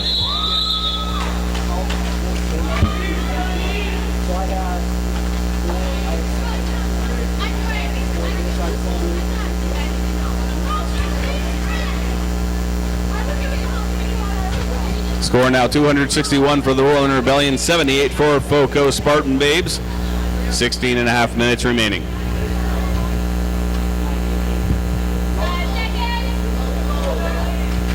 Four-on-three pack advantage for FOCO. Fillmore Payne standing in the penalty box at the first whistle. We've got Gnarly returning to the jammer line for FOCO. Narrowly tries to mohawk her way around. All right, looks like she has been called on a track cut. But hey, for about 15 seconds there, we had an empty penalty box.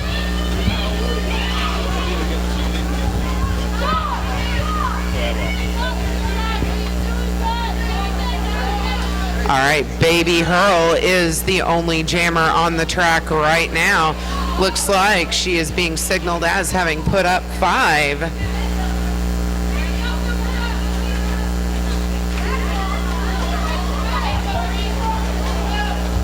All right, so neither jammer getting lead. Baby Hurl now on her second scoring pass, gets by Reno 257 and Terminator. 5 points on the second scoring pass, brings her to 10 points. Gnarly coming out of the penalty box. So that ends the power jam. And that was a Rolling Rebellion star pass to Tragedy Ann.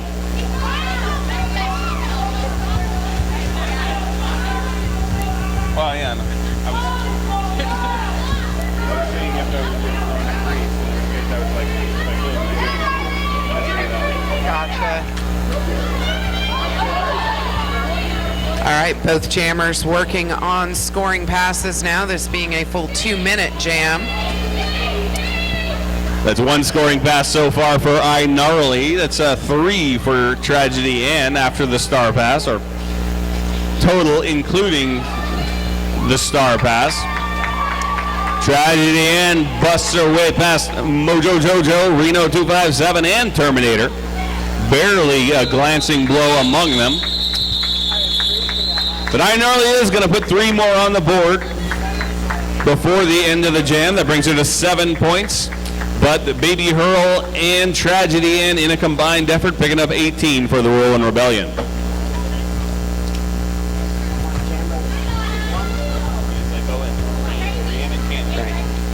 All right, 10 skaters on the track. Mia Psycho and Rhiannon Cannon wearing the stars. The jam has begun, and both jammers working their way through. Mia Psycho takes the inside line and picks up lead. Rhiannon Cannon recovers nicely from a hip check by Sunny Days, but runs into Crazy Diva, slows her down, but she pirouettes around the blocker and gets out, completing her initial pass, not giving up a jammer point. 4 points, though, picked up by Mia Psycho before she calls it off, holding Rolling Rebellion scoreless in that jam. So 4-0, that brings FOCO to 89, Rolling Rebellion at 279, and we've got just 13 minutes remaining. All right, coming out to jam now for North Texas, we've got Fillmore Payne. Looks like she is going up against, is that Red Ripper? No, sorry, Allison Chains, 0-2. Allison Chains and Fillmore Payne. Fillmore Payne getting a little friction from Reno in the front of the track, but makes it out and picks up lead.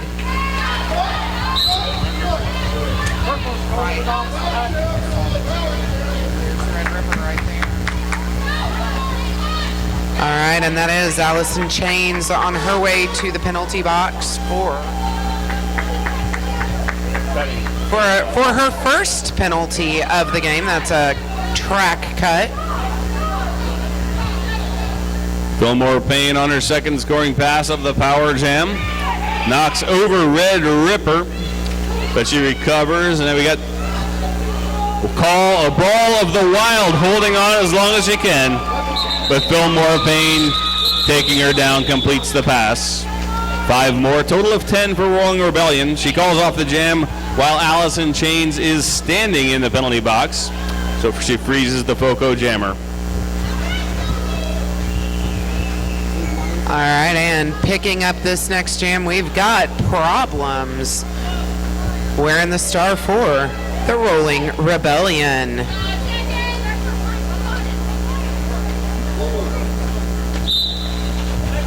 Rolling Rebellion calling for another blocker, but she didn't get there in time.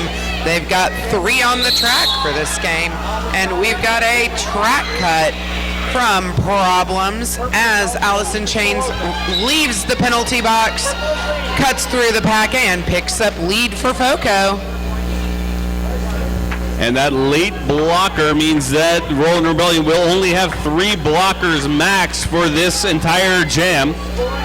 Potential 2-minute pack advantage for FOCO, but Allison Chains now on her first scoring pass. She is lead jammer, though, in control of the clock. Gets past Dragon and Don't Care Bear and calls off the jam. 4 points.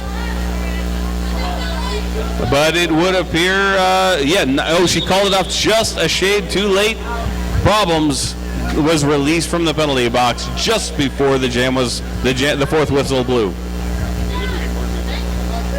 All right, now we've got a team timeout. The Rolling Rebellion would like to thank some of their special sponsors. Their newest official sponsor is Honda of Denton. They'd also like to thank Safe Skin, Custom Ink, Lake Dallas Sonic, Avast Apparel, and Pepper House Designs. They'd also like to give a shout out to KP for donating their new S1 helmets.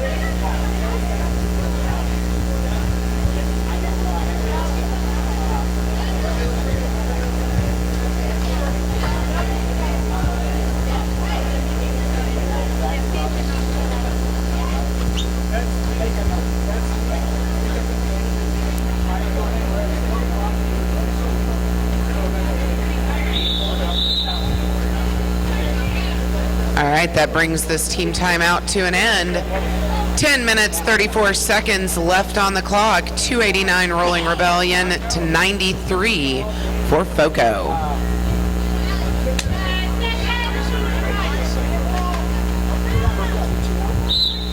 All right, Disgracer and Mia Psycho jamming with all hands on deck.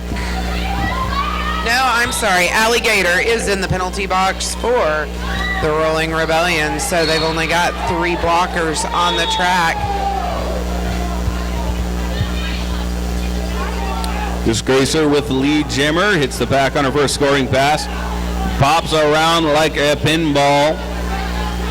Sunny Days landing herself in the penalty box. That was nice work by Tragedy and screening her jammer for that around that 3 wall. Disgracer able to complete the pass for 5. Now on scoring pass number 2, immediately wiped out by Brawl of the Wild. But Mia Psycho is going to put 3 on the board, so it's going to be a 5-3 jam. All right, and Mia Psycho is headed to the box on a track cut penalty, meaning that Problems is going to start out the next jam with a 30-second power jam.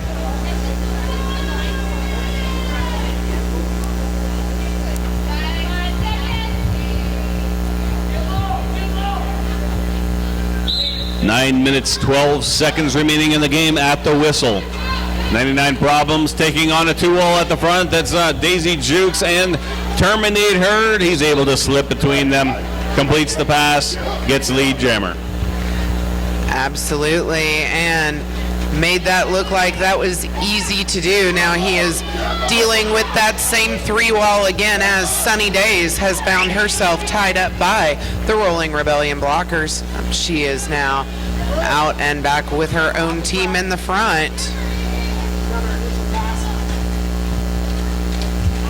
Mia Psycho now out of the box working on her initial, makes it on out. 9 on the board so far for Problems.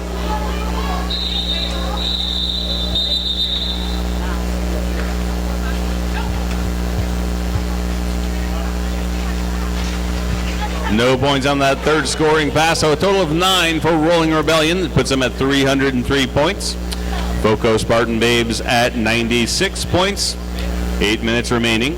Tragedy and number 14 lining up for the Rolling Rebellion in the green against number 2 Allison Chains, returning to the jammer line only the second time in this game. All right, and Tragedy Ann took the outside path, picking up lead. Allison Chains moving into jammer stealth mode. Now getting lapped by Tragedy Ann on her first scoring pass. Tragedy Ann knocked down briefly by Terminator. Recovers nicely. Terminator tried to duplicate that effort, but Tragedy Ann gets away with 5 points. And now hits the pack on her second scoring pass. Counter checks Mojo Jojo to the ground, but this time gets taken down in a pile with Brawl of the Wild. Brawl of the Wild taking her down. I think that was actually who did it the first time. It wasn't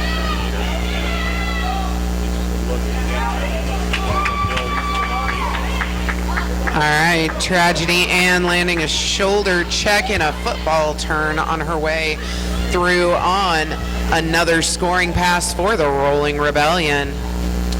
And that was Brawl of the Wild all along. I said Terminator earlier in the jam. That was actually Brawl of the Wild, which is, of course, irrelevant. That jam gets called 12 points for the Rolling Rebellion. Nothing for Foco. 6 minutes remaining.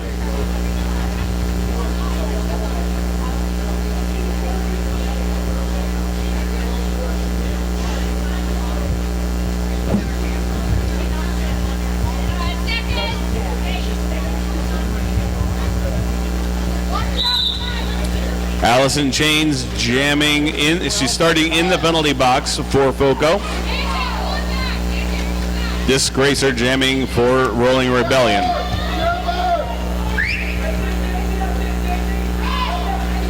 And Disgracer is out of the pack and is lead.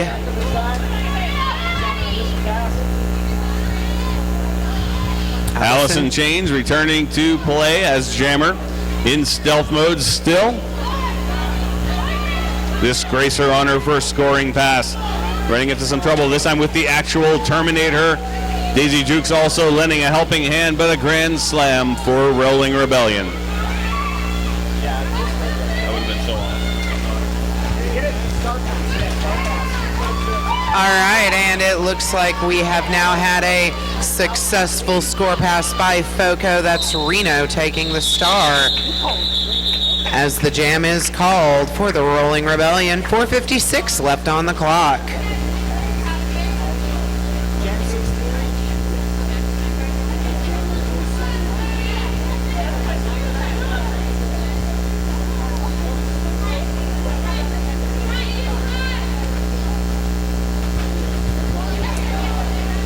All hands on deck, 10 skaters jamming for the Rolling Rebellion. That is Captain Rhiannon Cannon up against Sunny for Foco.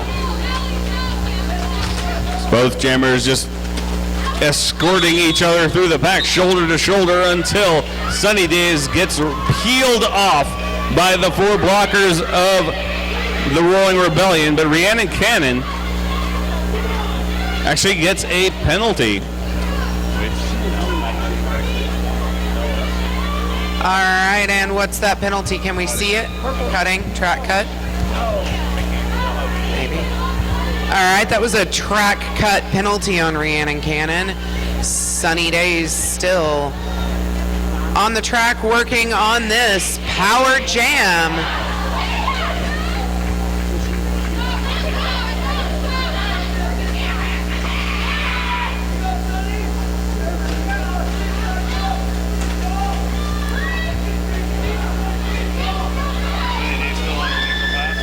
Sunny Days is still on her initial pass.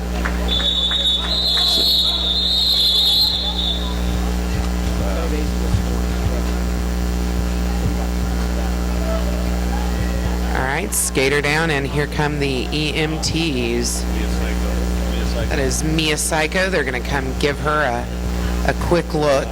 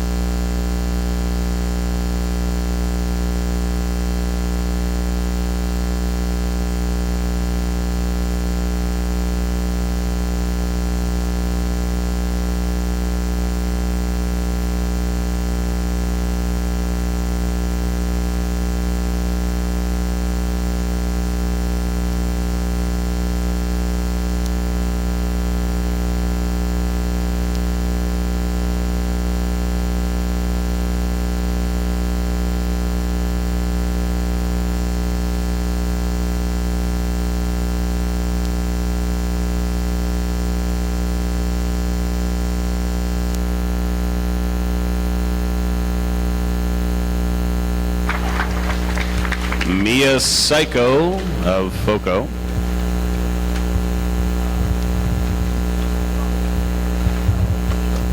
And as always, a mandatory 3 jam sit out, after which, as soon as she is medically cleared, she will be able to return to play.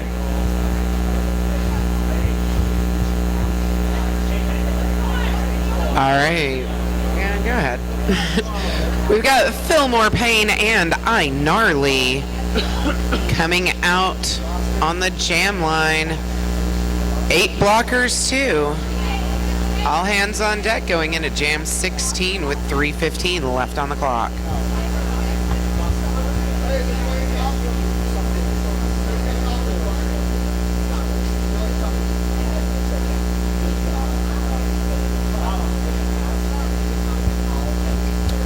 Now 3 points were awarded to FOCO's Sunny Days before the end of the jam. That brings FOCO up to 99 points. Rolling Rebellion at 3:25. Clock at 3 minutes 15 seconds.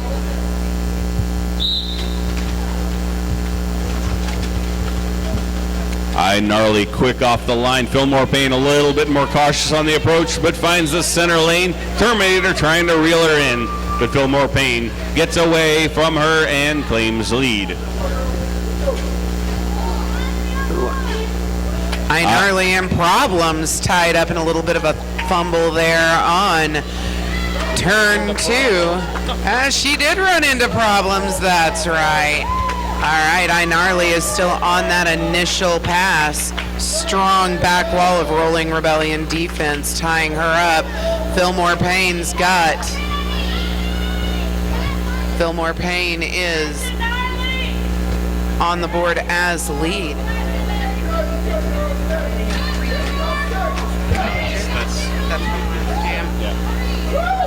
All right, and that's 5 going up for Fillmore Payne off that pass. I Gnarly knocked down again, has to pick herself up slowly this time. Obviously been taking a beating on her initial pass so far. Fillmore Payne on scoring pass number 3, now brought up short by a 2-wall. Sunny Days comes across with a shoulder check. She's backed up by Daisy Jukes, but doesn't need it. Fillmore Payne knocked to the ground. Is going to have to recycle far, far back. Both jammers. The pack in full reverse now.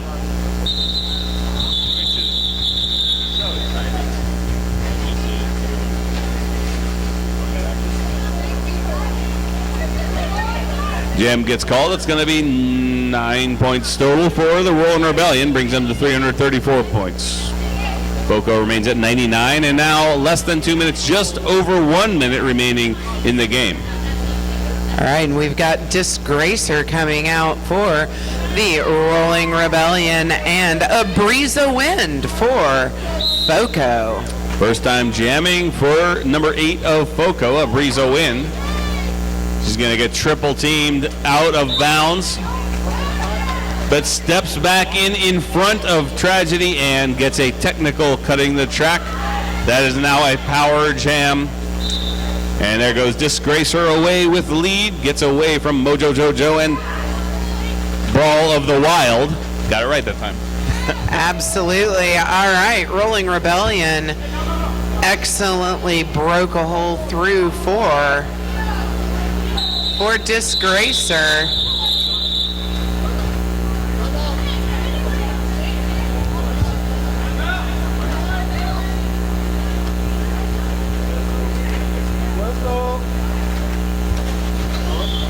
Team timeout called by Rolling Rebellion. All right, looks like that means one more jam.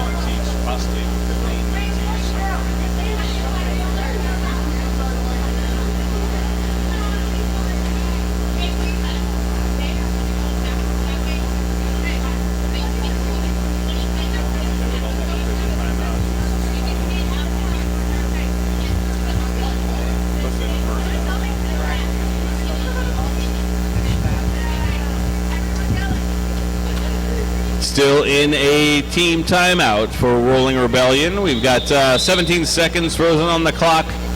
Time enough for at least one more jam.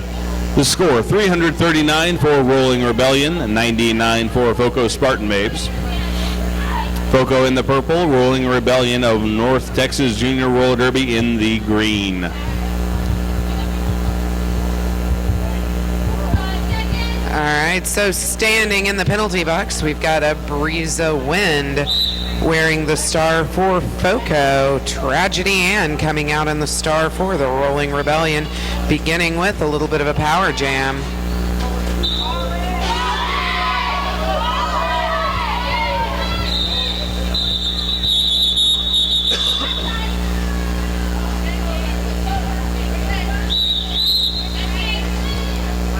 All right, and interesting, Rolling Rebellion calling the timeout to force another jam. They get lead jammer and then call off the jam. Call the jam. That's with right. 2 seconds remaining and no timeout called. That is the end of the game. That was the most unusual ending to a game I've seen, but that does it.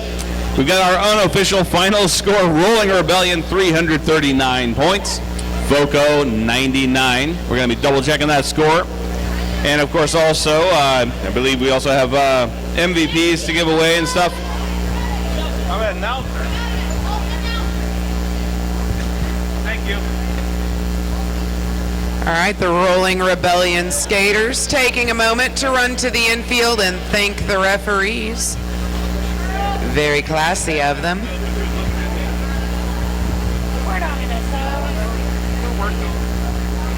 Hey, Debris. They're the NSO, so you had it right. You're just looking at the wrong person.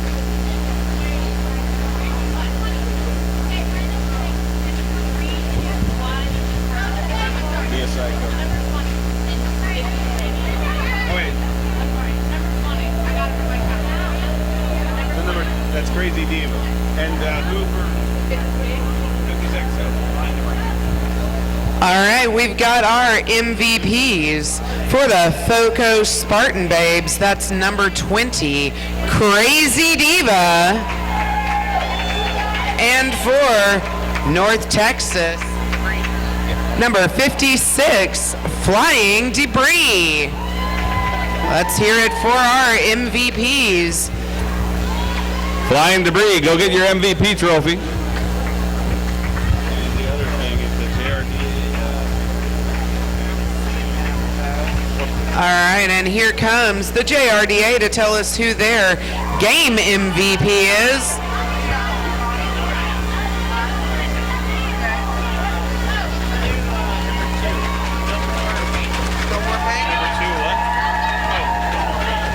All right, the JRDA game MVP is number 2, Fillmore Payne from the Rolling Rebellion.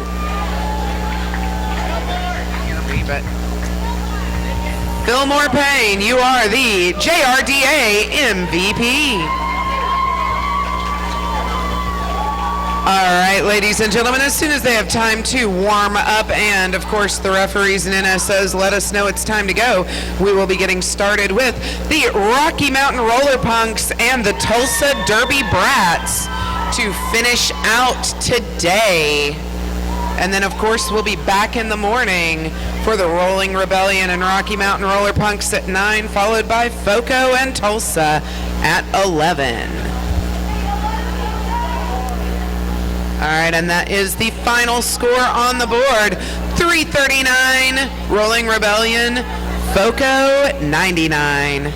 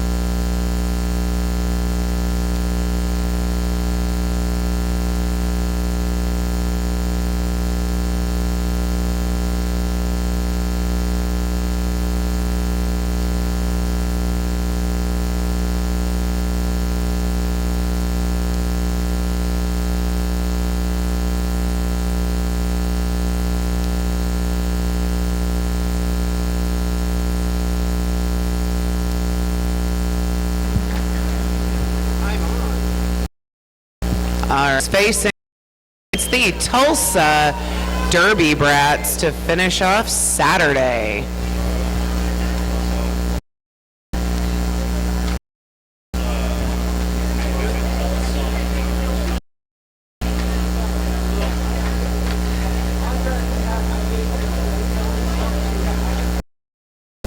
All right, if you house behind you, all to $5. See these teams face off for number 3, Silly Cup. Number 5, Two Braids. Number 7, number 9, Shut Up and Listen. Number 10, Illusion. Number 40, Jacob 478. 66 is Major Catitude. 79, Death Roller. 222, Rain on Your Day. 666 is Bewitch. And the captain, 001, Winter. Those are your skaters for the Tulsa Derby Brats.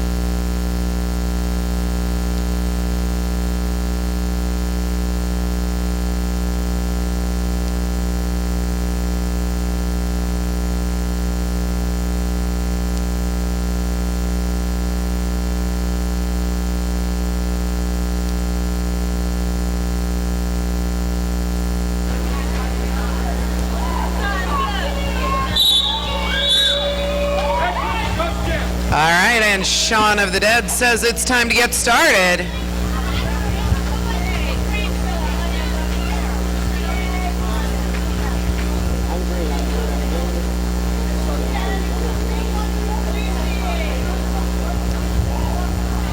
All right, kicking us off this first jam, we've got Death Roller and Anya Blindside. Both of these jammers were in heavy rotation earlier today in their first games.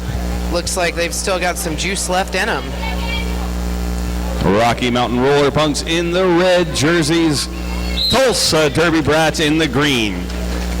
There's our first whistle. Anya Blindside in a forward position. Squeezes past Two Braids. She takes our first lead jammer in the final game for today. Death Roller still in the pack, stuck behind Bananakin. A Banana split. I almost said Bananakin Skywalker. And gets through the Rocky Mountain Roller Punks defense, completing her initial pass. But Anya Blindside's going to get by Rain on Your Day, the last line of defense for Tulsa. Calls off the jam. 4 points for the Rocky Mountain Roller Punks. Good start for Rocky Mountain, and of course that first jam included 2 penalties, 1 for each team. Getting started early. All right, we've got Cream Bomb on the line up against Bewitch for Tulsa. Bewitch trying to tiptoe along the outside, getting it laid to her by number 47, Stella Corpse. Little check recycles her back to the back. Now she is bouncing through the infield, through the inside line rather, and she is out of the pack. Cream Bomb's going to put 4 on the board, calls off the jam when she sees Winter standing up in the back. Of course, Bananica Split also standing in the pack. So both teams will start 1 blocker short in next jam. Absolutely.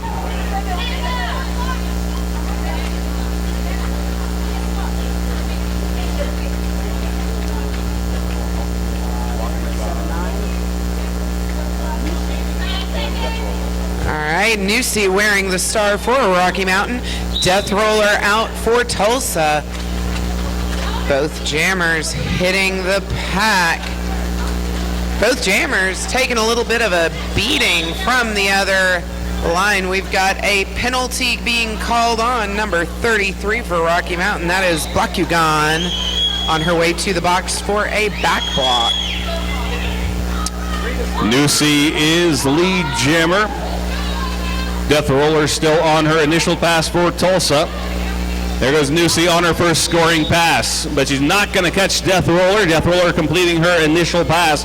Nusi, though, moving up the inside lane, gets caught by a hip check from Winter, knocked out of bounds. Death Roller comes careening into the pack. Nusi's going to call it off just in the nick of time, though. No points for Tulsa. 4 more points for Rocky Mountain Roller Punk. So 3 jams in a row, 4-0 Rocky Mountain. Absolutely. Rocky Mountain is putting together a nice little lead, 1 pass at a time. Back on the line, we've got number 86. That's Anya Blindside facing off against Bewitch.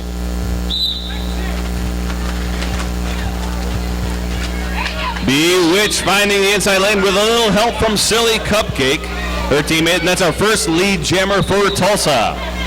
Anya Blindside getting away from the pack as well, though. Rocky Mountain with a 3-on-2 pack advantage. Bewitch sliding past Peaches and Scream and Stella Corpse, but called it off. Well, we're going to look to the jam ref. Called it off just a hair too late. 2 points stolen off the back of the pack by Anya Blindside, but 4 points scored by Bewitch of Tulsa. That puts them on the board for the first time in the game. Oh, that was 4 and 4. That is updated. That was a full 4 points, so a tie jam. Now 16 for Rocky Mountain Roller Punks, 4 for Tulsa, with 26 minutes remaining in the first half. All right, and there goes Bananica Split picking up lead right off the gate up against Death Roller for Tulsa. Death Roller gets away from Teratoma, the last line of defense for the Punks, the Roller Punks. But Bananica Split gets right up the outside lane. Pass, Shut Up and Listen to Braids and Rain on Your Day. Completes the pass for... And that was 3 more on the board for Rocky Mountain. But I see 2 points. 2 points for Tulsa. Nice work by Death Roller, sneaking up on the pack like that. So only a 1-point differential for Rocky Mountain, now at 19 points. Tulsa at 6. All right, and once again, Bewitch and Cream Bomb jamming. Both jammers caught up behind some strong walls of the opposition. Bewitch bouncing through the apex jump and picking up lead for Tulsa. Cream Bomb wiped out by Winter, but Stella Corpse gets a little bit of revenge on Winter. But Cream Bomb still has to come back behind the pack and gets lapped by Bewitch of Tulsa, who picks up our first Grand Slam of the game. All right, and it looks like Bewitch is about to be enjoying a power jam. We've got Cream Bomb on her way to the penalty box. Let's see if Bewitch can't do some work to catch up a little bit of this points deficit. She's already doing a great job. 5 on the board so far this jam.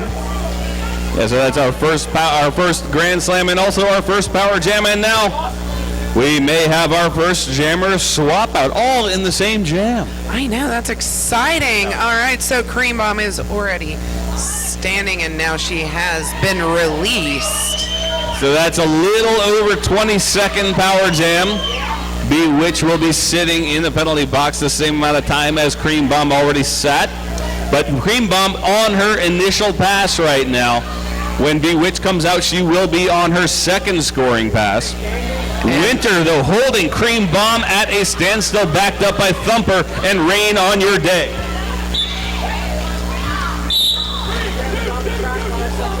Bewitch back into the pack on her second scoring pass. Cream Bomb gets bombed by Winter, knocked to the infield, and she has to start all over again. Still on her initial pass. Another grand slam for Tulsa's Bewitch.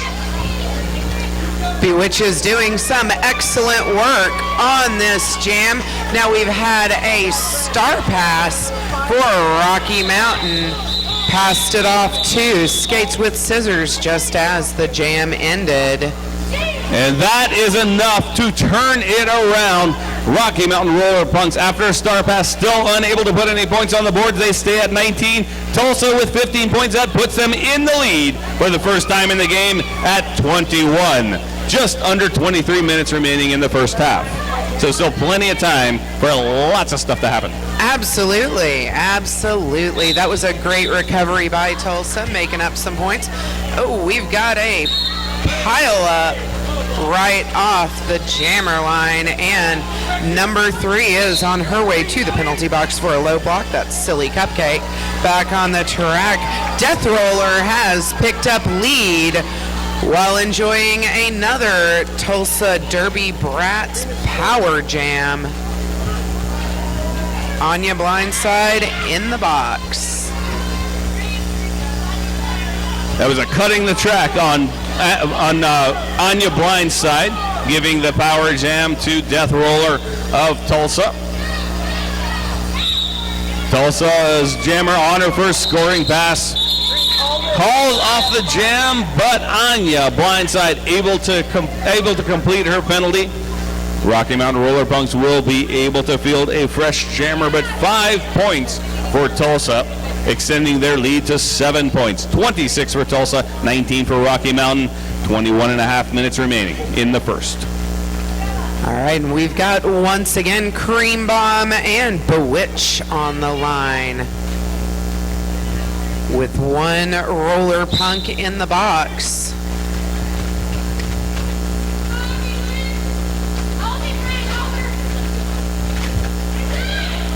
Bewitch trying to duck under a hip check from Skates with Scissors, but Skates with Scissors just clips her, knocks her down and out of bounds. She has to start over.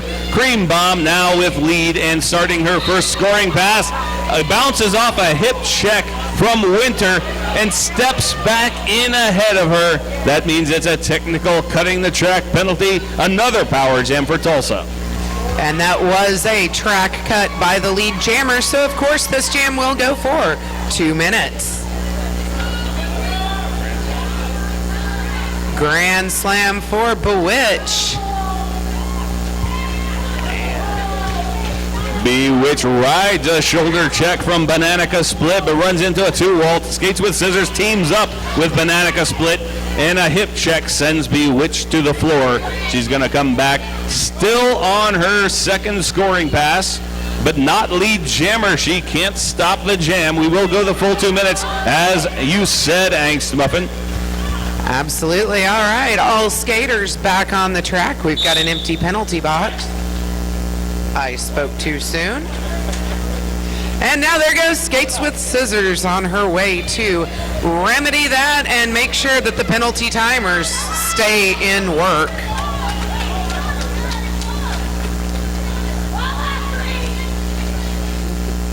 So Cream Bomb putting a second grand slam on the board. Actually, that second one is, 9 points total, a 5 and a 4 for Rocky Mountain Roller Punks. Bewitch still on her second scoring pass. Cream Bomb coming in for number 3. Excuse me. I don't know what happened. I'm not sure what's happening, but it looks like we've had another lead switch. She comes to her third time. There we go. All right, looks like we are up to 38 Rocky Mountain, Tulsa 35. We did have another lead change. All right, we unraveled that. That was, well, when all is said and done, that was 15 points for the Rocky Mountain Roller Punks. And that puts them back in the lead. Another lead change, 38 to 35. All right, for the first time tonight, we've got Jacob 478 wearing the star for Tulsa. And, of course, once again, Anya Blindside jamming for Rocky Mountain, and she's already picked up lead. Jacob is still tied up in the pack on his initial, taking a beating from Skates with Scissors. Shut Up and Listen, number 9 of Tulsa, holding on to Anya Blindside. Winter trying to corral her back in, but runs out of room, has to give the free pass. And it's 5 points for Anya Blindside. Now second scoring pass goes even more smoothly, gets past Major Catitude and Winter without making any significant contact. 10 points so far in this jam for the Rocky Mountain Roller Punks. Jacob 478 taking well, he is the jammer, but gets knocked out of bounds by Stella Corpse, still on his initial pass. Yes, he is still working on making it through, and there he goes. Jacob is out of the pack on his initial pass. He and Anya Blindside laying a couple of hits on each other as they work their way around. Looks like Jacob's time on the floor got him tied up. He ended up absorbed back into the pack. And there she goes. That is Bananica Split on her way to the penalty box. Looks like that was a forearm penalty. No, we have an injury. Okay, the medic's being called over to attend to Jacob 478 of Tulsa.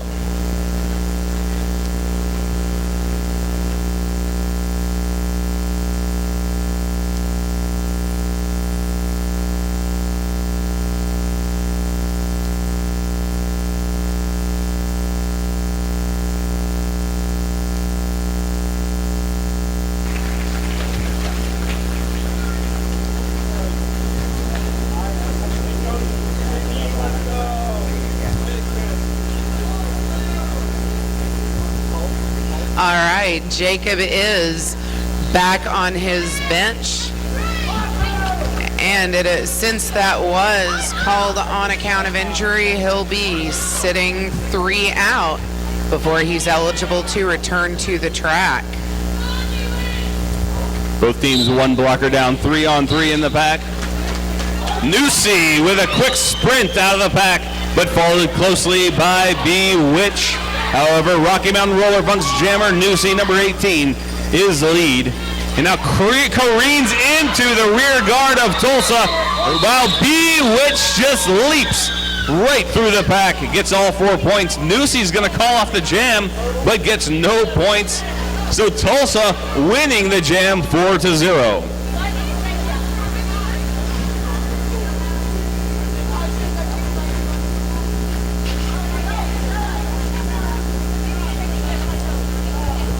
But Rocky Mountain Roller Punks still in the lead with 58 points. Tulsa at 39. 16 minutes remaining in the first half.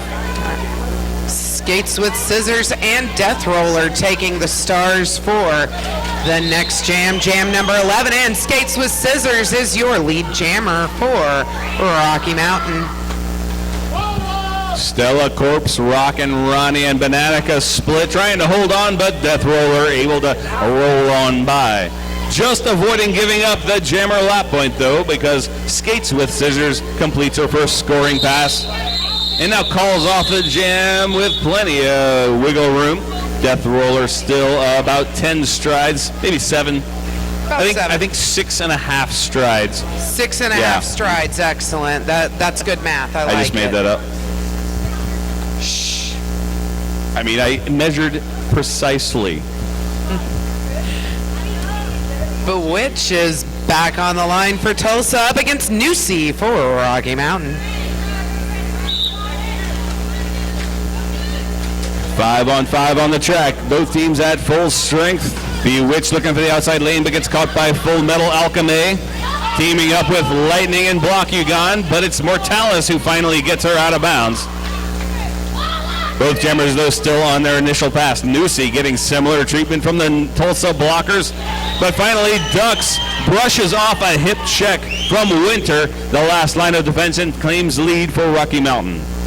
All right, and for Tulsa, Bewitch is still working on her initial, and there she goes. She has made it out, just as Newsy finishes her first scoring pass and calls it. So that's a grand slam for Rocky Mountain. She got that jammer lap point just before Bewitch got out of the pack. That brings Rocky Mountain up to 67 points. Tulsa still at 39. And now we're down to just over 14 minutes left in the first half.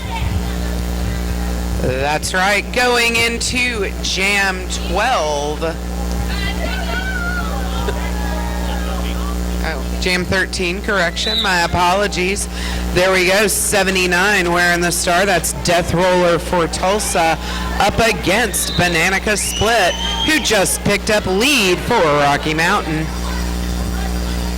But Death Roller hot on her trail. Bananica Split now hitting the gas, but runs to the outside, gets bowled over by Two Braids. Calls off the jam from the floor.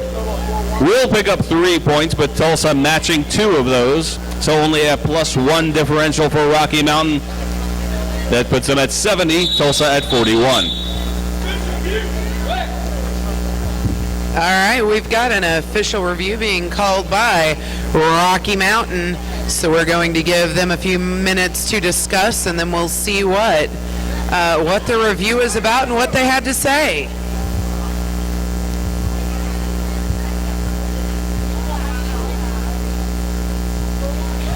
As we wind down the evening, we want to remind you to check out the vendors.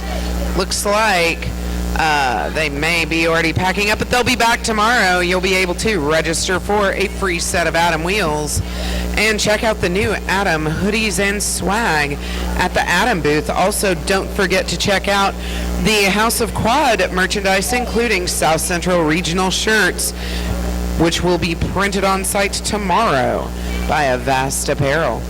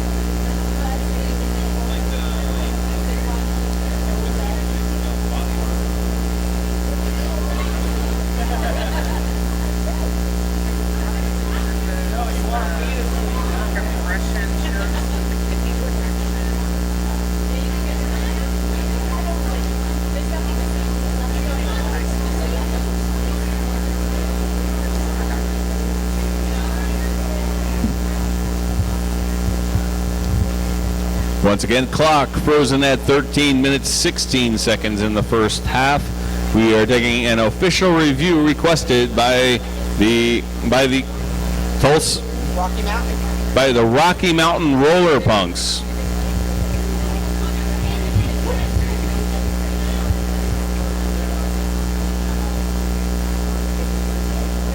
Rocky Mountain Roller Punks at 70 points, Tulsa at 41.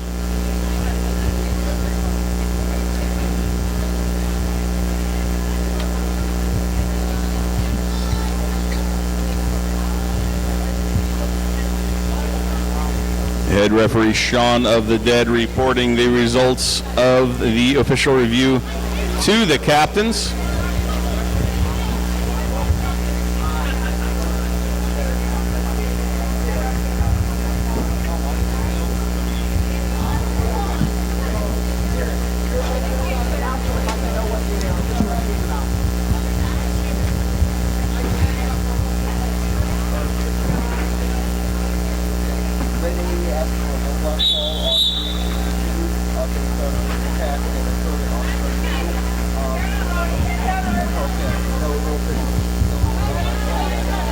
Rocky Mountain Roller Punks, we're looking for a low block call on number 222 of Tulsa. It's a rain on your day.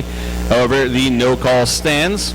And as you can see, rain on your day in this jam. We've got, so no one in the penalty box, 5 on 5. We've got Bewitched, number 666, jamming for Tulsa in the green, going up against Stella Corpse, taking her debut on the jammer line for the Rocky Mountain Roller Punks. All right, no pack was called in. There goes Stella picking up lead for Rocky Mountain. Bewitched still working on her way through, and she has made it out on her initial pass as well. Just as we send a Tulsa blocker, number 7, to the penalty box. A skull-shattering, now legal skull-shattering shoulder check from Winter takes down Stella Corpse. And that puts an end to that jam. Neither jammer scoring any points. Stella Corpse able somehow to maintain her composure enough to call off the jam. And now we have an official review requested by Tulsa. Clock frozen at 12 minutes, 27 seconds. The score remains 70 points Rocky Mountain, 41 for Tulsa.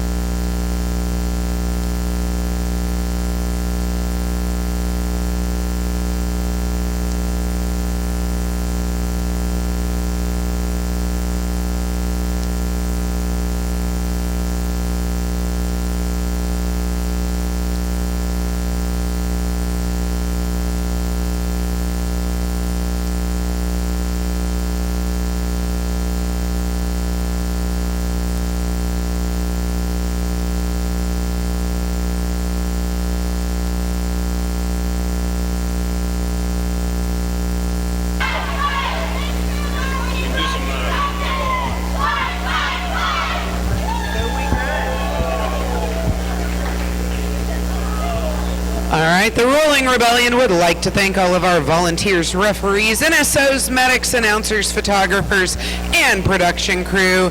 Without you, all this wouldn't be possible. Speaking of photographers, photographs by Anthony Najera will be available to print and purchase at the table in the corner. Stop by and get a shot of the action to take home as a souvenir. Once again, we are in Tulsa's requested official review. Clock frozen at 12:27. Score still 70-41. All right, and we will see what that official review was about here in just a second.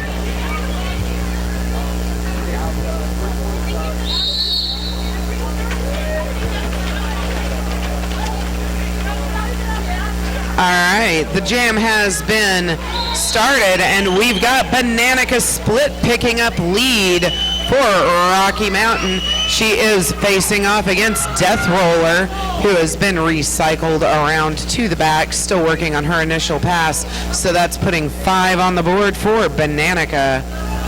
And that official review was Tulsa in that jam. In the previous jam, I believe they had gotten 2 points just in the nick of time. However, the jam ref reiterated that she did not pass any players before the 4th whistle, and therefore no points were scored. And as you can see, the score remained 70-41 starting this jam. But now Rocky Mountain Roller Punks now on her 3rd scoring pass. Bananica Split will call off the jam. 9 points plus that last scoring pass is 4. Makes a total of 13. And that puts, there it is, that puts Rocky Mountain Roller Punks at 83 points. Tulsa at 41. 11 minutes remaining in the first. All right, back on the line once again. That is Bewitch for Tulsa and Nusi for Rocky Mountain. Empty penalty box. 10 on the track, and the jammers hitting the back of the pack. Bewitch trying to sneak around the inside line to find her way through, and ends up. Did she? Did not nail it. She is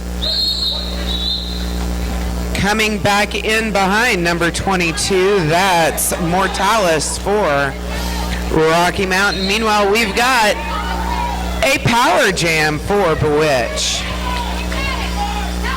That was a cutting the track on Nusi, number 18, jammer for Rocky Mountain Roller Punks. Bewitch with a graceful hop right past Mortalis and block Ugan.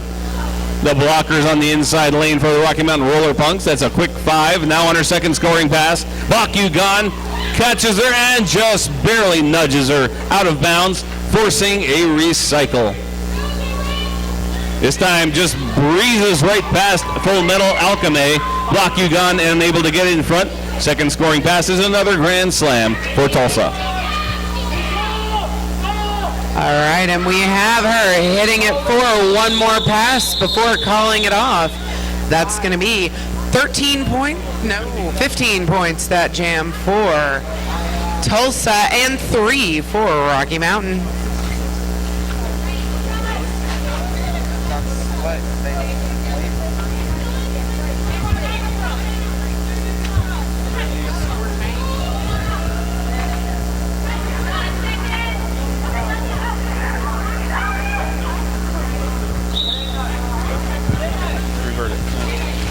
That is true. All right. Big pile up right off the jammer line, resulting in number 47, Stella Corpse, heading to the penalty box for, I believe, what was a back block. We've got lead being picked up by Silly Cupcake for Tulsa. And track cut being picked up by Silly Cupcake for Tulsa. Cream Bomb's got a power jam.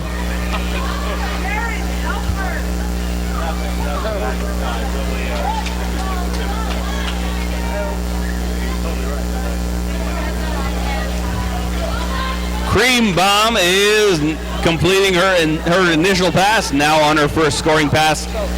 Still on the power jam, but this is only the 1st scoring pass of the power jam.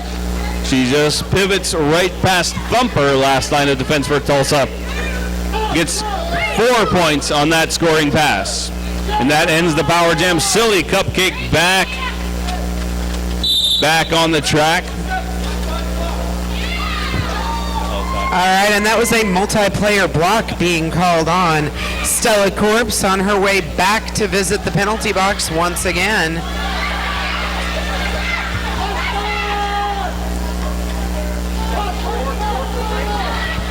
All right, looks like Rocky Mountain just hit the century point while we are working on this 2-minute jam, having lost our lead jammer to the penalty box earlier in the jam. Cream Bomb and Silly Cupcake both working on picking up a few more points. Silly Cupcakes completes scoring pass number 2. 4 more points puts her at 8. The Cream Bomb will get 4 points on that 4th scoring pass, but now Medics being called over to attend.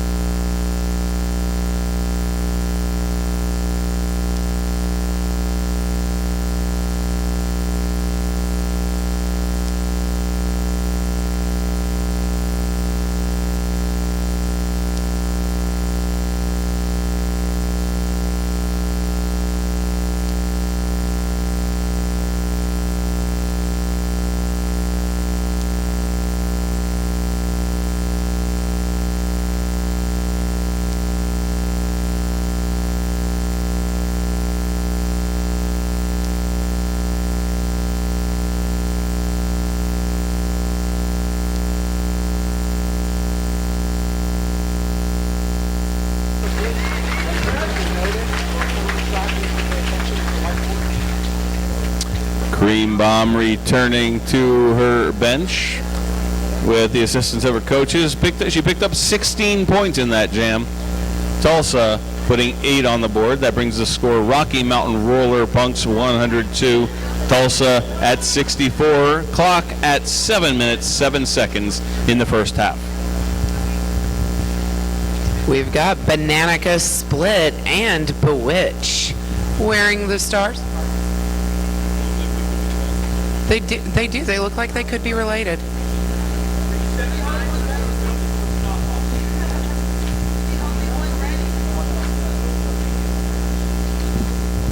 But before we get started, we are still on an official review. It looks like head ref Sean is assessing a penalty for an action during that last jam.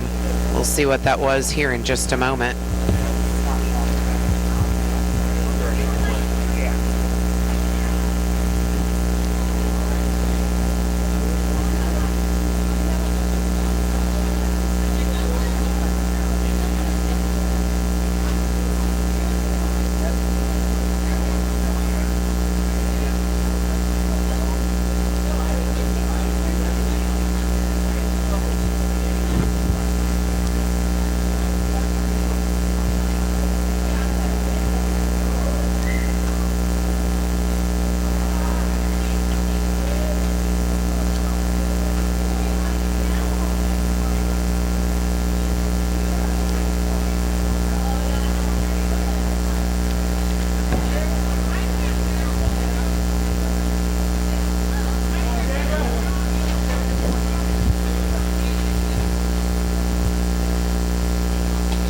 In an official timeout, a direction of play penalty assessed to number 79, Death Roller of Tulsa, Derby Brats. That was, of course, in the previous jam. Of course. And an illegal re-entry penalty, that is leaving the penalty box early, illegal procedure, assessed against Stella Corpse, number 47 of the Rocky Mountain Roller Punks. All right, so it looks like when we get started with the next jam, we will have a even field with two blockers rather, hanging out in the penalty box for 30 seconds. And once again, that is Benica Spar wearing the stars, getting ready for Was standing up. That meant she had less than penalty added on. Means that she has remaining. So she'll actually number 79 of Tulsa.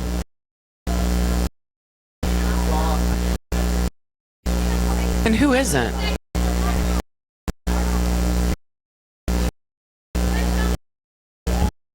Zero jamming red B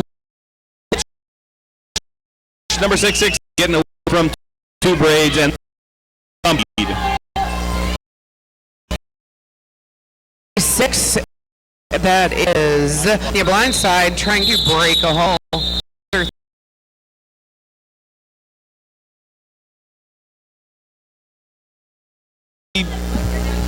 2 points. Yes, all right. Yes. We've got Skates with Scissors and Shut Up and Listen jamming in jam number 19. We've got a multiplayer block being assessed on Blockugon for Rocky Mountain. Shut Up and Listen's wiped out by Newsy, number 18 of Rocky Mountain. So Shut Up and Listen has to go back to the rear of the pack, but she is lead jammer. Skates with Scissors hits the pack on her first scoring pass. But Shut Up and Listen, she was pulled back into the pack after getting lead jammer. So that was still her initial pass. Skates with Scissors, though, completes her first scoring pass, puts 4 on the board. But this time, Shut Up and Listen just rockets through the pack. Only 2 blockers in her path, neither of them making contact. She picks up 4 to match Skates with Scissors. Both jammers now on their second scoring pass. All right, and it looks like Shut Up and Listen is doing her best to try to even, trying to break out and get this jam in an advantage for Tulsa. There goes Skates with Scissors putting another 4 on the board. Is that a 4-4 jam? 4-6. So Tulsa did pick up a 2-point advantage during that jam.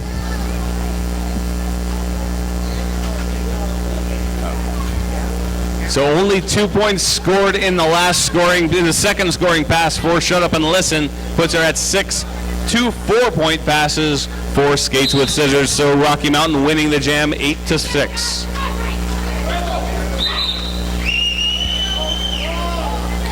All right, and there she goes. Bananica Split is once again the lead jammer for Rocky Mountain, being chased out of the pack by Bewitch. But not fast enough. That jam has been called 4-4 Rocky Mountain. That was excellent blocking by Peaches and Scream, number 912 of Rocky Mountain Roller Girls. She screened actually all 3 Tucson blockers out of the way. The only one that was able to even come close to contacting Bananica Split that time was 2 braids, but it was too little too late. Bananica Split got that 4 points and called off the jam. Again, another 4-0 jam, Rocky Mountain. All right, Skates with Scissors is hitting the pack hard, but there she goes. Bewitch picks up lead for Tulsa.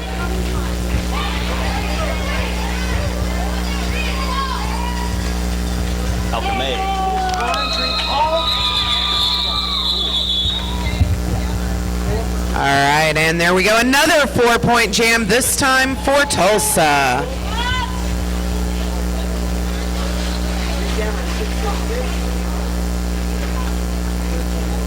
Full Metal Alchemy picking up a penalty, so she'll be in the penalty box. We got a 4-on-3 pack advantage for Tulsa. Number 666, Bewitch, taking the jammer line for Tulsa against number 86, Anya Blindside for Rocky Mountain Roller Punks. They're in the red jerseys, Tulsa in the green. All right, and they're off. Both jammers looking for a way to get through the front of the pack. Bewitch almost had it through, but got opposition from Bananica Split, who held her back in till she could get an assist from some of the other Rocky Mountain blockers. And Anya Blindside recycled back around Winter for Tulsa. Both jammers still fighting their way through on this initial pass. Bananica Split was able to knock Bewitch out the first time, but the second time Bewitch gets out with lead, but Anya Blindside follows her right out. Breathing down her neck, Bewitch calls off the jam rather than try to outrace Anya Blindside, a scoreless jam. So score remains Rocky Mountain Roller Punks 118, Tulsa 74, less than 2 minutes remaining in the first half.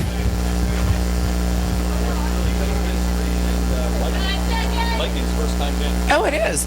So this is Lightning's first time jamming for Rocky Mountain up against Silly Cupcake. Multiplayer block being called on Rocky Mountain's Peaches and Scream, giving Tulsa a blocker advantage, and there she goes, lead jammer to Lightning. Death Roller made contact, but Lightning was able to stay in bounds. Now we got a cutting the track on Silly Cupcake that gives a power jam to Lightning of Rocky Mountain Roller Punks. Now on her first scoring pass, she pries her way straight up the center, gets the grand slam. Winter, captain of Tulsa Derby Brats, going to the penalty box. Only 3 blockers waiting, and Thumper screened out of the way by Bananica Split, but Death Roller this time making solid contact, sending Lightning sprawling to the infield. All right, Tulsa doing their best to make this power jam as difficult as possible for Lightning, but she is out, completing another pass with 4 going on the board. Silly Cupcake back in action. The jammer for third time. This time power points. Total of 13 so far for the Rocky. Cupcake back to the box with another track cut penalty. So a second power jam in this same jam. Lightning this time muscled out of bounds by Rain on Your Day, but does not. She gets knocked out, doesn't come in clean. I think that was prior to the Rain on Your Day knocking her out of bounds again. So that means we have a jammer swap out. But Silly Cupcake just getting released right before the jam ends. That means also will be able to field a further on.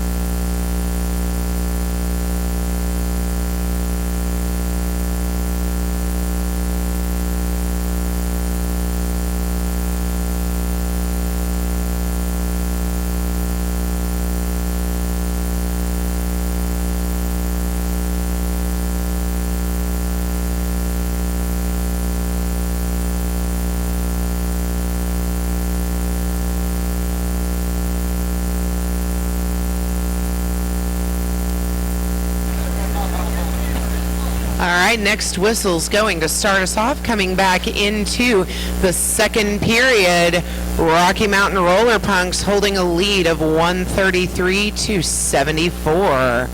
We've got Bewitch on the line for the Tulsa Derby Brats. Lightning starting out as the Rocky Mountain Jammer in the penalty box. Bewitch slides right past Bananica Split and Anya Blindside to complete her initial pass and gets the lead jammer, first jam of the second half. Lightning starting out in the penalty box, now on her initial pass.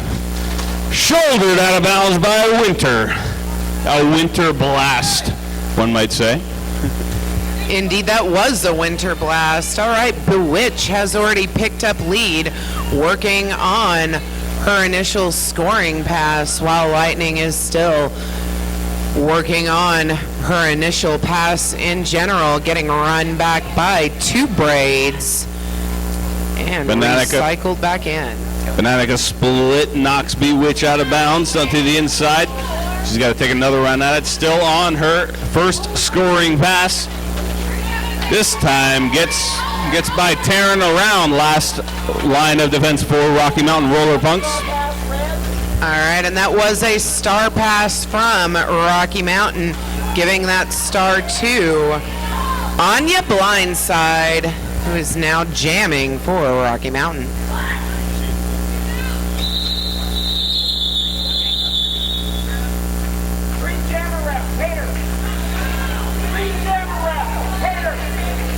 All right, looks like that was 4 for Tulsa.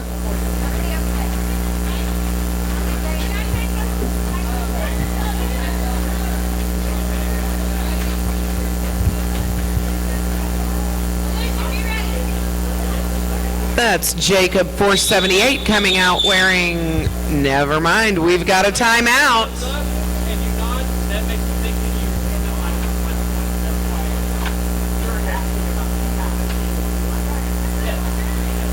Hey, that was 8 points total for Tulsa. 2 scoring passes, that puts them at 82 points. Rocky Mountain Roller Punks at 133. 28 minutes on the clock. All right, Jacob 478 coming out on the line for Tulsa. Jamming up against, is that Nusi for 478. Jacob 478 for Tulsa, and Nusi for Rocky Mountain. Jacob 478 pops out of the center line. Gets lead jammer for Tulsa. Nusi moving into jammer stealth mode. And sneaks right past Winter to complete her initial pass just ahead of Jacob 478. Jacob 478 putting 4 on the board for Tulsa.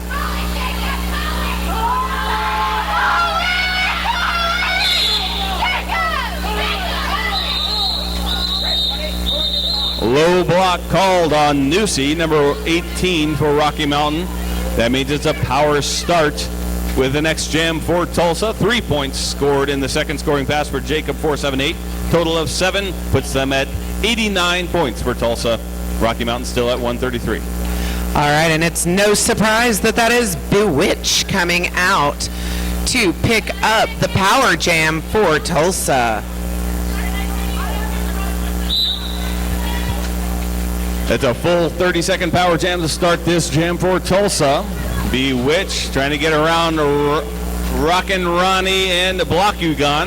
Last line of defense is Stella Corpse, but she just gets a sliding shoulder check. Bewitch gets out for lead. Yes, she did. She made that look easy as she approaches the pack. Her team doing their best to break a hole for her. She avoids a track cut, recycling back around to the back.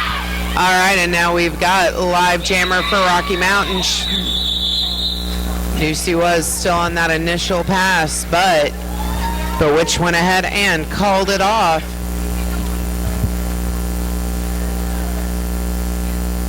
And that was 4 on the board for Tulsa. One more 4-point jam, chipping away at the Rocky Mountain lead. It's a 3 jam scoreless. That's a 3-jam shutout by Tulsa over Rocky Mountain. The Rocky Mountain still maintaining a 40-point lead. All right, Two Braids wearing the star for Tulsa, fighting his way around the outside, getting knocked to the outfield by Anya Blindside. Bananica split with lead jammer, now on her first scoring pass. Runs into Death Roller, but rolls around the outside of Death Roller. Gets a grand slam. First scoring pass. Two Braids still on his initial pass. That's right. Two Braids is getting recycled back through, but there he goes out on his initial. A whip to nowhere. Skates with scissors, just assisting her jammer to complete that scoring pass. But she calls off the jam. 10 points Rocky Mountain, 0 for Tulsa. That puts Rocky Mountain at 143, Tulsa at 93. 24, just under 25 minutes remaining in the game. All right, there goes Cream Bomb and Bewitch on the jam line. Bewitch skips through the inside line, picks up lead quickly and easily. Cream Bomb still tied up behind. Who is that last line of defense? That was Shut Up and Listen for Tulsa. Cream Bomb is now out. Little flight across the infield. Bewitch vigorously calling off the jam. And she gets that fourth whistle in time. Nothing for the Rocky Mountain Roller Punks. A grand slam puts Tulsa at 98 points.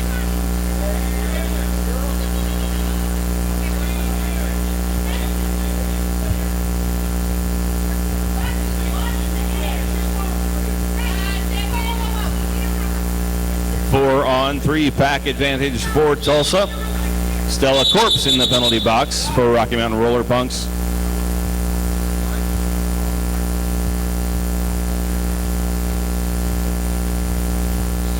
We have a timeout being called to see if Tulsa got all of their points for that last jam.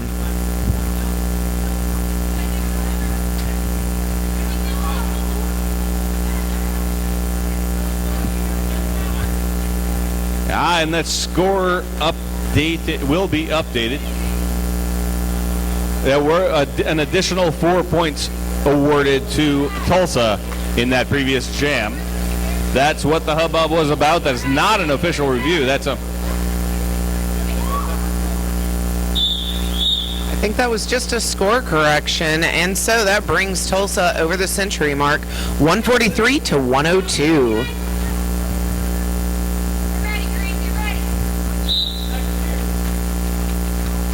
There we go. Bewitch and Bananica split. We're shoulder to shoulder, moving up the outside lane, but Bewitch finds the inside lane. Winter trying to stop Bananica split from following her, but now both jammers out of the pack, off to the races, but Bewitch of Tulsa is in control of the clock with lead.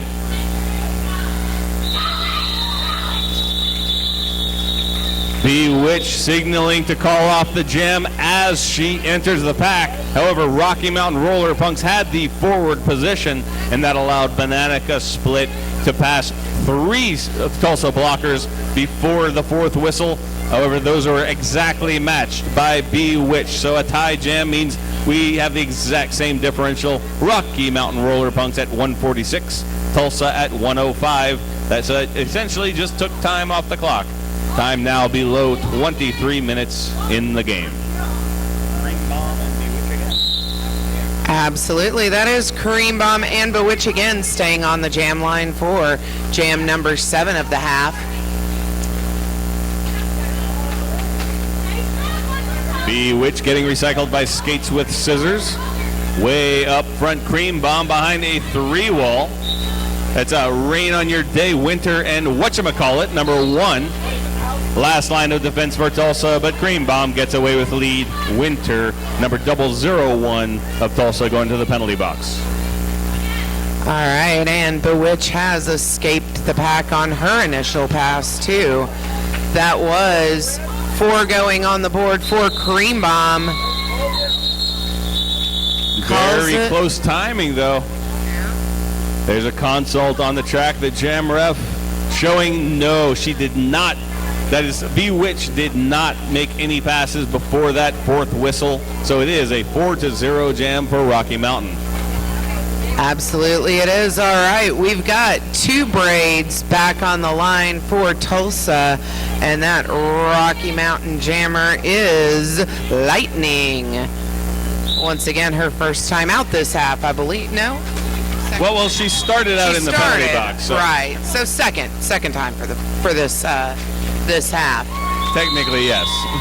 All right. Only her first time starting out on the jammer line in this half. So. Right. First time on purpose. All right. 2 braids picked up lead, but now he is being sent to the penalty box. Looks like that call is a high block. Grand slam on Lightning's first scoring pass through the Tulsa defense. Here comes scoring pass number 2. This time Winter makes contact. She's getting double teaming with Rain on Your Day, but Lightning powers past both blockers. Gets a second grand slam.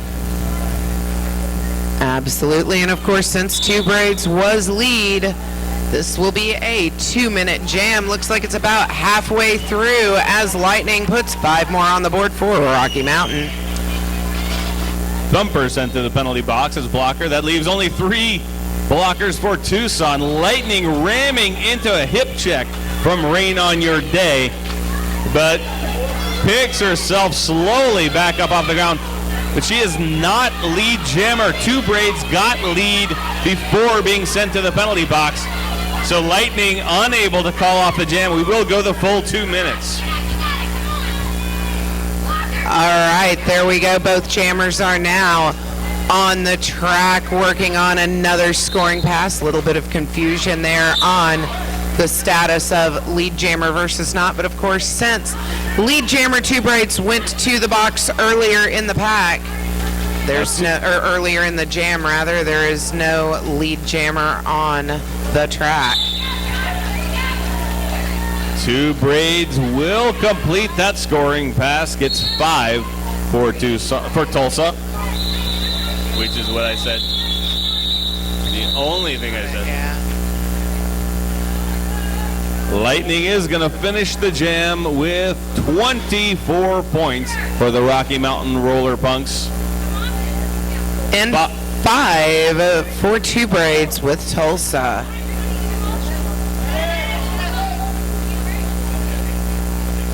Score update is 173 Rocky Mountain, 110 Tulsa. 18 minutes 45 seconds left on the clock. Bewitch out on the line for Tulsa. Lightning in the penalty box. This is a power jam for Tulsa's Bewitch. First scoring pass. She finagles her way past Cream Bomb. Anya Blindside almost caught her way up front going into turn 3, but Bewitch just a little bit too fast. Gets the grand slam. Now scoring pass number 2. Cream Bomb makes contact. Almost an exact repeat of the last scoring pass. Anya Blindside unable to hit. 10 points total for Tucson's Bewitch. Puts them at 120. Or Tulsa's Bewitch even. Yes, Tulsa, as it says on my hand, which I might have to write over again.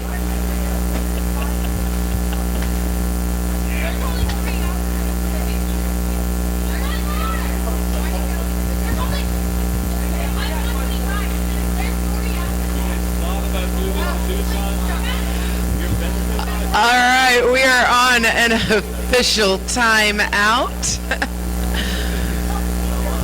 June 27th, there's a House of Quad triple header, starting off with some Texas men's roller derby, followed by 2 home team games. Doors open at 4:30, first whistle at 5. BYOB, no glass, bring your own chair. Kids 12 and under are free. Tickets are $12 online or $15 at the door. We've also got boot camp starting soon for Junior Derby. Get your information at the merch booth.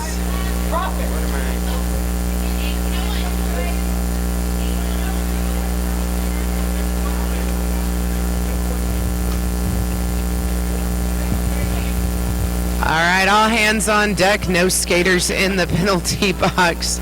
We've got Bewitch on the line once again for Tulsa, and it looks like that is Nusi for Rocky Mountain.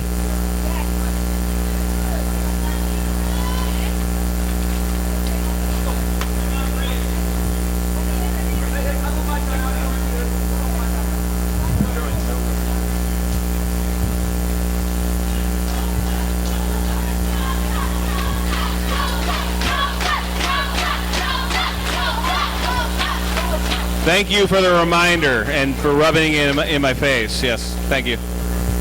Tulsa, not Tucson.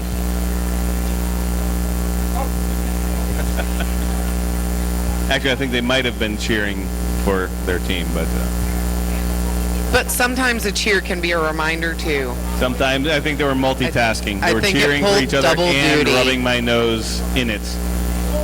Two birds, one stone.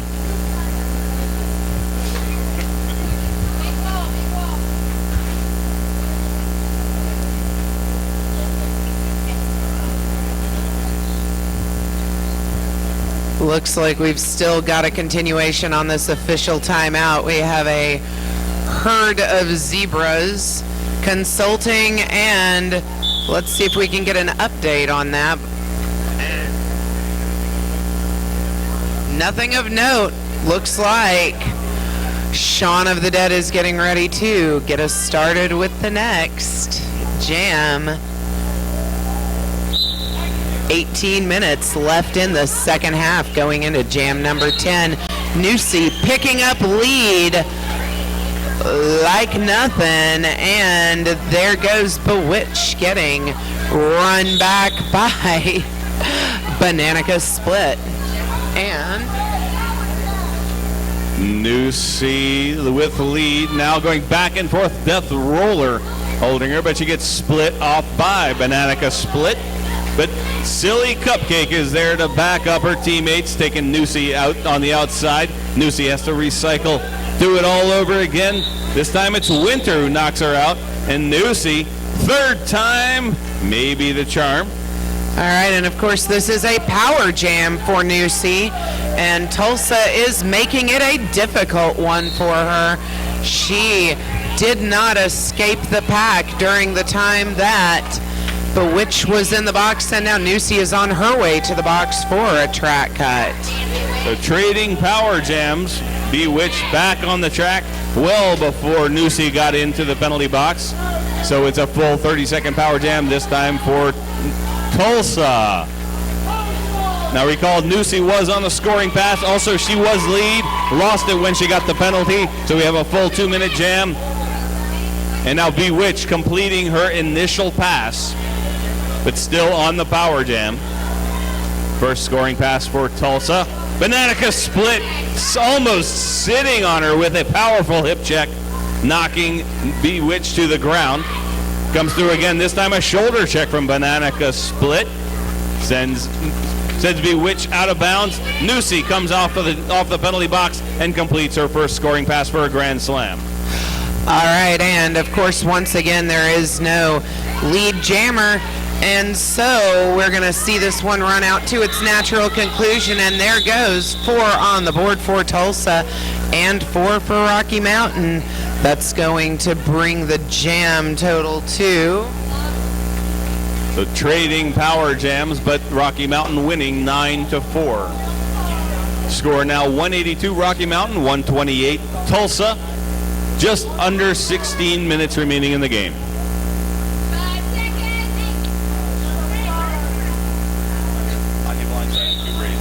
All right, Anya Blind. Do-over. Looks like we've got another question on the score.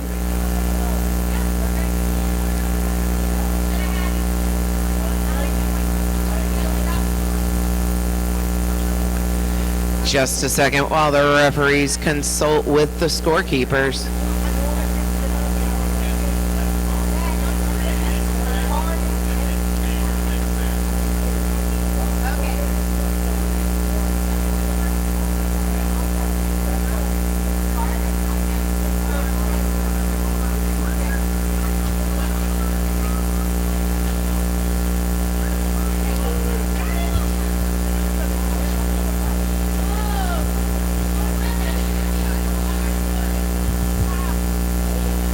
All right, so this has turned into an official timeout. There was a question whether or not Tulsa's Bewitch was on her second scoring pass when she came out of the penalty box.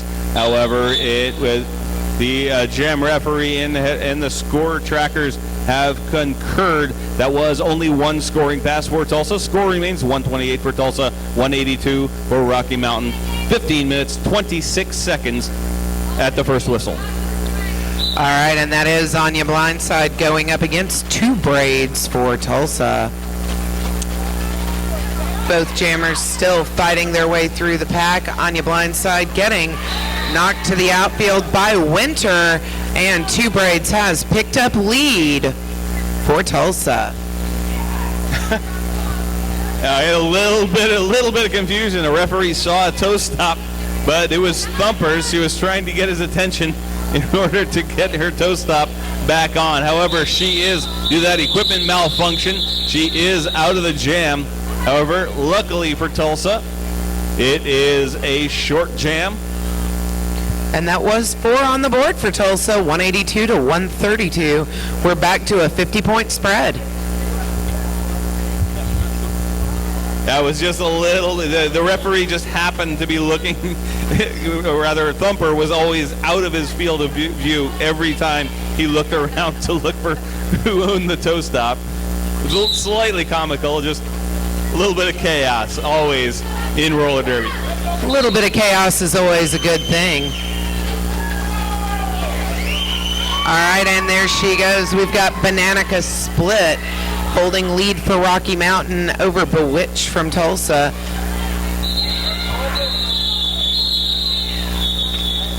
One pass, 4 points up for Rocky Mountain, and then she calls it. 186 to 132.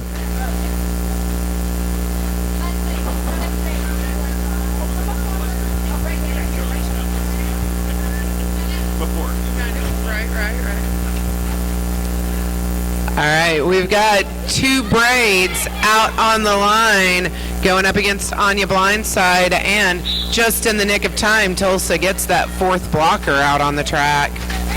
But Two Braids weaving his way right through, digging, just macheting his way through the pack, legally, of course. Of course. Not using any arm motion. And does it a second time. This time, Mortalis catches him just as he's leaving the pack. But he calls off the jam. No points for Rocky Mountain. 5 points for Tulsa.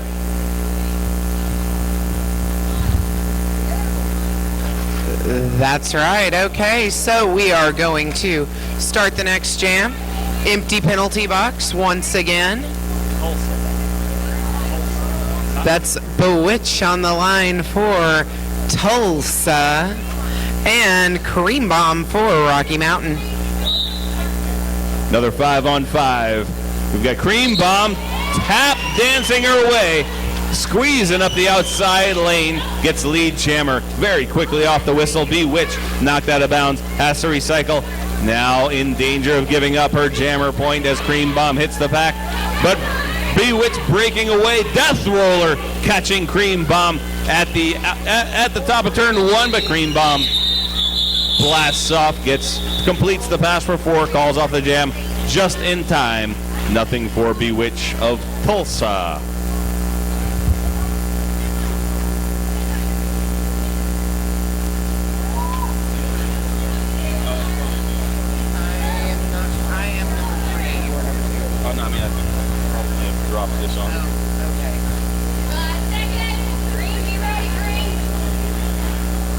All right, here we go. We've got Nusi and Bewitch both on the line once again wearing those stars. Bewitch trying to break through, makes it out. She is your lead jammer. Nusi is right behind her, hot on her tail. Looks Full like Metal Alchemy going to the penalty box on a cut track. Not a common penalty against blockers, but a sharp-eyed ref caught it. 2 points for Tulsa as the jam is called up. Nothing for Rocky Mountain. All right, looks like Bewitch is going to hang out and continue wearing that star for one more jam. This time she's going to be meeting Anya Blindside. 4-on-3 pack advantage for Tulsa. Bewitch back on the jammer line doing double duty. Anya Blindside muscled out of bounds by Winter. She recycles back behind Death Roller. Winter back all now 3-wall, almost sweeping her side, but out of nowhere Death Roller coming across with a shoulder check. But Anya Blindside recycles quickly, runs into the same morass of Tulsa blockers, but this time forging ahead, knocked to the ground by Death Roller, but not out of bounds. She picks herself back up and claims lead before Bewitch can get out.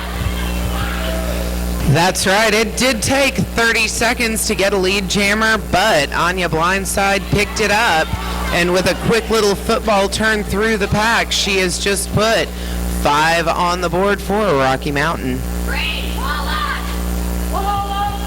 Bewitch getting lapped a second time. Anya Blindside dodges behind a hip check from an attempted hip check from Death Roller.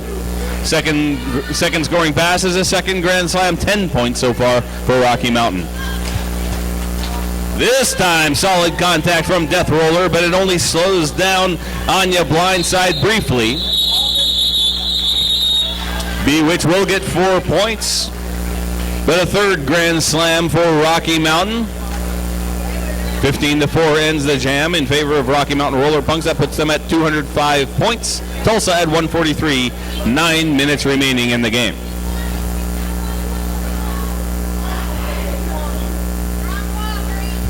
All right, and here we go. 2 Braids back on the line once again, up against Nusi. Oh, I'm sorry. My apologies. That is Cream Bomb, not Nusi, wearing the star for Rocky Mountain. 2 Braids one-on-one against Stella Corpse, able to get by.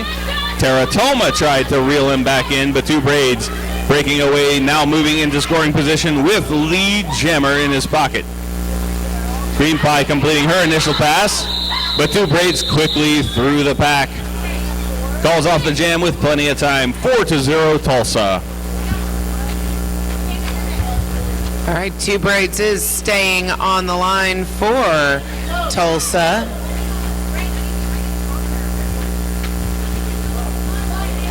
Lightning taking the star again for Rocky Mountain. Some last minute shuffling by Tulsa, but it's 4-on-4 in the pack. 8 minutes exactly left in the game at the start whistle. Lightning moving up on a 2-wall. Death Roller and Silly Cupcake holding her back, and Thumper moving in to make it a 3-wall.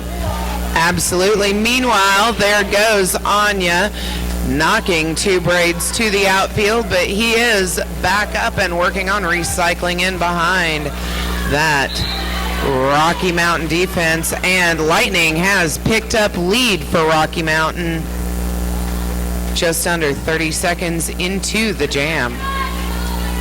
2 Braids still working his way through his initial pass, now getting lapped by Lightning.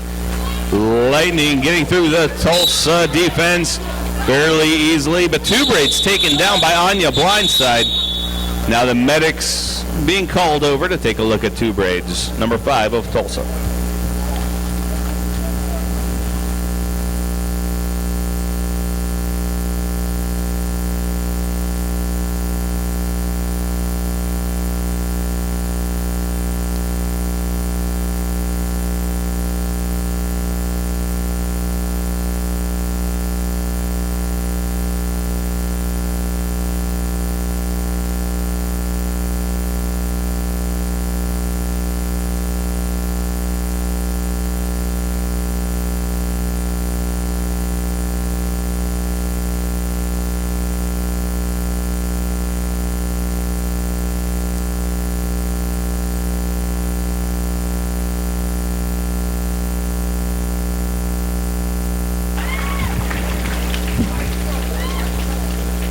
A warm round of applause for number 5, Two Braids.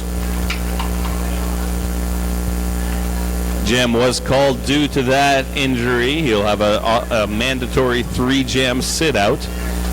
7 minutes, 10 seconds remaining in the game. Rocky Mountain at 210 points. Tulsa at 147.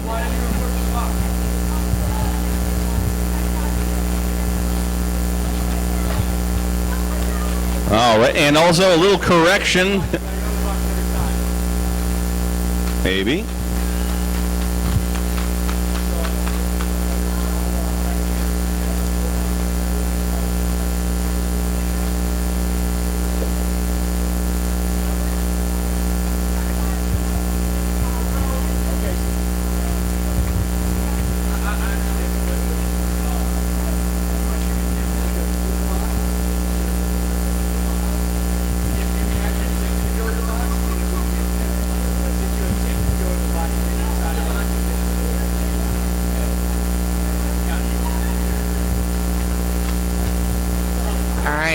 Anya receiving an illegal procedure and a forearm penalty.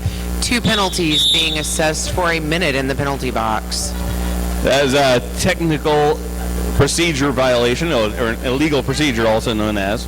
That is because Anya Blindside got a forearm penalty, began to report to the penalty box, therefore not an insubordination. However, did fail to actually report to the penalty box, therefore it was an illegal procedure. Failure to report. Which turns not it insubordination. Into 2 penalties, absolutely. All right, there we go. Mortalis has picked up lead for Rocky Mountain. It's Mortalis moving in on her first scoring pass and knocks over Thumper with a counter check and gets through with a grand slam on her first scoring pass. All right, Bewitch is now working on getting into the pack on her initial scoring pass. And there we go. She put 4 on the board to the 9 points for Rocky Mountain, giving us a 5-point gain for Rocky Mountain.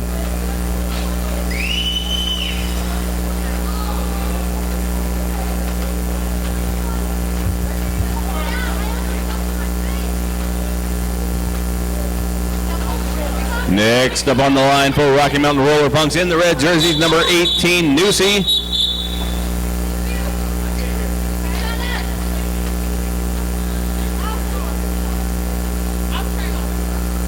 There is a timeout of some sort. It is an official timeout called.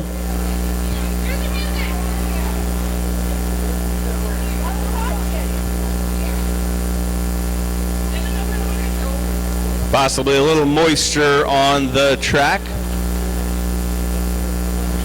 And the head the head referee, Shaun of the Dead, is moving over to wipe wherever Bewitch tells him to.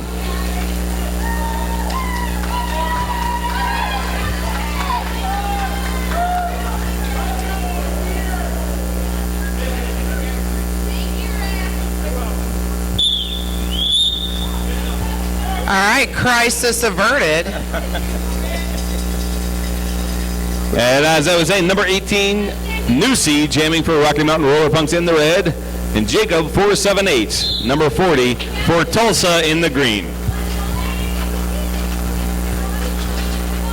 3 on 3 in the pack, 1 blocker each in the penalty box. Nusi knocked out of bounds by Winter, has to recycle halfway to the jammer line. But Jacob, 478, in trouble, but now races ahead. Gets lead jammer, but there goes Nusi, completing her initial pass as well.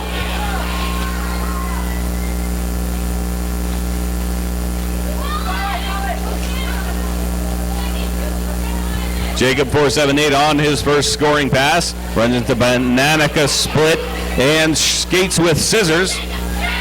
Some bridging going on with Anya Blindside and Block-U-Gon.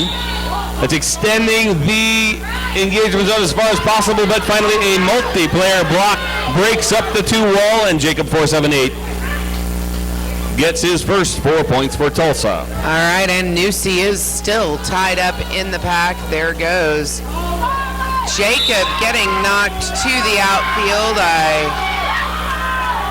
And Skates with Scissors picking up a penalty. Looks like Jacob has called the jam. 5 up for Tulsa and 4 for Rocky Mountain. 4.5 minutes left in the second period.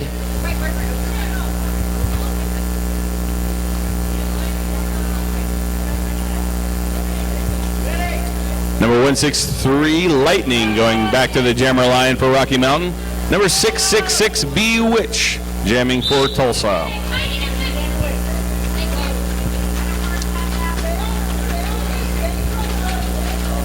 Stella Corpse and Teratoma in a 2-wall, trying to hold off Bewitch, but she finds the outside lane.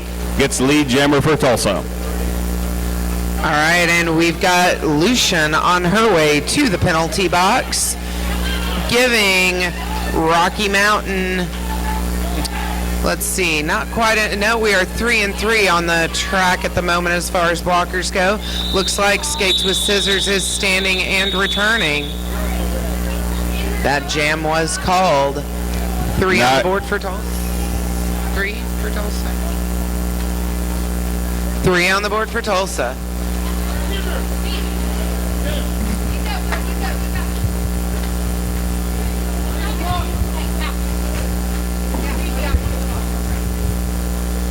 Score now 223 for Rocky Mountain, 159 for Tulsa. 3 minutes left in the game. All right, Major Catitude and Cream Bomb both on the jam line. Cream Bomb cutting through and picking up lead. Catitude is getting recycled back behind a bridge of Rocky Mountain as Cream Bomb hits the pack on her initial scoring pass. Silly Cupcake made a great hit, knocking Cream Bomb to the ground. She had to recycle far back, but looks over her shoulder, sees Major Catitude coming, calls off the jam for 3 for Rocky Mountain. Team timeout called by Rocky Mountain Roller Punks. That is the first timeout of this game, actually, it looks like.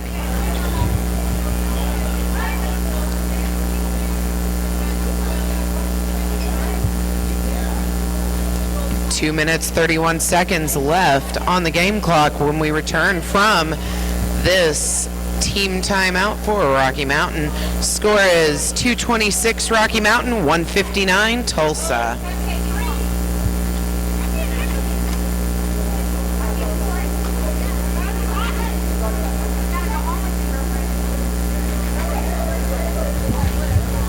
And just in case anyone's interested, I'm looking at the penalty board, and with 2 minutes 31 seconds, it's unlikely that anyone will foul out. There are, however, 2 skaters from each team with 5. Bananica Split and Stella Corpse for Rocky Mountain, and Rain on Your Day and Winter for Tulsa.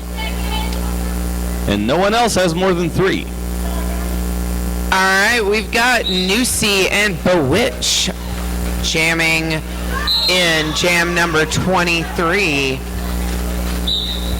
Strong fight for lead. Looks like it was won by Nusi, picking up lead for Rocky Mountain.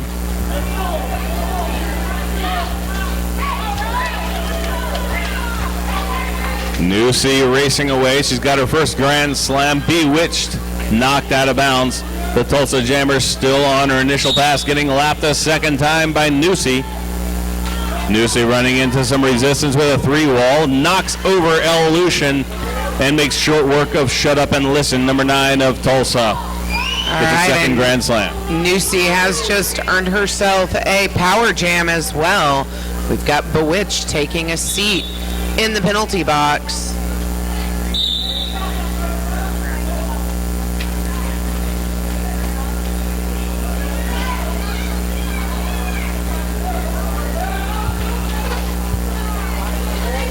That's a couple of penalties on Tulsa blockers. Number 79, Death Roller, and number 9, Shut Up and Listen. That leaves Elution and Rain on Your Day unable to stop Nusi on scoring pass number 4. All right, and Nusi is calling the jam with a mighty Rocky Mountain advantage when we come back with currently under a minute left on the game clock. 2:45 Rocky Mountain, 1:59 Tulsa. Bewitch starting the next jam from the penalty box as the Tulsa Jammer. 39 seconds remaining in the game as the whistle blows to start the jam. Cream Bomb getting by Rain on Your Day and claims lead for the Rocky Mountain Roller Punks. Bewitched now back on the track. Bounces off a shoulder from skates with scissors and gets by Teratoma to complete her initial pass. Over Cream Bomb will call off the jam. No points picked up by the Rocky Mountain Roller Punks, so a scoreless jam.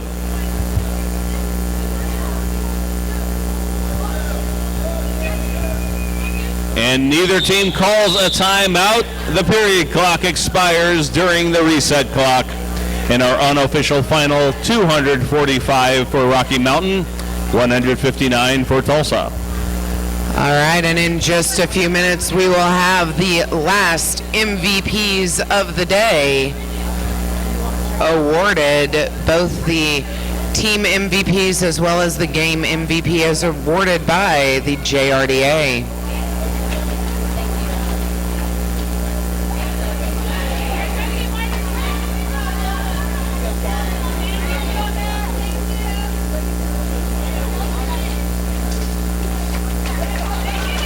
All right, and there they go, Rocky Mountain taking their victory lap.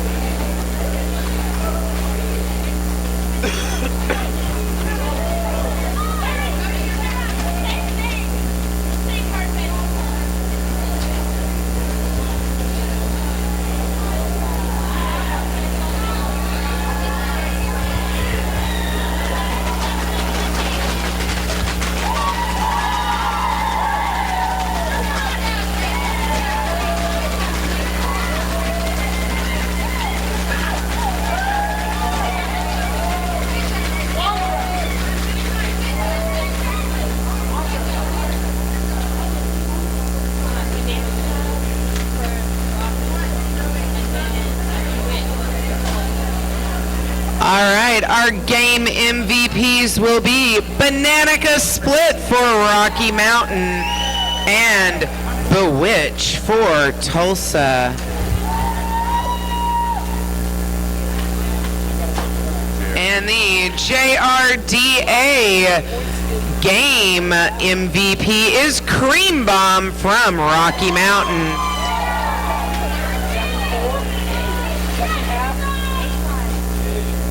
All right, the board still says unofficial final, 245 to 159.